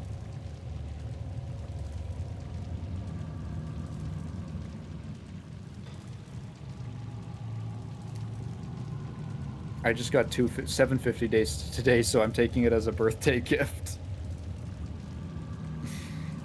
Yeah. A little adventure.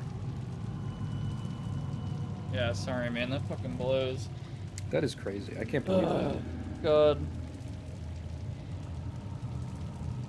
Full position was $60K a year with full insurance package. Ooh.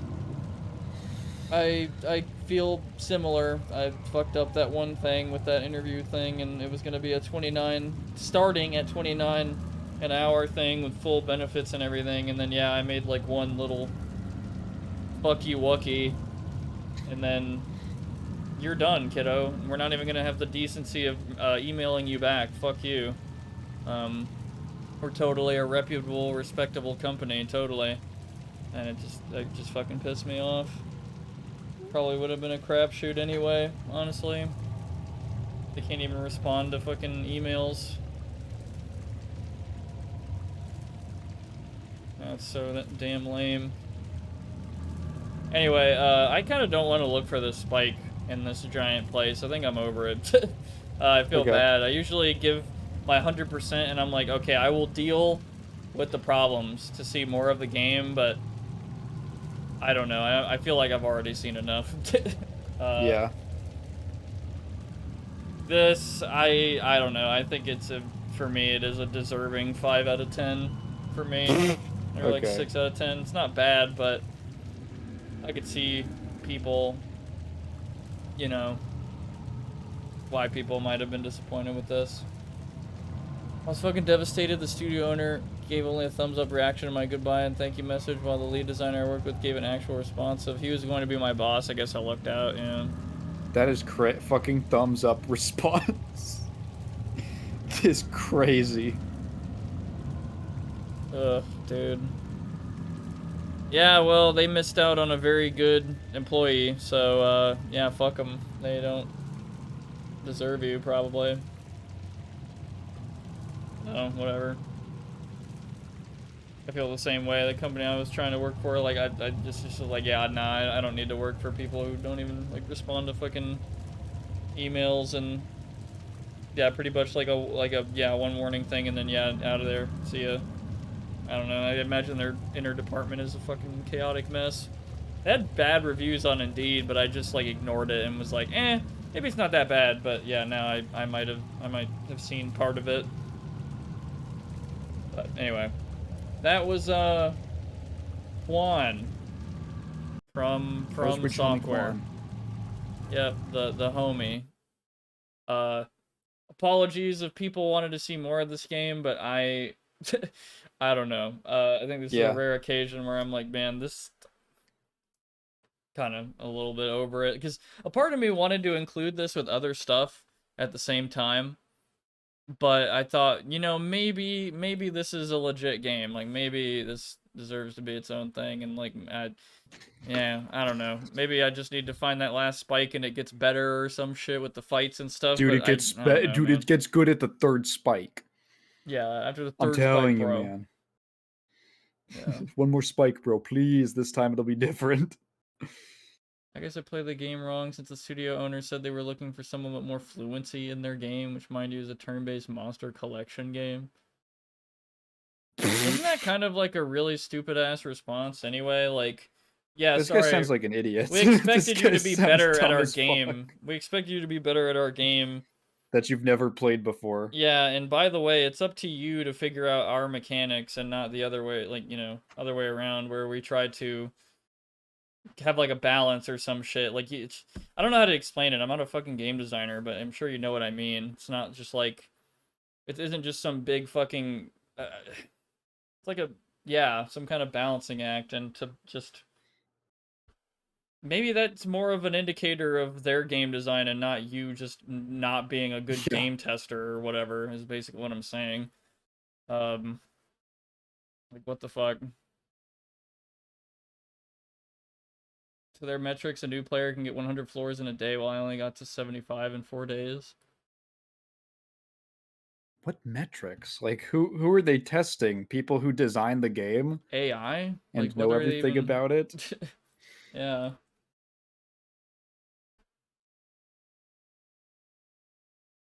Yeah, this sounds fucking lame.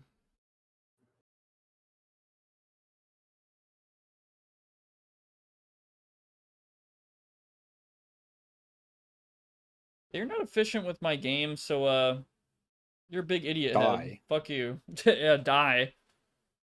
In this economy.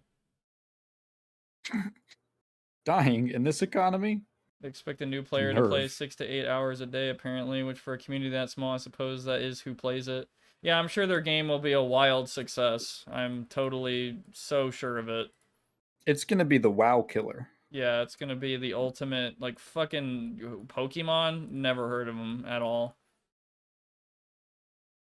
Yeah, just tell Nintendo they're making a monster collection game and just walk away and let them deal with that. Slide a thing by their lawyers. That'd be so fucking funny. Holy crap. That feels evil, sued. But holy shit, that'd be funny. Nintendo did just put out a patent on like a game where you throw a ball to catch a monster. Oh my They did God. that for real.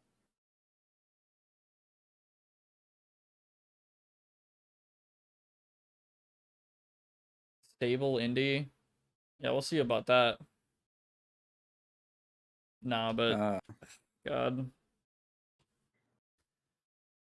That's Mondo lame. I can't believe that. Like, that's insane. That sounds like the start of like a fucking villain arc, like in an anime or something. Like, just you worked your ass off to get this shit, and then just like they're just like, oh, I just don't know. You suck at the game. See ya. And then like you I don't know, go fucking. And then you became the Riddler. Yeah. Does he know? Does he? An all whale Does he diet. know fluency is he fluent in our game? All whale diet. That's so fucking funny. The one time I'd be happy for Nintendo being a rabies-induced crack pipe. Rabies-induced crack pipe.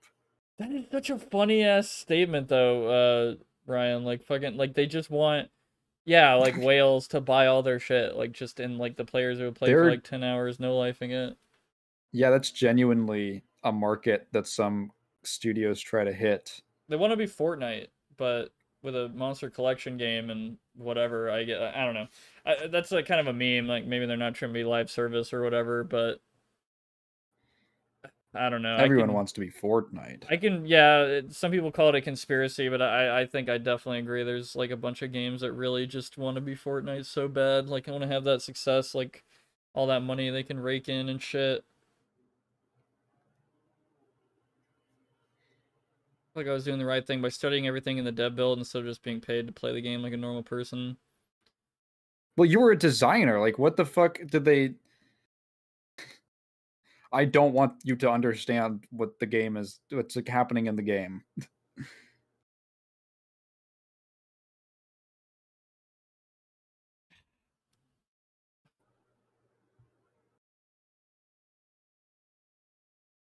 I have so many new images on my desktop now because of the like New World stuff and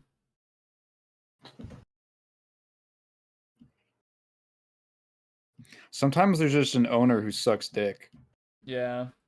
You wouldn't believe the amount of bottleneck one person can put into a process. For some reason Randy Pitchford comes to mind like immediately for some reason. Just like that one guy can just I don't know, he needs to like get out. He needs to get let go or something, man. Yeah. They just need to shut him up. I mean, like, the Borderlands, it's not like they're bad. Yeah. He's just annoying. He just has an annoying personality. Maybe he hasn't done it yet, but I feel like he definitely has the potential of making like everyone be like, dude, fuck Borderlands. Like, fuck this entire company. Yeah. Because of this guy. Too much ill will. I had the same thing with Peter Molyneux. Where I was like, I get that he's like a big name. He's like the one name attached to this game, but you gotta stop putting him in an interview. He just lies about shit, and it screws the game over later when the features he said were gonna be there aren't in there. Every other Gearbox project of the past 15 years has fallen apart. Is that true? I've only really paid attention to Borderlands. I think What else Borderlands is is like really their only good thing, right? Like their only successful thing from what I remember. I'm not sure. I mean, I was thinking of that, but also in my mind I was thinking, okay, Jared Leto as well. I know this is not a video game, but like Tron potentially got fucking I don't know how true this is, but I heard there was just a lot of people who didn't see it because of Jared Leto. Like they didn't want to fuck with him. Yeah, the double-edged sword is that he was like a producer of the movie. So like the movie wouldn't have been made without him, but also he's like Jared Leto and he's a weirdo and he's not a very good actor. I was talking to a friend the other day who watched the movie and said that he was bad at playing a robot. Which was pretty damning. Wasn't he in Blade Runner, the new Blade Runner? I think Jared Leto was in the new Blade Runner as a villain guy, and I think I do also have a bias against that motherfucker. And every time I see him in a movie, I'm just like, oh god, okay, here we go. Like he just has this weird, annoying aura.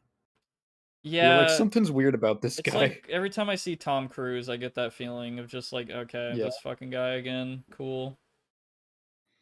I just have like a bone to pick with any Scientologist. Wait, so Jared Leto is a Scientologist, I'm guessing? I don't know if is he? Hang on, I don't know. No, you said Tom Cruise. Yeah. Tom Cruise is like the poster child. I'm not seeing. No. He's just got his own cult. Okay. Cool. He doesn't need Scientology yet. He's offering his own version. Yeah, they might need him soon. Who knows? I don't know.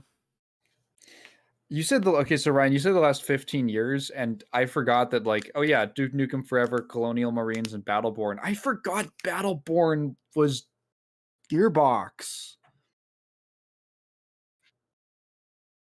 And Gearbox fucked up Risk of Rain 2. That's why I haven't booted up the game in forever. Oh my god, dude. Do you remember it got so bad that, like, if you plugged in a controller for player 2, it deleted your save file? I heard that, and yeah, I avoided the game like the plague for a long time. What the fuck? Dude, What the fuck? How do you even fuck up that badly? Yeah, what does that even have to do with the save file anyway? Like, it's crazy. The only theory I saw that made any kind of sense was that it was some bizarre overflow error. Like the game couldn't handle the second player input or something, and there was some just like the numbers went to 10 gazillion trillion, and it was like, ah, fuck. And then the save data is somewhere where it's searching and it just overwrites it. That's the only thing I saw that made a lick of sense to me. Man, I'm kind of happy and a little bit disappointed that those guys got scooped up by Valve, because like I'm like, hell yeah, they've got more good devs, but also like cool, so they're not gonna fucking make anything. They're done forever. Like that's it. They're just gonna be in Valve forever, and there's gonna be shit going around in there forever. Like I don't know. I don't want to be cynical like that, but especially recently, like Valve is trying to do new stuff with like I They don't have know a when the game. fuck Deadlock is even gonna. I don't even know. I mean, it's basically out. Yeah. Oh yeah, HLX, right? Which people are theorizing is Half-Life 3, but I'm assuming it's not going to be called Half-Life 3 for so many It's gonna be different Half-Life reasons. X. Yeah. Jump straight to 10.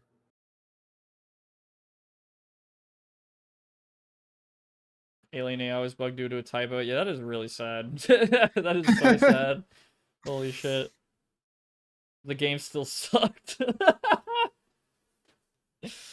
Oh, Yeah, it's man. better when the AI actually works. Oh, man. Oh, I forgot about this shit. This is what they don't tell you because Borderlands 1 is so, underground, I'd say.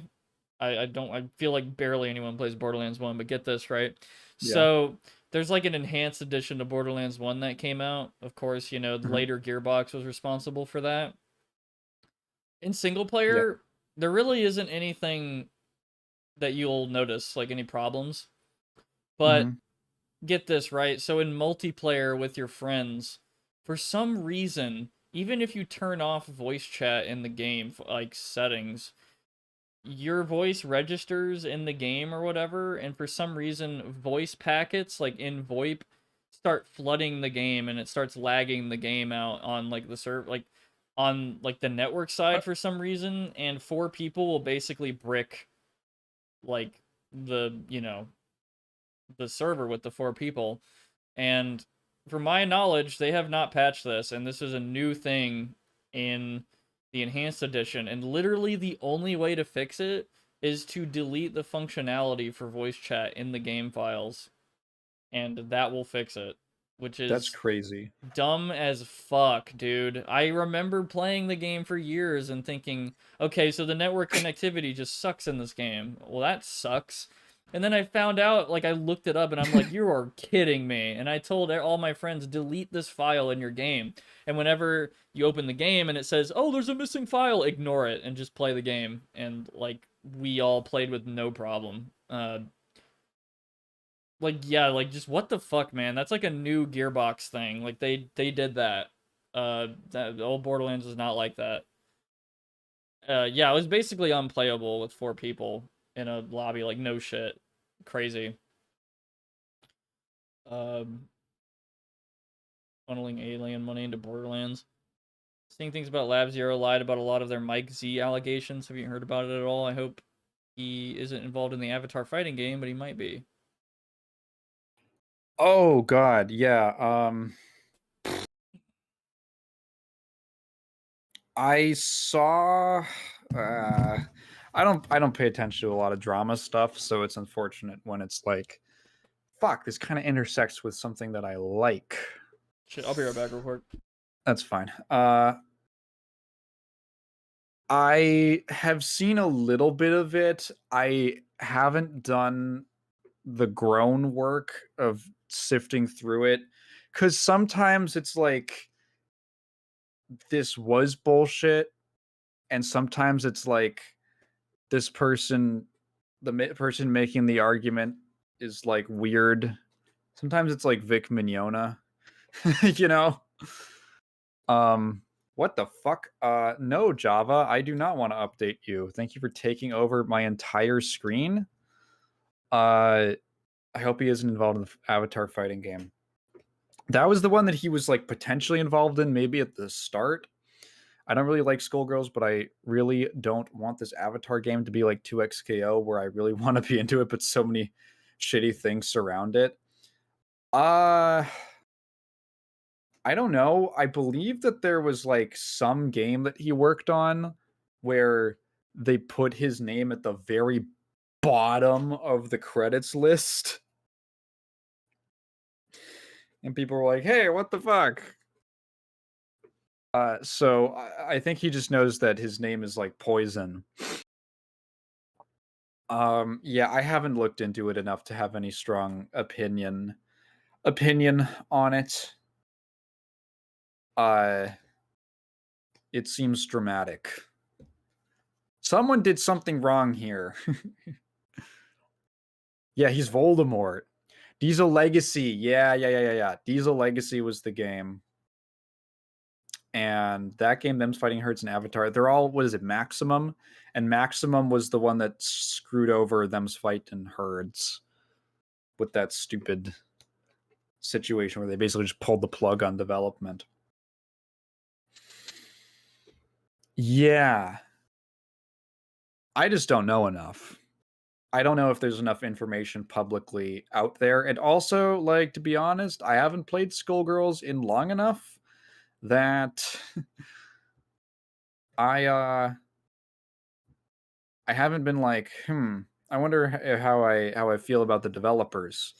Although I do see Alex Ahad fairly frequently at conventions. He shows up. He is at a lot of conventions in my area at the Artist Alley and stuff. So I've just seen his artwork and him sitting there. Although I don't think he's been involved in the game for years at this point. He's been on his own thing. I just want to be the most annoying Zuko Blue Demon main in the world. I've been conceptualizing a moveset for him since 2012. You know, what's funny is that game, I was not, when you said, when I hear Avatar fighting game, I'm thinking that I was not expecting it to be like to be potentially insulting to other titles, a real ass fighting game. There's just so many, I don't know, just the fact that it's like a Nickelodeon property and it's obvious. Well, I was going to say skewed towards kids, but Avatar, like the people who grew up with it are either our age or older.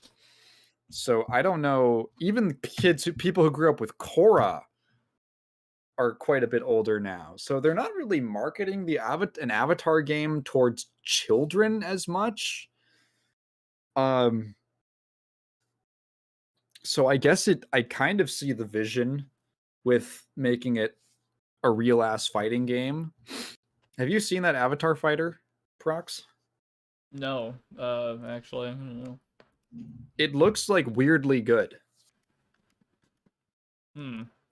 Yeah, it looks weirdly like competently made, and it's got systems and mechanics, and it's like a real fighting game and not like shovelware Is it on Steam? shit, or even like the first Nicktoons All-Star Brawl when they had no budget. It doesn't even look like that. Avatar Legends. Yeah, it's like a 2D fighting game. All the art is hand drawn, which is cool. Thank fucking God, that's so nice to hear. That shit always, I don't know, more than it used to. I hate to admit, I'm just so like, I love to hear that because I don't know. I just imagine the fucking jank of NetherRealms doing their shit and then the AI shit and just yes, just have some hand drawn animation is so fucking awesome to me now. Yeah, it's not like the highest budget Sakuga animation, but I think it looks pretty good. Yeah, I've seen see screenshots right now and I'm like, yeah. In today's world of retro revival beat 'em ups, I thought it would be I thought it would be a real one. Also, I think they announced it as traditional. I didn't catch the traditional. I think I might have caught I was just really confused by it because I wonder, like, Avatar was definitely really popular in years past. Yeah. And there's still a big, like, a lot of people have fond memories for it. I love the show. It's a great show. But I guess I don't know. It's like if they made a new Sopranos game. you'd be like, oh, I mean, yeah, Sopranos is great. It just feels like striking while the iron is very, very cold. And to make a traditional fighting game that already is a genre known for having a bit more of a niche appeal, I don't know, it just, the timing seemed odd, which is where my, I guess, hesitation about it came from. I guess Avatar did get the Netflix show. And there's a new animated show? What? I didn't know that. No, New I haven't, Avatar series. I haven't seen the Half-Life elevator video. No, I'm not sure the one you're talking about. What the fuck? It's called Seven Heavens? Seven Havens? I have not seen this. Okay. That's cool. It's interesting that they haven't showed any of the characters from the show in the game, although maybe that could come later. Hey Toronto, Hey, what's Toronto. up? You sorry you missed the game. But Yeah. I don't know. It wasn't crazy. or Game's anything. fine. Yeah, I can see. It's a rental. I had a suspicion. Everybody mentioned FromSoftware with it for a very specific reason. I was like, Yeah. oh, they're doing this because this is probably one of the most interesting aspects of this game, is that it was made by FromSoftware and not a lot else. A cousin game, yeah. It's the type of game where you rent it and then you go, oh, I'm so glad I just rented this. And then you return it and you get something else. Yeah, or you bought it and forgot about it, and now it's worth like $600. Like, yeah, as for a no. disc. Is this game actually worth that much? Yes, it is very rare. I think my one of the god! most like rare PS2 games. I think. Holy fuck! There's a listing right now for $3,800.95. Yeah, totally. Dude, like will buy the that. cheapest one I'm seeing is 177. What the fuck? Yeah, this is one of those games. I know there's people who probably fucking, I don't know, really hate emulator people, but like, how do you play this game? Like, how do you play that fucking game without an emulator? Like, unless Dude, you're like this really game, fucking lucky. This is like a subject that comes up sometimes, but what a downgrade from the Japanese art to the non-Japanese art, like the international release. Japanese art is like the cover art looks really cool. It looks like a poster that you would have, and the American cover is just like, I don't even know. It's like a face with a hand. It's so boring. Yeah, wait, so let me go back to the game screen. So, yeah, face with the hand, and it has age tech on it, and it's just one face, and it just says Kuon. And then there's, Yeah. the Japanese version that's like two faces, and then a woman laying down, right? Is that Yeah, the one like you're that looking looks at? cool as hell. Yeah, The composition's neat. it's immensely better than, the NA one. I don't Well, know this why is this is the NTSC version. There's actually even another version of the art that's like hang on. It's the Japanese art. I'm just like screenshotting this. With her, that's like focused on her laying down. It's like a really striking piece. Yeah, so that's interesting. So it's just that, and then there's the version with the two faces and that in the composition, which I think are cool. Yeah. Yeah. That's an interesting looking video. Scuba Steve. Yeah, I've known about the whole Akira influence with the Half-Life elevator. Funny, it's like named in the files like Akira elevator or something like that. Oh. The one in like the early part of the game that looks really striking. Who even did that in a video game first? Metal Gear Solid or Half-Life? Maybe. Like, I don't know which one did it first. Oh my god, I'm looking at the Japanese cover for the first Yakuza game. Yeah, that's a fucking cover. I like the American one's fine. It's okay. It's like, it's Yakuza, but man, that him taking the big step with the super intense like perspective is pretty great. Maybe there was a game before these two, but it's kind of hard to say because Half-Life came out November 1998, and then Metal Gear Solid came out September 1998, but also Half-Life got delayed like multiple times. So it's kind Yeah. of, who knows how long it was in the game. It was probably just a coincidence between both of them. I don't think they influenced each other. They thought the elevator design was cool. I mean, I think it's cool. Don't really know if it's practical, to be honest. The diagonal elevator lift thingy instead of like straight up. I mean, I guess there's benefits and drawbacks, but like any lift or elevator or whatever. Ryan, you said a second ago, it's crazy how a whole generation of Western fighting game devs from the 2000s into the early 2010s just stopped making fighting games. The only ones I can think of now are Riot and Double Helix. I feel like correct me if I'm wrong, or if you think I'm not giving enough credit here. I feel like, for instance, compared to other genres, competitive genres like shooters or something, I kind of feel like you need way more knowledge to make a competent fighting game than a competent shooter. I don't know if that's like me being pretentious.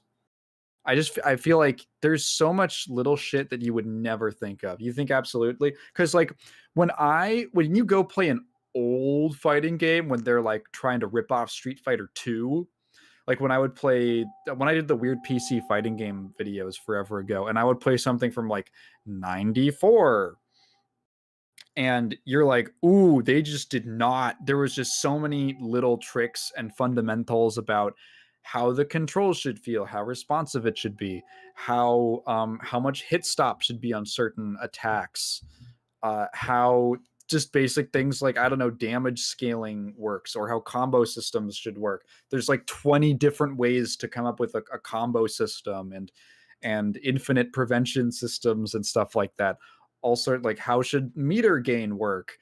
And it's like, obviously making like a first person shooter that feels good takes a level of skill, but there's just so much arcane knowledge that's been built up in fighters that I feel like if you go in without knowing that and you have to learn it for the first time, it's like way rougher. Yeah. I just programmed my own fighting game system almost from scratch, and it was a lot of work to make just a test room, even with non-functional collisions so far. Oh god, yeah, all the like different types of collision. Like, fighting games are the only genre I can think of where regular parlance expects you to know the difference between like 3 different types of collision boxes. There's definitely Meanwhile, uh oh no, you go. yeah, sorry. It's just there's a lot of like shooter, like I feel like, yeah, probably making a shooter is easier, but at the same time, if I had to develop like of course multiplayer, you have to think of like the balance of weapons and other shit and like Oh movement yeah. or whatever. But I'm just thinking even from a PvE perspective where you're like going against AI and shit, especially if you have like fucking hit scan guns and other functionality, or you're trying to make like some sim shooter thing where you can die in one hit. Is it really like Mhm. fun to like peek around a corner and instantly die to like an AI? Like, how do you, like, even just that question alone is like, how hard should the AI even be? Because some people are Yeah. fucking demented and want like insanely hard shooters, but like, I don't know, like having a game feel satisfying, like it's not like bending the knee for Yeah. you versus crushing your head in is like, I feel like that'd be very difficult actually to find that that balance. I think that the difference between what we're talking about is, what you're talking about is like something that you discover for your own game, and it's like part of the creative process. Yeah. And with like the fighting game example, it's like you got to sit down and study what other people did Yeah. and like really understand it. Um, which is like maybe not the most fun part compared to like, I feel like balancing, I can see how balancing could be a creatively fun process where you're like, how, let's tweak this around and play with it. And it's kind of specific to the game that you're making and the ideas that you're implementing, and not just like, here are the basic rules of physics that you need to learn.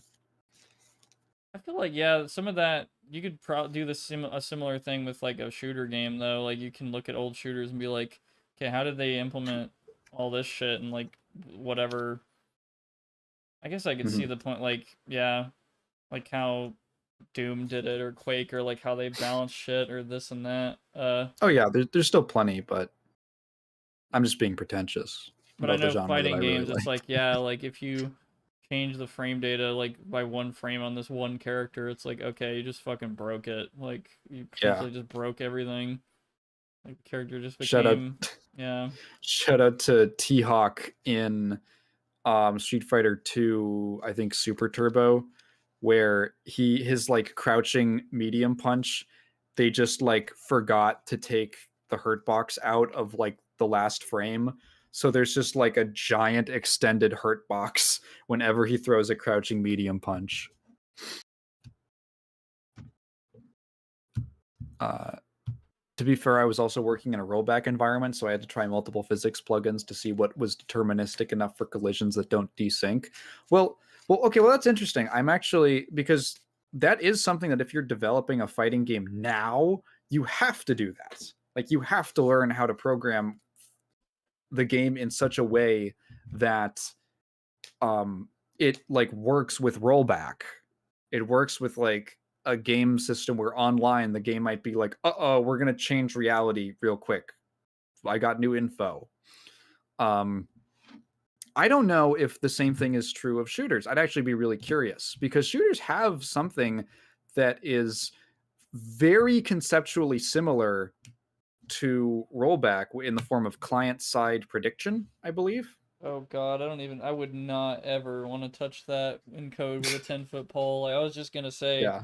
if I was developing multiplayer for shooter, I would not experiment myself. I would absolutely figure out what Valve did for Yeah. like Half-Life and Half-Life 2, and I know those have problems, and there's certain things that happen at certain pings and weird bullshit with like desynced player models Yeah. and hitboxes and shit where you're shooting behind someone and you're hitting them. It's Oh yeah, yeah. especially That's when all. clients Yeah. are moving at a certain speed and like the game ticks and like oh man, there's like so much. It scares me. Honestly, I would never want to work on multiplayer. Not even gonna lie. Yeah. Honestly, that aspect might even be easier for fighters because all you have to worry about is the other person's game. So your game just has to be like, oh shit, okay, we got new packets of info from their game. It just took a little slower to get here. Boop, here they are. Doing that with like 16 players.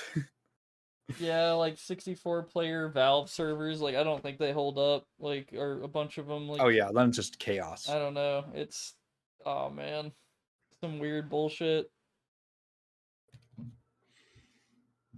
It's weird, Ryan, when you say that no engine is built to accommodate a fighting game out of the box. It's weird that there like isn't one. Maybe someone at Capcom or something like that. Maybe they built like the RE engine or the next engine, which is like the successor to the RE engine. Maybe they built that with it in mind because they kind of want that to be their engine for everything. But it's interesting that there isn't like a thing that just, yeah, here's how you handle directional inputs. Mugen is so hobbyist it hurts.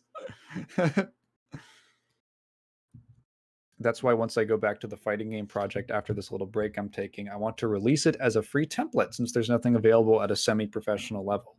Like that would be great. I would love that. I've been in the midst of all the other BS I'm working on, and my life being a little busier than it used to be. Every now and again, I think about, maybe I should give Godot an actual try one of these days. I've been meaning to do that, or at least develop like levels or do something level related, because that's like kind of something I already have experience in. And it just so happens there's, trench broom and shit, and I can kind of sort of make Half-Life levels with it or convert shit or something. Like I've seen it from a friend of mine and it looks a bit weird.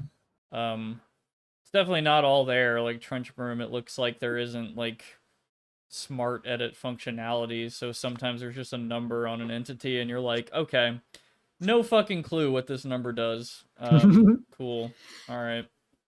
Just have to figure it out through other documentation, I guess. But on an actual Half-Life Hammer editor, that number will not be a number. It'll be a fucking, like, it'll give you, like, a whole description of what it means and different states, like, named states instead of just 16 numbers. It'll be, like, 16 states for this entity for some reason, like some kind of blending property or collision property, whatever, shit like that. But yeah, man, I think I've heard it like several times now in the past years or so. Like I have friends who are like, yeah, I want to try out Unreal 5. I don't hear about that after a few months, and I'm like, yeah, I mean, Unreal 5 needs some work. yeah, like it's just I wouldn't want to fucking tackle that right now. I'm not gonna lie. Like Godot sounds a lot more manageable to me. Like there's already one aspect that I could explore, which is map level design stuff with Trench Broom. Maybe like that's already a cool thing, and then I could figure out the coding or whatever interface it has for all that. Even though I'm not a programmer, good lord, I could probably block out stuff, but other than like, but coding stuff like from scratch, it kind of sucks.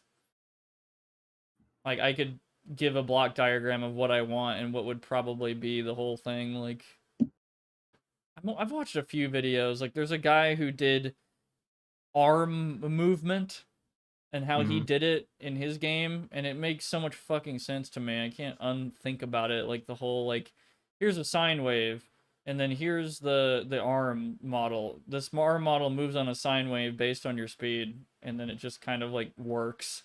It honestly looks like movement that's from like old Call of Duty. It's just like the arms like stop when you're stopped, and then they like go back and forth on a sine wave whenever you're moving. It's like, okay, that makes so much fucking sense. Like all this little stuff that people thought were completely useless, like a sine wave, was like, oh wait, I can use this as a fucking just movement for this one thing, and oh cool. I feel like that's just what programming is in general. There's so many little fucking things that seem like, huh, and then like you put them all together and make them a certain way, and it's like, oh my god, like Legos, but god, it feels a lot more complicated than that when you're in like thousands of lines of shit. I've been meaning to like study just Doom's code just cuz on how they did certain things and just see all the mistakes as well, which are always kind of funny. Like Pi being fucked like very very slightly. Like so much so you can't even see it in the game. Yeah, there's some like there's like one little bug where it's relevant. It's like the Yeah. wall clip bug or something like that. And then yeah, there's like the whole staircase thing where there's some like spaghetti, literal spaghetti code that will sometimes generate a surface on stairs and crash your game maybe, or do other silly shit. Getting stairs to work in Doom made me feel so fucking cool. It's kind of overly complex. I get why it is that way, but it feels so cool when you set it up and the stairs work right. Dude, you know what else is cool is when I'm mapping for dystopia. Mhm. It's kind of like TF2. Like when you capture an objective, there's like 100 things that happen in the background. Like a spawn is moved, people are teleported, doors are locked for certain teams, doors are unlocked for certain teams, certain areas open. When you get that working, it feels like crazy. Like, and it's all tied to. There's obviously so many doors and other entities that are involved, but you trigger it through one logic entity in source. Like it's like a relay, and this relay, like, you know, you press a button and you capture an objective, it contacts a relay, and this relay does 100 fucking things. And then you see it happen. Like you can have a dev menu open where you see the lines stretch across the map as to what it's contacting, and it just feels so fucking good. It's like, oh my god. I feel that made me feel like a legend, on top of figuring out with a friend of mine. Well, it was mostly him because he's a fucking programmer, but with a friend of mine, like figuring out certain objective logic which I think I've tried to explain on stream before. I'm not gonna try it again, but basically like player sensitive, like in a trigger volume capturing, like this guy has to be in a box for 30 seconds. If he leaves the box for any reason because he dies or he decks out, stop the capturing and make it foolproof so you can't enter and exit the box on the same server tick, which would make it to where they would be able to capture the objective without actually being in the box. But there's a way to foolproof it so that literally can't happen, theoretically, I guess. But anyway, that's like a complicated thing that was like a bunch of relays and fucking timers and comparison things, like basically programming shit at one point, which are just entities in the source engine for a mapper to use. Like, man, it feels so fucking cool how much power the mapper has. Like, he literally has control of your entire experience, just about. But of course, like, it all relies on like the code in the engine and shit, but still, like, that mapper just, if that light is there, he did that. If that fucking sound is there, if this logic is here, he had to figure that out. Like, it's, oh man, it's so cool. But I'm a programmer by since I feel like I do mostly coding rather than actual design. It takes months to do an unimpressive prototype, even if it uses unique ideas. That's why I feel kind of fortunate that I enjoy editing. I hear about YouTubers who like pay editors and stuff, and it like never really clicked with me, but I guess that there are just a lot of people who really dislike the process of editing, which I kind of get. I can see how it could be very tedious for some people. It's tedious for me sometimes, but I really, really enjoy it as an art form. And if you like the tedium, you're a lot better. If you like the part a lot of people find tedious, you'll have an easier time. I really wish I had a friend that was really into programming my ideas. I might kind of have one, but A, I'd feel bad if I can't pay him, and B, he apparently treated his ex poorly, who was also a friend. The worst part about being fired is that I'm no longer working with the team. That's real. Yeah, I imagine it's a lot more fun and interesting to work with a group of people. Well, maybe for some people. I'm sure some people prefer solo dev. Dude, is there a wildfire going on? It smells like there's smoke in the air. Sometimes just like half of California is on fire, and I go outside and I can see the smoke from like when I say see the smoke, I mean like it's wafting in from miles and miles away, dozens and dozens of miles away, and it's literally like I look up at the street lights and I can see the smoke. Jesus Christ. Yeah. I always wondered, I never worked on a team with mapping before, but I imagine how much I could possibly get done if some guy came up to me and just like tried to explain their game idea to me and like the kind of levels that would be in it and shit and the pace or whatever, and like I'm imagining just how much I could possibly, and like it's all in Half-Life 2, right? You know, because Source Engine, that's just what I do. Just imagining how many fucking prototype levels I could make in a day. I could probably make so fucking many of just like really basic block designs and flesh it out from there. And just, I don't know, I have a lot of fun doing that. I'm not even really that crazy skilled at it, but man, sounds fun. Island assigned a computer film editor that would allow you to use a machine to cut together film instead of doing it by hand. Video editing is the power of video and comes from George Lucas started as an editor and lived in the editing room after shoots. He pioneered digital filmmaking. Yeah. No, I agree. Editing is so cool. It's like editing is the power to make contrast, which is where everything becomes effective. Everything becomes more effective with contrast. Humor and horror and drama and art and visuals and music and speech, everything becomes more interesting and powerful when it has some element of contrast inside of it. That's how our brains are wired. for survival.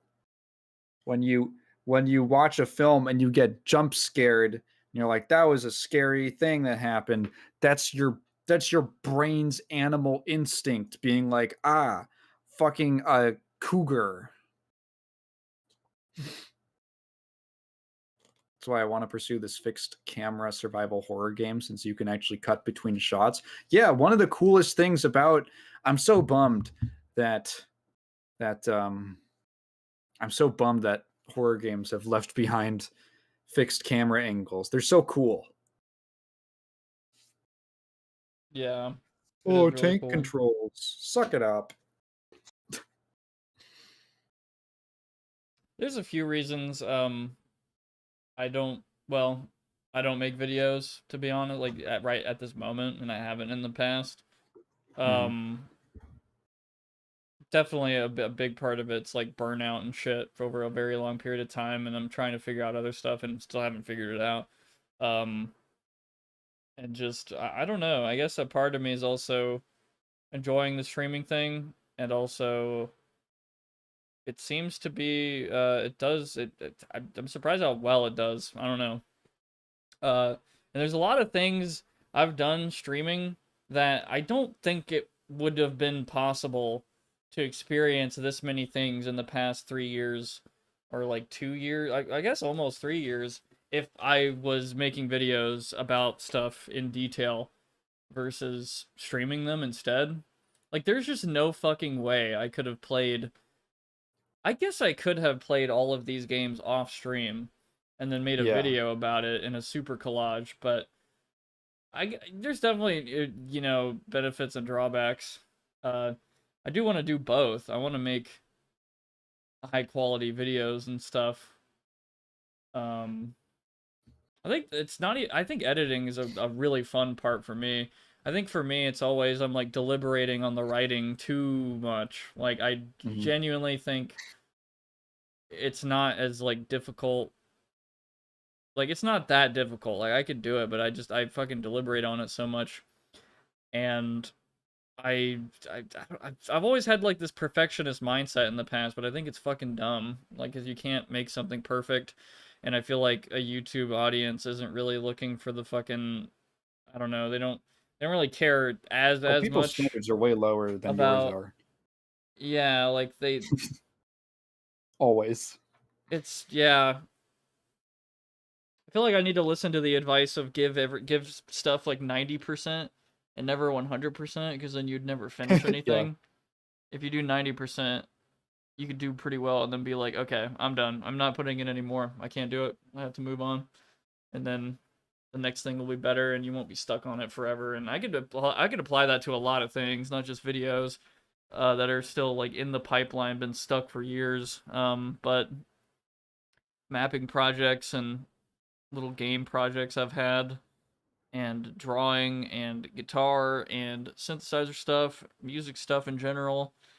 So many things. I have like too many fucking things I've like stopped midway, and it's annoying. I need to just like hone in and focus and get better at, fewer stuff. That's probably a bit better than just doing a lot of stuff and not ever finishing anything and getting a bit disappointed about it. Like, a part of me, I think it's part of me, I have ADHD, and I always get interested in something else, or I go back and forth or whatever. But I think the streaming thing, I always considered it for a while to be kind of on a lower quality than the videos I want to make, but I don't know, like, it kind of says otherwise when people have told me, like, hey, yeah, I love watching your streams, it's really funny, entertaining, and this and that, and there's a bunch of people coming in, this and that. Like, it's a bigger deal to some people than I could imagine, because to me, it's like, it's always been, I'm not even trying to trash on myself, but it's never been, like, up to what the final product of what I would want out of streaming. I still have pretty high standards, but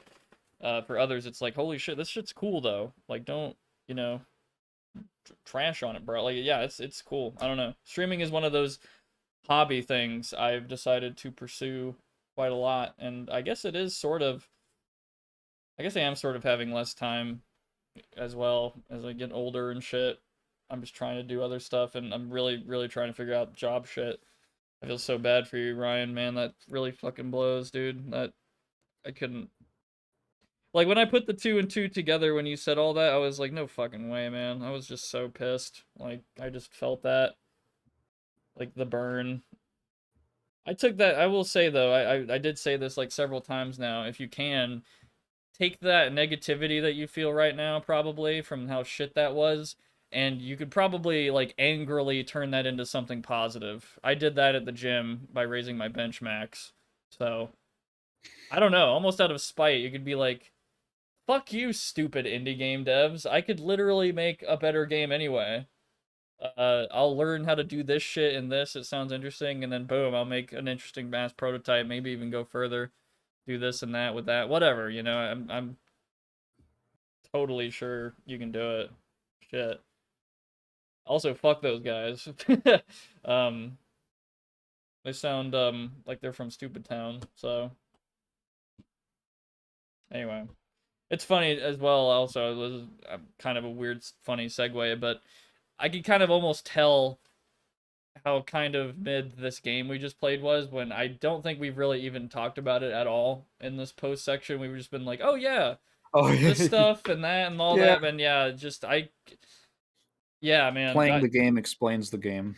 I think, I don't know, I guess that's like the highlight for me is what you said about, like, it doesn't really feel like, because I said it before, like, it doesn't feel like there's a lot of landmarks, and you said there doesn't feel like a lot of reason to be running or going anywhere.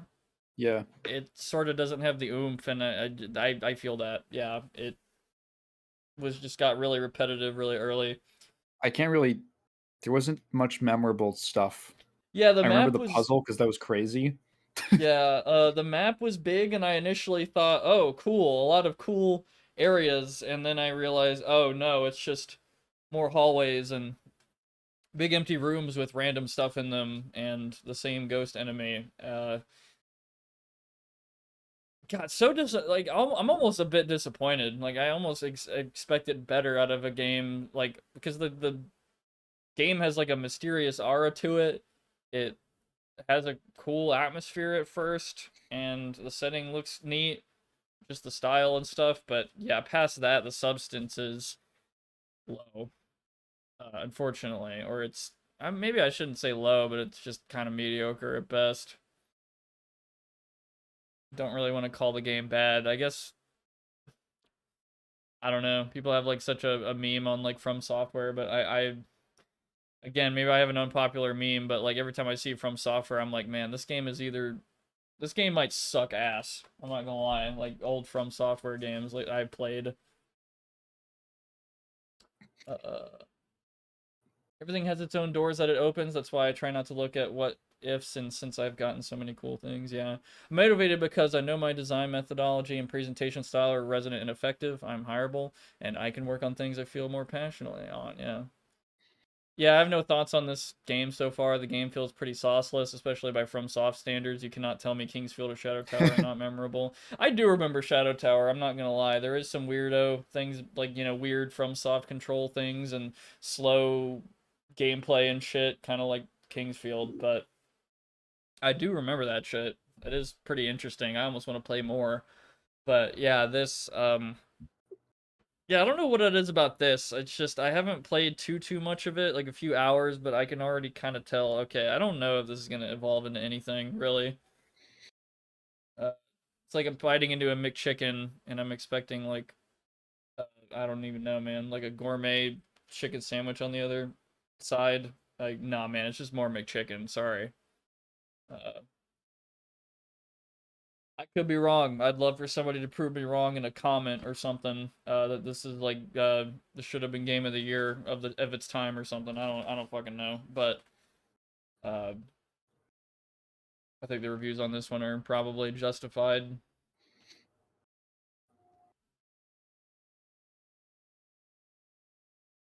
All you can remember that the character was cute. Okay. Sorry I didn't tune in as much and talk, but whatever. Yeah, all good. MX. Sometimes it's just a dud. Yeah, as for what to play Thursday, I don't know. I kind of want to play probably another, maybe another PS2 game, maybe Penumbra finally.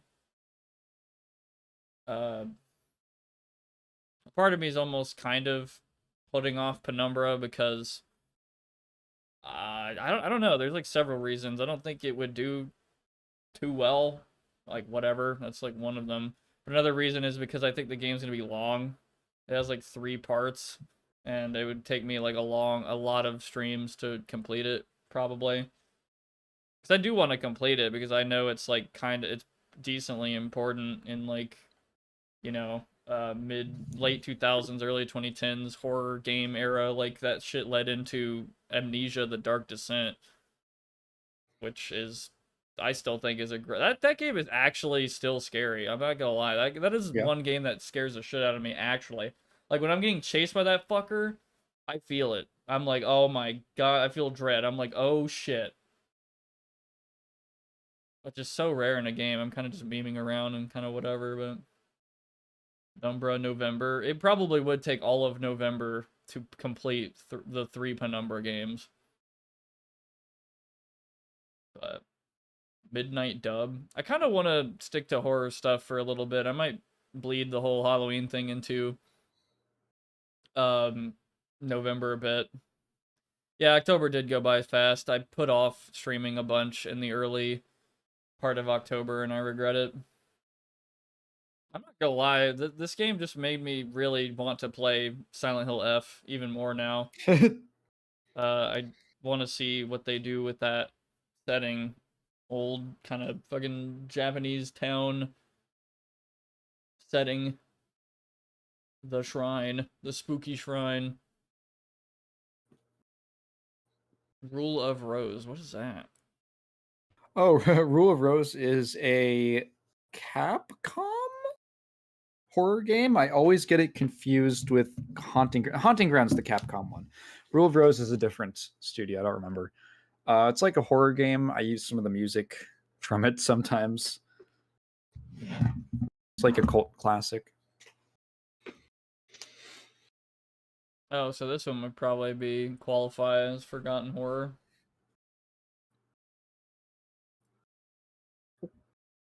I don't like almost, well, it can get way more obscure than Kuon, but I definitely think this is like pretty giga obscure as far as fucking PS2 horror games go.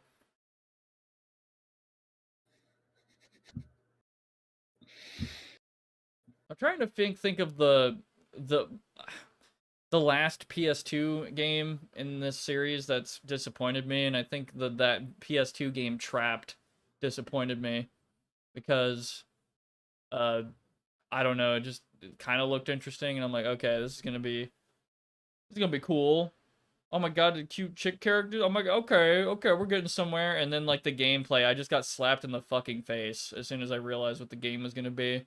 I was like, oh my god, no fucking way. This gameplay sucks ass. Like, I don't say that a lot, but wow. That game just really disappointed me. Holy crap. Rule of Rose is pretty good. I'm gonna put this in my own ideas channel because I don't want to forget this. Rule of Rose PS2. There.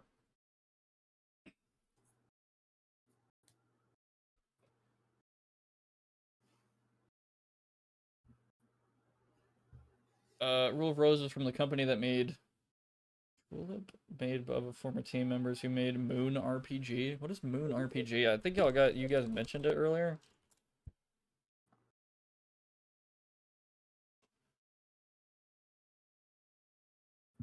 Oh, this looks interesting.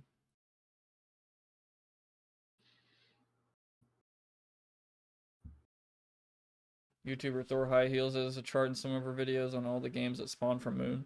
It also has much popular prequel Rumble Roses. Yeah, that one's related. Yeah, should play that on horror. So see if I get fucking banned.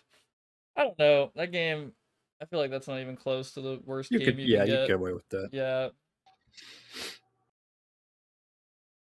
It's just so funny. I don't know. I for some reason did not know that it was that much like that. I really didn't. Like, it was just funny. Like, seeing that shit for 15 minutes. Like, oh yeah, let's watch the intro, and it's just, yeah, I mean, the Rumble Roses intro. We were talking about it earlier. It was the original RPG about making friends instead of fighting that very much influenced Undertale and a bunch of obscure Japanese games. Tingle spin-off games came from that lineage. Hmm.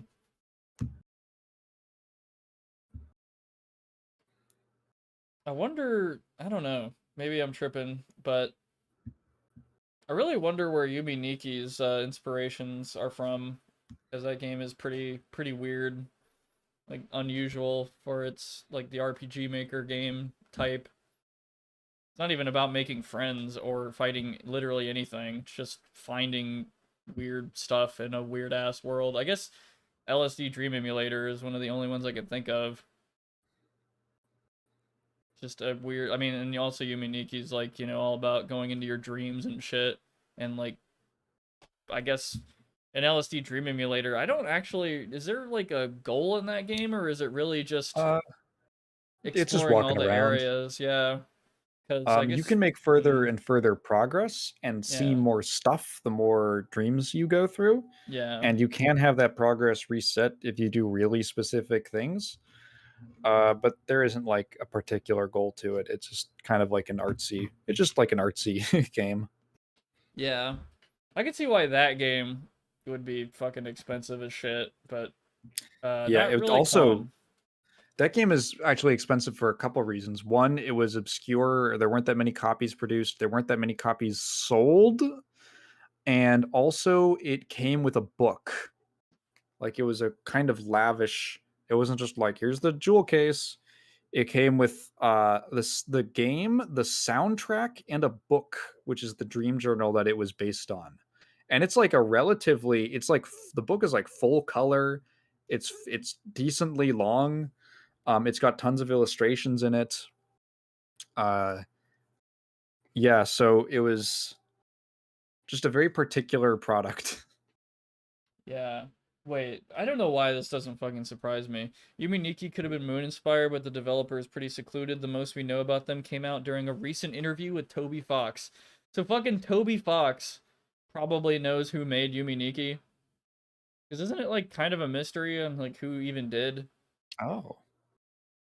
I guess that's another weirdo thing about it, is it kind of just appeared from what I know, but I don't know like the whole history or anything. Yeah, it wouldn't surprise me that Toby Fox for some reason knows who they are. Toho Project. Toho Project. He said that in Times New Roman.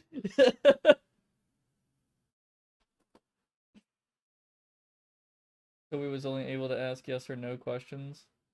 Oh wait, so wait a minute. So Toby did an interview with the guy himself? I didn't realize that. I thought it was just um like Toby talked about him at some point.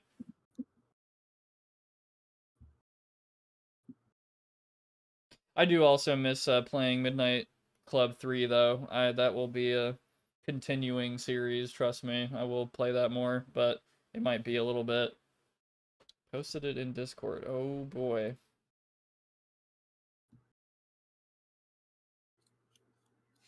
Creator conducted an interview with a cult hit RPG dev and it's bizarre. Wow.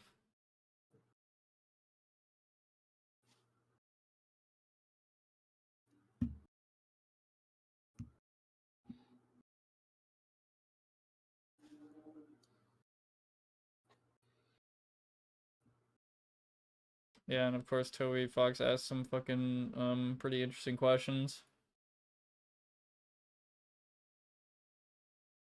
I gotta check that out soon. Yeah, I'd love to do that one week, just Yumi Nikki and then some fan games from it.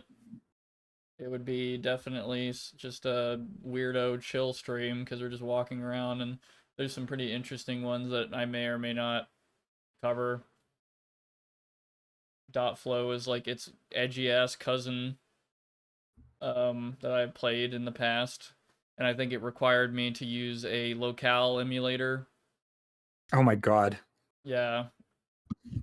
I haven't had to use that since I was like playing Toho games in 2016, 17. Right. And again, I have mentioned Flesh Child, which is a really weird, cynical one about like feeding an alien mom that's in a fucking sewer somewhere by killing people. Pretty dark. Uh, I need to play Yumi Tuki. That's like one that's like, why wouldn't you play that if you're like into fan games, like Yumi Nikki fan games? But I've never did. It's probably one of the most popular ones. Um, just shit like that. Also, Flash game stream and anyway, I'm getting really fucking off topic, but goddamn, next stream will probably be another PS2 horror game. And on Halloween Day, I do want to try and do a unique, weird meme stream involving Gary's mod, but we'll see what happens because um, I wanted to do so with like another friend of mine, and they're having issues with their car and stuff and other life stuff. So anyway, yeah, life stuff. But if I could do it later, then it doesn't matter. Whatever. Someone posted the whole translated interview on a NeoCity site in 2023. What the fuck? Hmm. Have you played the Yumi Nikki games, Taigen? No. I've only really heard about it through you. It's a pretty interesting experience. Well, I feel like it's pretty interesting, but some people would think it'd probably be really fucking boring. Like, I can imagine it's sort of a weirdo genre at this point, or maybe it was to begin with, probably, but I feel like it was released at a simpler time. I don't know.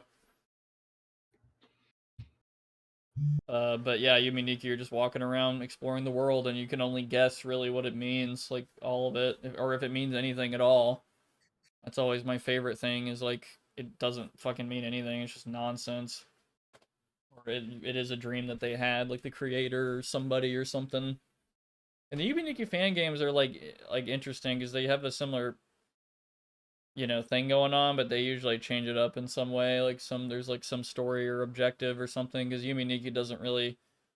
I don't want to spoil too much, but there really isn't an objective. You're kind of just finding new places, finding new effects, quote unquote, which are these like collectible items that do things, like do certain things with your character. So, and I think it was it was made in RPG Maker. I don't know which one, but that's why it's so oddball. It's like not like any RPG Maker game really. Just find the thing and explore the worlds. Yeah, so in that respect, it has, I guess, more of a clear goal than LSD Dream Emulator. Need to listen to more of that guy's music because it does give me Oh, he's a cool. whole lot of reminders of Aphex Twin. Yeah, what year did Aphex Twin start making music? It's funny. Aphex Twin, his first official release stuff I think is around 1990. But he claims that he's been making music since he was like 12 years old, which would have been like in the early 80s. But Okay. who knows how much of that stuff has reached? Yeah, who knows?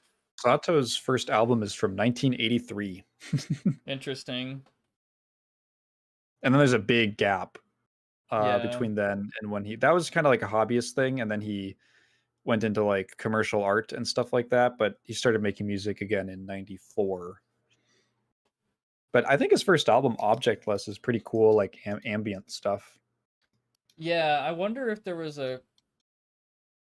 I wonder how much that guy knew of Aphex Twin and how much Aphex Twin potentially maybe knew of him or something. Like I just know that Aphex Twin's album Ambient Works 85 to 92 is like really important. Like that was like a really groundbreaking album in that like scene of ambient music or quote unquote IDM.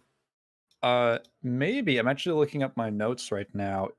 His big inspiration that got him into music was actually Kraftwerk. Yeah, Kraftwerk was another big one in the late 70s, I believe. Mm-hmm. German group. apparently I don't think he ever gave like a full list of every artist he got into, but he was basically like he discovered Kraftwerk and then listened to everything of theirs he could get his hands on, and then everything that was like them on the surface, like more mainstream, and then he just had to keep getting into more and more. It was like a gateway drug. He just had to keep getting into more and more obscure experimental music that was just like guys banging on concrete blocks Yeah. for an album. And he was like, I just have to make my own stuff now. Oh, I need to check out that game Off. That looks really cool. I'm actually looking at it, and it Oh reminds man, I've me. had that on my list for forever. Yeah, this looks super retro. The colors and the art and stuff. Hey, Blue. Yo, Blue. Who? The Trans Europe Express? I'm not sure what that refers to. Studio album by Kraftwerk of 1997. Ah. But yeah, I know Kraftwerk was very inspirational. They were like probably really cutting edge with synthesizers and stuff in the 70s. I look at the inspirations for Nine Inch Nails and it kind of surprises me, but also doesn't surprise me. Like, it just so happens that Trent Reznor, one of his biggest inspirations was The Cars, the album, or sorry, the band The Cars. And I also just happen to really like The Cars, and I was thinking, like, where is the inspiration for that? And I was kind of thinking, like, yeah, I kind of see it. You know, or like David Bowie. And I'm like, okay, I can see that. Probably. But yeah, stream's pretty much over. It seems like you were here for the beginning, Evangeli, and then, well, oh yeah, sorry, I called you a weeb and then you dipped. I didn't mean it. I'm sorry. But yeah, we're kind of just hanging out. You hurt his feelings real bad. Yeah, Kuon was He cried. had Milsim stuff. Oh, cool. I mean, that's also pretty nerdy. When duty calls. Yeah. You have like flashbangs that you use, like military stun grenades. That'd be epic to just fucking blind everybody and make them deaf and like all. Anyway, no, I'm joking, but Battlefield 6 Milsim. Oh. So yeah, you did have flashbangs, probably. I don't know. Anyway, gameplay is over because game was boring. We're just chatting. Yeah, but that's basically the main problem I have. It's just, yeah, not a lot of oomph in the game. I can see it. I can see like that. I feel like what they showed us was like the groundwork. They should have definitely worked on the. I feel like also something I didn't realize until I realized, oh my god, I have to find a third item in this giant fucking place. Yeah. I don't like the design of the fucking thing. Not only because there isn't a lot of landmarks, but because they like constrain you into these like really big ass, like, I don't know how to explain it, but Resident Evil, both 1 and 2, and 3 I guess might have this problem a little bit, but Resident Evil 1 and 2, you're never having to run for like what feels like 5 fucking minutes to get somewhere. Yeah. There's enough connecting paths to each other that it's not like the worst. I don't know. It's not ever that really bad to like run across the mansion. It doesn't feel that bad, or to get down into a certain area. You have options later on as well, but with Kuon, it's like, dude, you have like this one fucking hallway, and it like some of them opened up for no reason before. Like there's certain puzzles I did, I don't really know why. Like there was that whole tent thing that was not open and was full of blood. I don't know why, but it just like opened at some point, and I guess it's because I did enough stuff and it just opened on its own, which at first I was kind of like, oh cool, stuff's happening in the background, it seems really neat. But over time they stopped doing that, and then they started applying it to shit like that, and I'm like, okay, this is pretty fucking lame. Like, I don't know what I did to open that, and anyway, but yeah, there's I think that game has a lot of problems. I think I saw a fucking person or a video title that was like FromSoftware's horror masterpiece Kuon, and now I'm my god, people, like, what fucking YouTube titles. Yeah, they Everything's a masterpiece. Especially if it's FromSoftware. They have never made any mistakes ever. Never ever. They are FromSoftware. They've made Dark Souls. End of discussion. But no, like I kind of hate that. I feel like there was this really long period on YouTube where there was a focus on negativity and stuff that sucked and all that. And yeah, there's stuff about failures and all that, but there was like this counter movement that, you know, the pendulum kind of swung back the other way of like positive stuff. And I think a lot of that's cool. I mean, a lot of stuff that I do on my channel tends to be positive, but like I'd like to think that when I make I'm more like honest. Like if I think something sucks, I'll say that it sucks. I don't have to be like the what did I don't know. Oh, Illbleed's a good example. We were talking about that earlier. I'm not gonna. Illbleed's an interesting game. There's a lot of things I don't like about it. I'm not gonna, but just because it's like interesting and kind of cool, I'm not gonna be like the Forgotten Horror masterpiece. It's okay. I can come up with a different title that's a little more honest. I'm not gonna call it that. But, I can't agree with you. I don't know. I feel like honestly, Blue Stinger is just way different from Illbleed. They're just such. Blue Stinger is like a weird sort of Resident Evil type game, and Illbleed is like a haunted house survival horror. I'm all for praising flawed art, but goddamn, you shouldn't just ignore the flaws that badly. Yeah, I think that honesty should be, as opposed to the emotional response. Maybe you should focus on like the honesty. It should be where the emotions are coming from. Oh my god! You know the other thing that bugs me about YouTube, I guess marketing, you know, title and thumbnail stuff. Yeah, what's up? It's like, man, how much stuff is out there that like broke me? I swear to God, there'll be like a new Cheetos flavor that comes out, and some guy will upload a video. It's like the flavor that broke me. And it's just that like, oh, it was kind of spicy. Like, dude, come on. It's not even like novel. Like, I just roll my eyes when I see it. It probably worked for a while, but like I saw a thumbnail of, it was someone's review of Berserk, and it was like, I read the most disturbing manga of all time, which, like, first of all, it's not. Like, Berserk's got some pretty intense stuff. It gets pretty out there, and it's a pretty adult series. Some parts are very disturbing. I wouldn't be like, I'm not like fucking traumatized from reading it. There's it was, I don't know, just like the over dramaticness is kind of what grinds my gears. Like, okay, dude, let's chill out here. Yeah, that's wow, the stakes Yeah. are really high with that chip bag. Crazy, man. There's a YouTuber, because, well, it's a shame because, okay, so there's a YouTuber, his name is Chris Broad. He is British born, and he has been living in Japan for like 13 years. He speaks Japanese. He's really into the culture, but he's not just like, I love anime, I'm an otaku. Like, he's really like invested in like a full broad spectrum of Japanese culture. He keeps up with Japanese politics.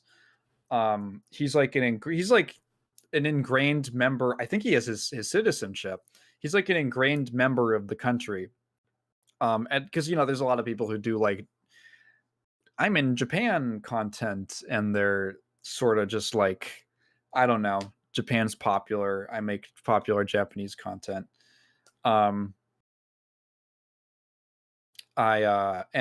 he puts together some really interesting documentaries about like, here's the community around Fukushima after the fucking nuclear reactor blew up. Like, here's people from like a really obscure island, and here are like the problems that they're going through.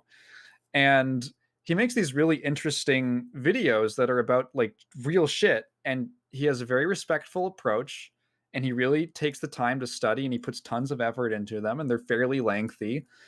They're really well produced and edited, and then he's like, yeah, and I fucking hate that I have to do like a really like clickbaity title and thumbnail so that they do well, and that the offset is, hey, at least when you get like suckered in by a really like what would you call it, a really crazy title thumbnail, the content itself is actually very high quality. Yes, he did recently make a video about the Japan is cooked. He recently got into like a controversy, I guess, because there was some YouTuber who made like a video where she walked down a street in Japan and she was like, "Oh my god, look, there's graffiti. What's happening to Japan? These fucking foreigners," which she is as well. They're ruining Japan.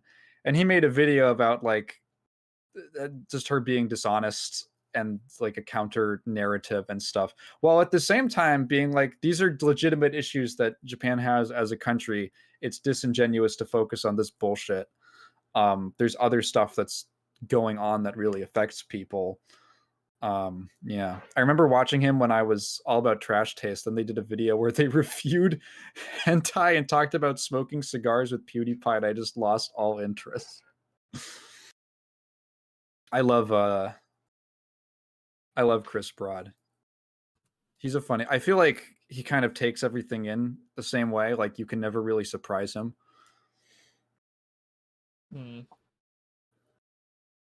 Yeah, I should do that, like, for a video at one point. Just like, this Doritos flavor broke me, and it's just Cool Ranch. Like, and act so fucking serious about it. Fucking Henry from Silent Hill 4. Yeah, literally, just that's him what on that's what he does. Yeah, he's like, yeah. Eileen, the rent prices are going up. I gotta get more clickbaity. That's fucking crazy. Oh, good night, Dark End. Yeah, hope you're good with the storm. Yeah, man. Thanks for joining, brother. You take care. Smiling Friends episode broke me. They referenced obscure Jesse Ventura conspiracy videos. I did not know the context to that when we watched that episode. Shit, I'll be right back. Have you seen Smiling Friends? Oh, no, I haven't caught up on it, but yeah, I just need to go to the restroom real quick. Oh, cool. The one where they directly quoted Chris Shan's dad. Kat loved that shit. That was so funny.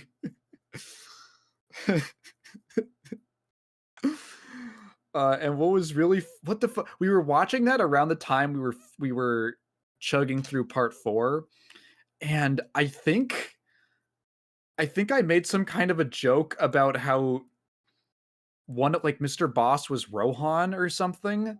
And I was like, wait, there's a later episode where an inspector literally comes to Rohan's house during the Cheap Trick fight. Jesse Ventura loves talking about his time as a Navy SEAL directly under Demo Dick, and how the JFK assassination couldn't have happened the way the government says it did. Okay. I did not know that the Jesse Ventura hole went that far. That's funny. He served with, I wonder if he's, I don't think he's mentioned. Do I still have the PDF of Rogue Warrior on my computer? I don't know. I probably deleted it.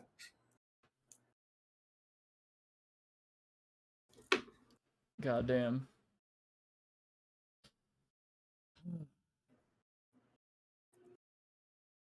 No, I still have it. Holy shit.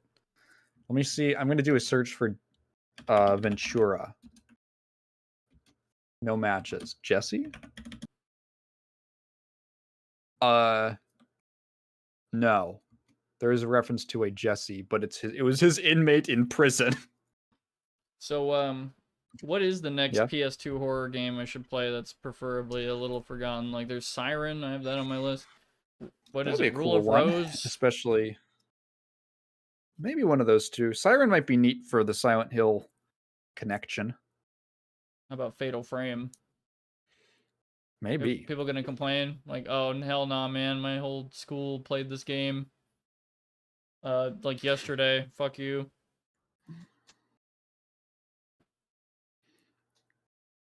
It's not my area of expertise per se. I've never even heard of Rule of Rose until like today. So that's crazy that like apparently everyone played it. Oh no, it's fairly obscure. This is the one that got all the weirdos in Europe riled up. There was a whole there. So this game has a weird like political lore behind it. Which one? The game came out and in 2000 something, 2000 what is it? Talking about Rule of 2006? Rose?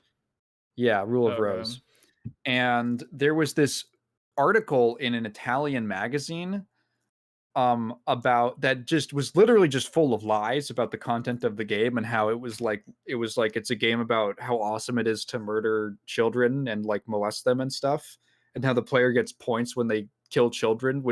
It's like doesn't represent the game at all. And all of these politicians read it because it got like republished in some other magazine. They all read it, they all took it at face value, and it started this massive moral panic in the European Union about having to regulate and censor video games over a game that literally none of them had played. Wow. And eventually it was settled when I think like some of them like the president of the Europe, like the EU's software ratings board or something, was like, dude, you haven't even fucking played what you just read an article. And he got so embarrassed that he kind of like dropped it. It's kind of a weird that is crazy, but it's a weird catch-22 because like I don't know. A lot of really interesting games that have been like kind of on my radar with PS2 stuff. I guess like maybe Fatal Frame or Rule of Rose may not fit the Forgotten bill or whatever, but I argue like I don't know. I kind of have this weird like meme in my head of like, are there any Forgotten PS2 games really? Because like more people are kind of getting into the retro shit more than ever now. Like I don't know, maybe I'm wrong, but it seems like people are way more into retro games than they used to be. Like people collecting old consoles and playing old games and shit. It happens when stuff gets expensive. Yeah, and I feel like a bunch of the Forgotten ones, like really like 0 copies sold type shit, were forgotten for like a reason. Like they just suck. But Obscure. There's a game called Obscure. I actually own it. It goes on sale for $2 sometimes on Steam. I was considering streaming that at one point, like way back years ago when I still mainly streamed for like a few months. And I never got around to it. So that's just been sitting there in my mind, in my library. I need to wishlist this. And is it similar to Resident Evil 5? Thanks, Steam. I sure. Oh, is it really? I don't know. I don't know what it's like. The Suffering. That sounds really funny. Like, just fucking put this all in the ideas channel, I swear. The Suffering is just like some things that have just happened in the past couple years in real life, and that's all it is. It's just not even like a horror game. The Century of Humiliation. The American Century of Humiliation. Yeah. Genuinely Master Chief appearing on PlayStation. The American Century of Humiliation. Fucking, I remember reading like this whole long post about some GameStop employee was like, "You're fucking stupid. Master Chief is never going to be on PlayStation." Genuinely, like it's over. It's the Master Chief is like the Xbox's brand. He is the mascot. He's the brand. He's Mr. Xbox. when you that is the last thing that companies let go of. Like Warner Brothers is practically dead in a ditch, and they won't let anyone touch Bugs Bunny. Fuck you, you're not getting Bugs. That's our brand. This is genuinely like Sonic is on Nintendo now. We're not gonna compete. Oh man. It feels like a bad NTR Dojinshi where the girl ends up with a spade tattoo. Oh, I've played Cold Fear actually, and it's pretty cool. Yeah, I did play Cold Fear a little bit, and it was one of those like, okay, this is pretty cool. This deserves its own game. It has a lot of like. It reminds me of like Resident Evil 4, like over the shoulder shooting and all that, and like you're on a big mission and stuff, but there's some weird shit going on the ship that you're on and all that, and there's like interesting mechanics like holding onto the rails because the ship is fucking rocking back and forth and your aim is thrown off, which is really cool. I've never seen and it's an Ubisoft game, which actually was a really great thing at one point, I guess. Holy shit. That game is cool. I actually played old Ubisoft games. I know people talk big about old Tom Clancy games and other stuff.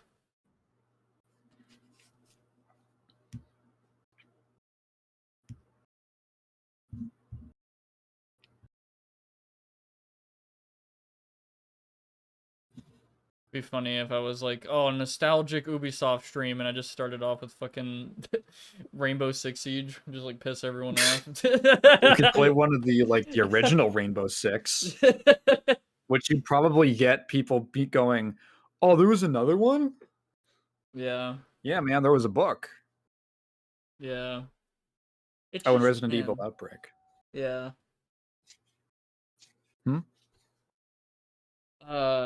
Man. I do remember playing Rainbow Six Siege in 2015. Man, that shit actually did feel like kind of fresh and cool. I don't know what the hell that game is now. I want nothing to do with it. That shit is fucking wild and wacky and weird. Like a fucking weird ass hero shooter or something. Get pissed when people get nostalgic for the Xbox 360, since that was literally the root of most of today's gaming issues. We were just talking about that on the other stream. Oh yeah. But let's not get ahead of ourselves.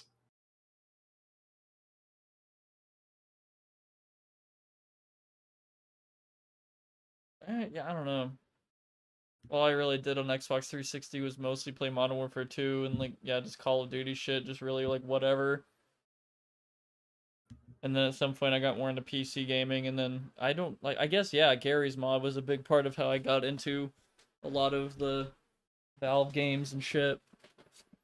And then I started getting into older games at some point. Yeah. Didn't Kroby Cat just make a video about Oblivion and how great it used to be? I know he made one about Call of Duty, but I think it's kind of just an easy argument to make. Yeah, Call of Duty is way more meme now than it was when he was making World at War, which was kind of serious.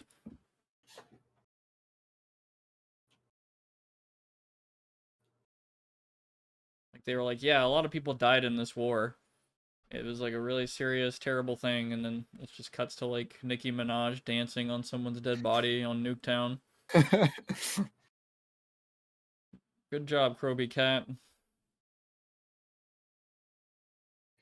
You don't get it, Bethesda used to have soul. It used to have soul, man. I don't know. This might be... I know people are mixed on this, but I started being like, okay, Kroby Cat, what's going on? As soon as they called Resident Evil 4 Remake completely soulless. It just really kind of irritated me a little bit, because I do really appreciate both the original and remake for different reasons, but to call the 4 Remake just completely just basically on the equivalent of slop is insane. That there's just there's nothing there is crazy. Or at least that's just the attitude I get. But that's again just my opinion. I know there's people who are like, yeah, fuck all remakes, but I don't know. I feel like it like adds enough and changes enough, like improves enough to be like its own like cool thing. Like I don't know. Resident Evil 4 OG had some irritating bullshit that I would never want to replay. Like if I replayed it on stream, I'd be like, "Wow, okay, we're at the island section. I want to log off. This section of the game just kind of sucks ass in my opinion." They made it like kind of cooler in the remake, but anyway, just that's a whole fucking argument thingy. You haven't played either of them, have you? Like Resident Evil 4 No, or the I've only remake? watched 2 versions of it. Okay. What's interesting is like I played Resident Evil 5 and 6 with another friend of mine, co-op, and we thought it was really fun. And then I was like, "Hey, you should play Resident Evil 1 remake and I'll just watch you play the game."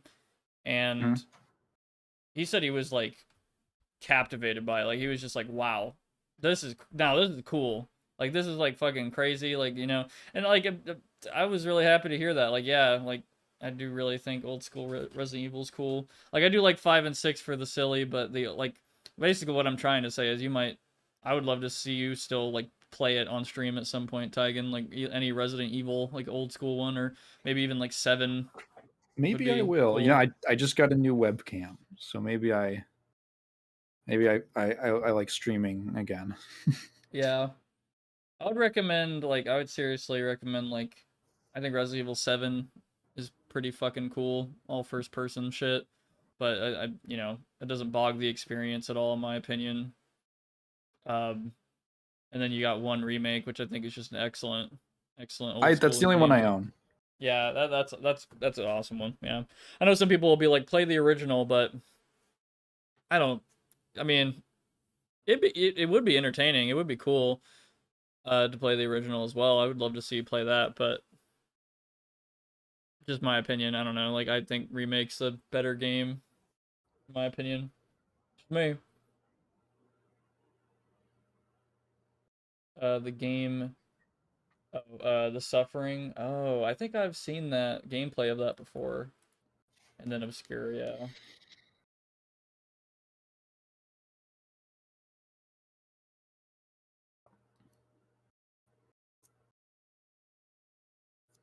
RE1 Remake is the ultimate example of an artist remaking their own game to better suit their vision. I guess Ukulele just got the treatment too. Man, I could definitely nerd out about RE1 Remake quite hard, but I would have to, if I made a video on it, I would have to play the original a lot more just to get, I don't know, just to figure out my points and stuff and make them not sound as, like, I don't know, weird. Like, I haven't played the original. I have, but it's just been a while and on and off. Not as much as 1 Remake where it's, like, constantly, like, oh yeah, I know the game like the back of my hand. Yeah, okay, I need to play Outbreak. I know, fuck. I need to get that shit and then get a friend to get that shit and then figure out the multiplayer and stuff on my totally local PlayStation 2. But I am interested in that as well. Maybe we should play that sometime, Taigen. Resident Evil Outbreak, and check it out. Yeah, I don't know much about it. I don't either. I just know, yeah, it's kind of like old school Resident Evil with multiplayer. Taigen and Cat could serve as your +2s. Cat with a C. Yeah. Sometimes feels that way. Is it like a 3-player game? I don't know. I thought it was 2-player. But I'm not totally sure. It befuddles me when people ask for remakes when the original people behind the scenes aren't involved at all. I can't think of any bad example of creators ruining their own art in a remake.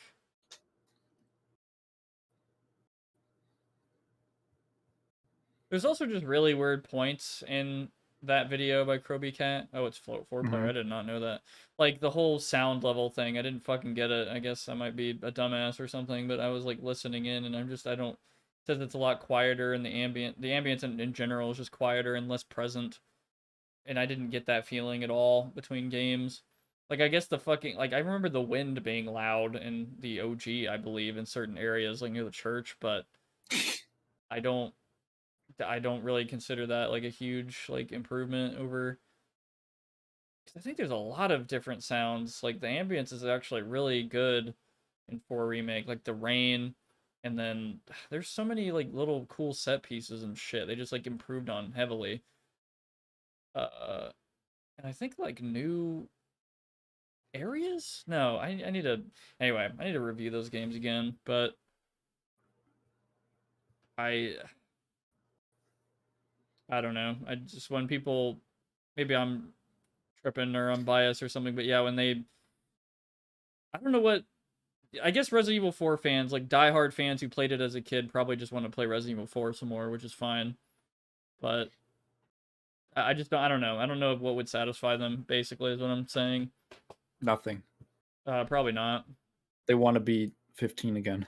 That's That's kind of how I what'll feel satisfy them. sometimes. Like it's just like okay, man. Like to completely ignore like all the what I think are just great, like pretty good improvements. Maybe a bunch of them are subjective, but I feel like some are like, come on, man. Like you know this shit in the original game was fucking ass. Like you are lying if you think that standing still and shooting and never being able to move is like really cool. Like that kind of sucks ass when you're getting shot at and axes are being thrown at you and grenades are being thrown at you.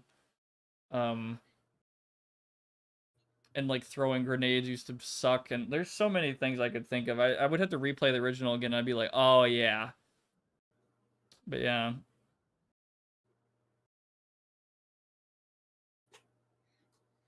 But it's not like it's all improvements. Like Magnum's being like inherently weirdly inaccurate in 4 remake is pretty fucking weird.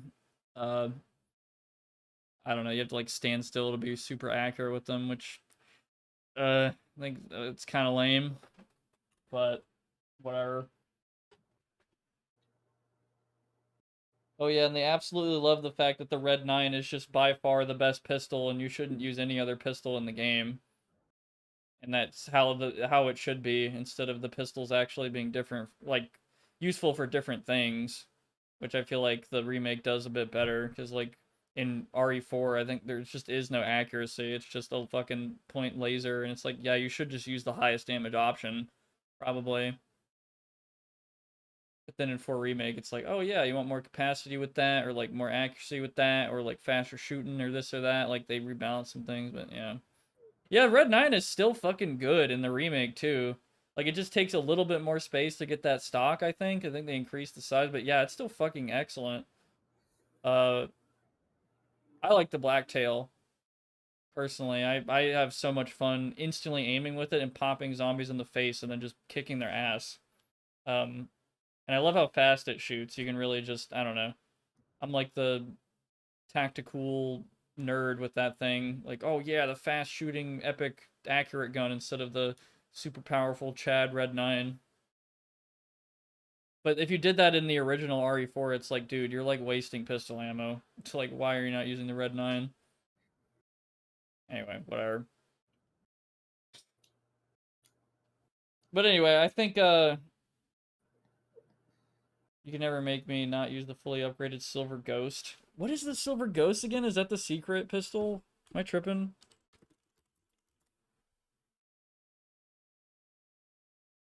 Oh, wait, what? Is that just the name of his pistol? In the... Oh, I didn't know that. Never knew the name. I was always like, oh, it's like a USP, right? Actually, what is it supposed to be? Am I tripping? No, I have to open up an IMFDB page on Resident Evil 4 right now. I will. It is based on a USP. Okay, I figured. Yeah, I figured.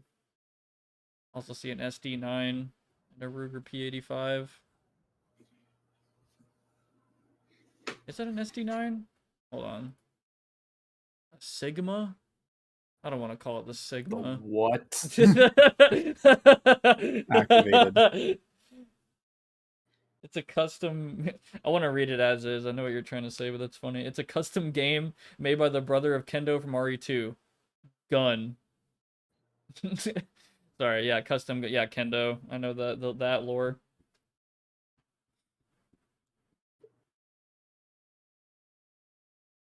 Yeah, sure. Okay, anyway. I I'm kind of fucking tired, and I've been rambling on enough about things that are not the game we just played, because Yes. it was just whatever. Do you have any final thoughts about Kuon? Um.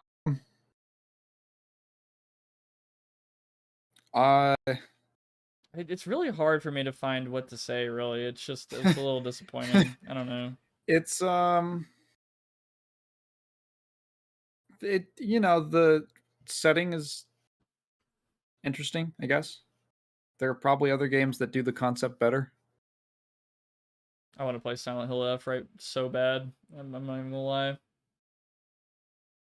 I'm gonna feel like, and especially since that fucking Higurashi guy or Mumineko guy, whoever you know what I'm talking about, is in there. Oh man, I feel like that shit would actually be unsettling and spooky and yeah. I've heard so many good things about it. Yeah, so.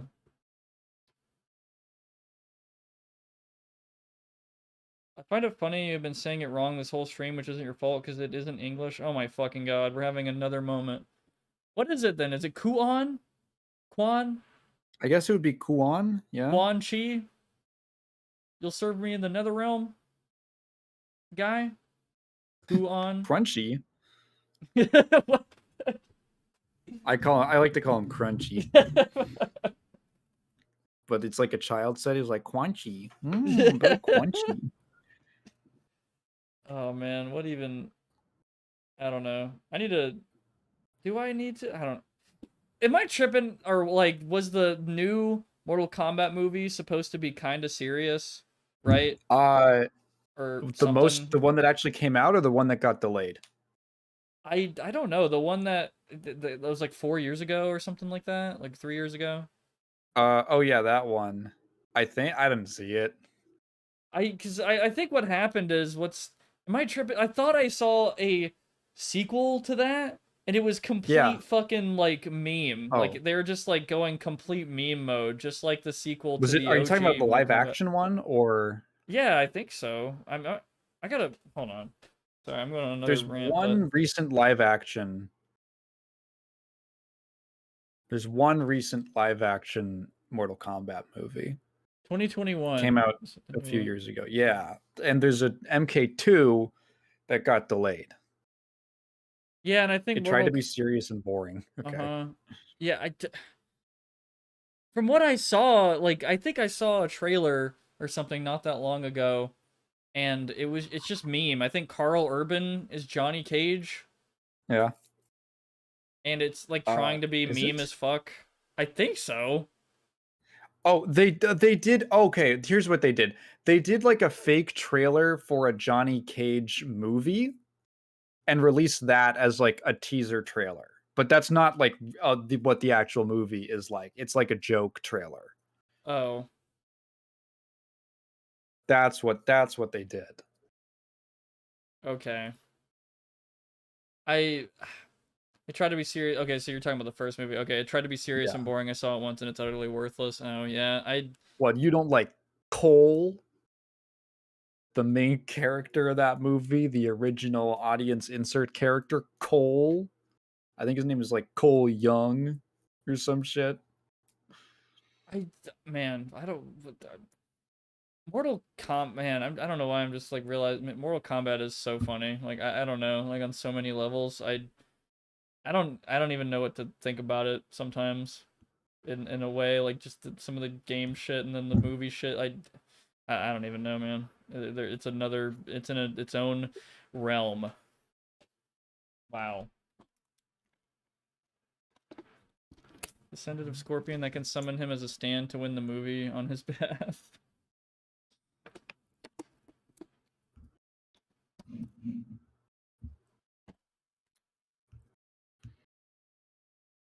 It's just a mess is all I'm saying. It just seems like a huge mess from where I'm standing. Like that, all of that. And then I look at every other fighting game thing and I'm like, oh, that seems cool, actually. But yeah, I don't know. From an outsider's I think one time Ryan and I got into a discussion about it, and we landed on that it's the Call of Duty of fighting games. So, yeah, I think that's actually pretty apt. Like, dude, wouldn't it be cool if this happened? Like, the movie, the game, I don't Yeah. know, just fucking so weird. But Jesus Christ. Anyway, I guess I'll try to make it before the 6-hour mark coming up soon. Whatever. Thank you for joining the stream. Like it Thank or you. dislike it. Comment. Do something with it. Interact with it to help boost it in the algorithm. I'd really appreciate it. My co-host here has been Taigen Moon, the seller Yeah. Taigen Moon, the You know boy. me. I will put him in the title. I didn't put you in the title initially because I thought the stream name would be extremely long as fuck. I don't Yeah. think it really mattered. Like, whatever. I'm just gonna put it in there now. Cares. But yeah, fuck it. Whatever. Check them out. Y'all probably already know, Yeah. but just please click on that shit. It'll be in the title. Bam. We have a Discord server you could join with the link in the description.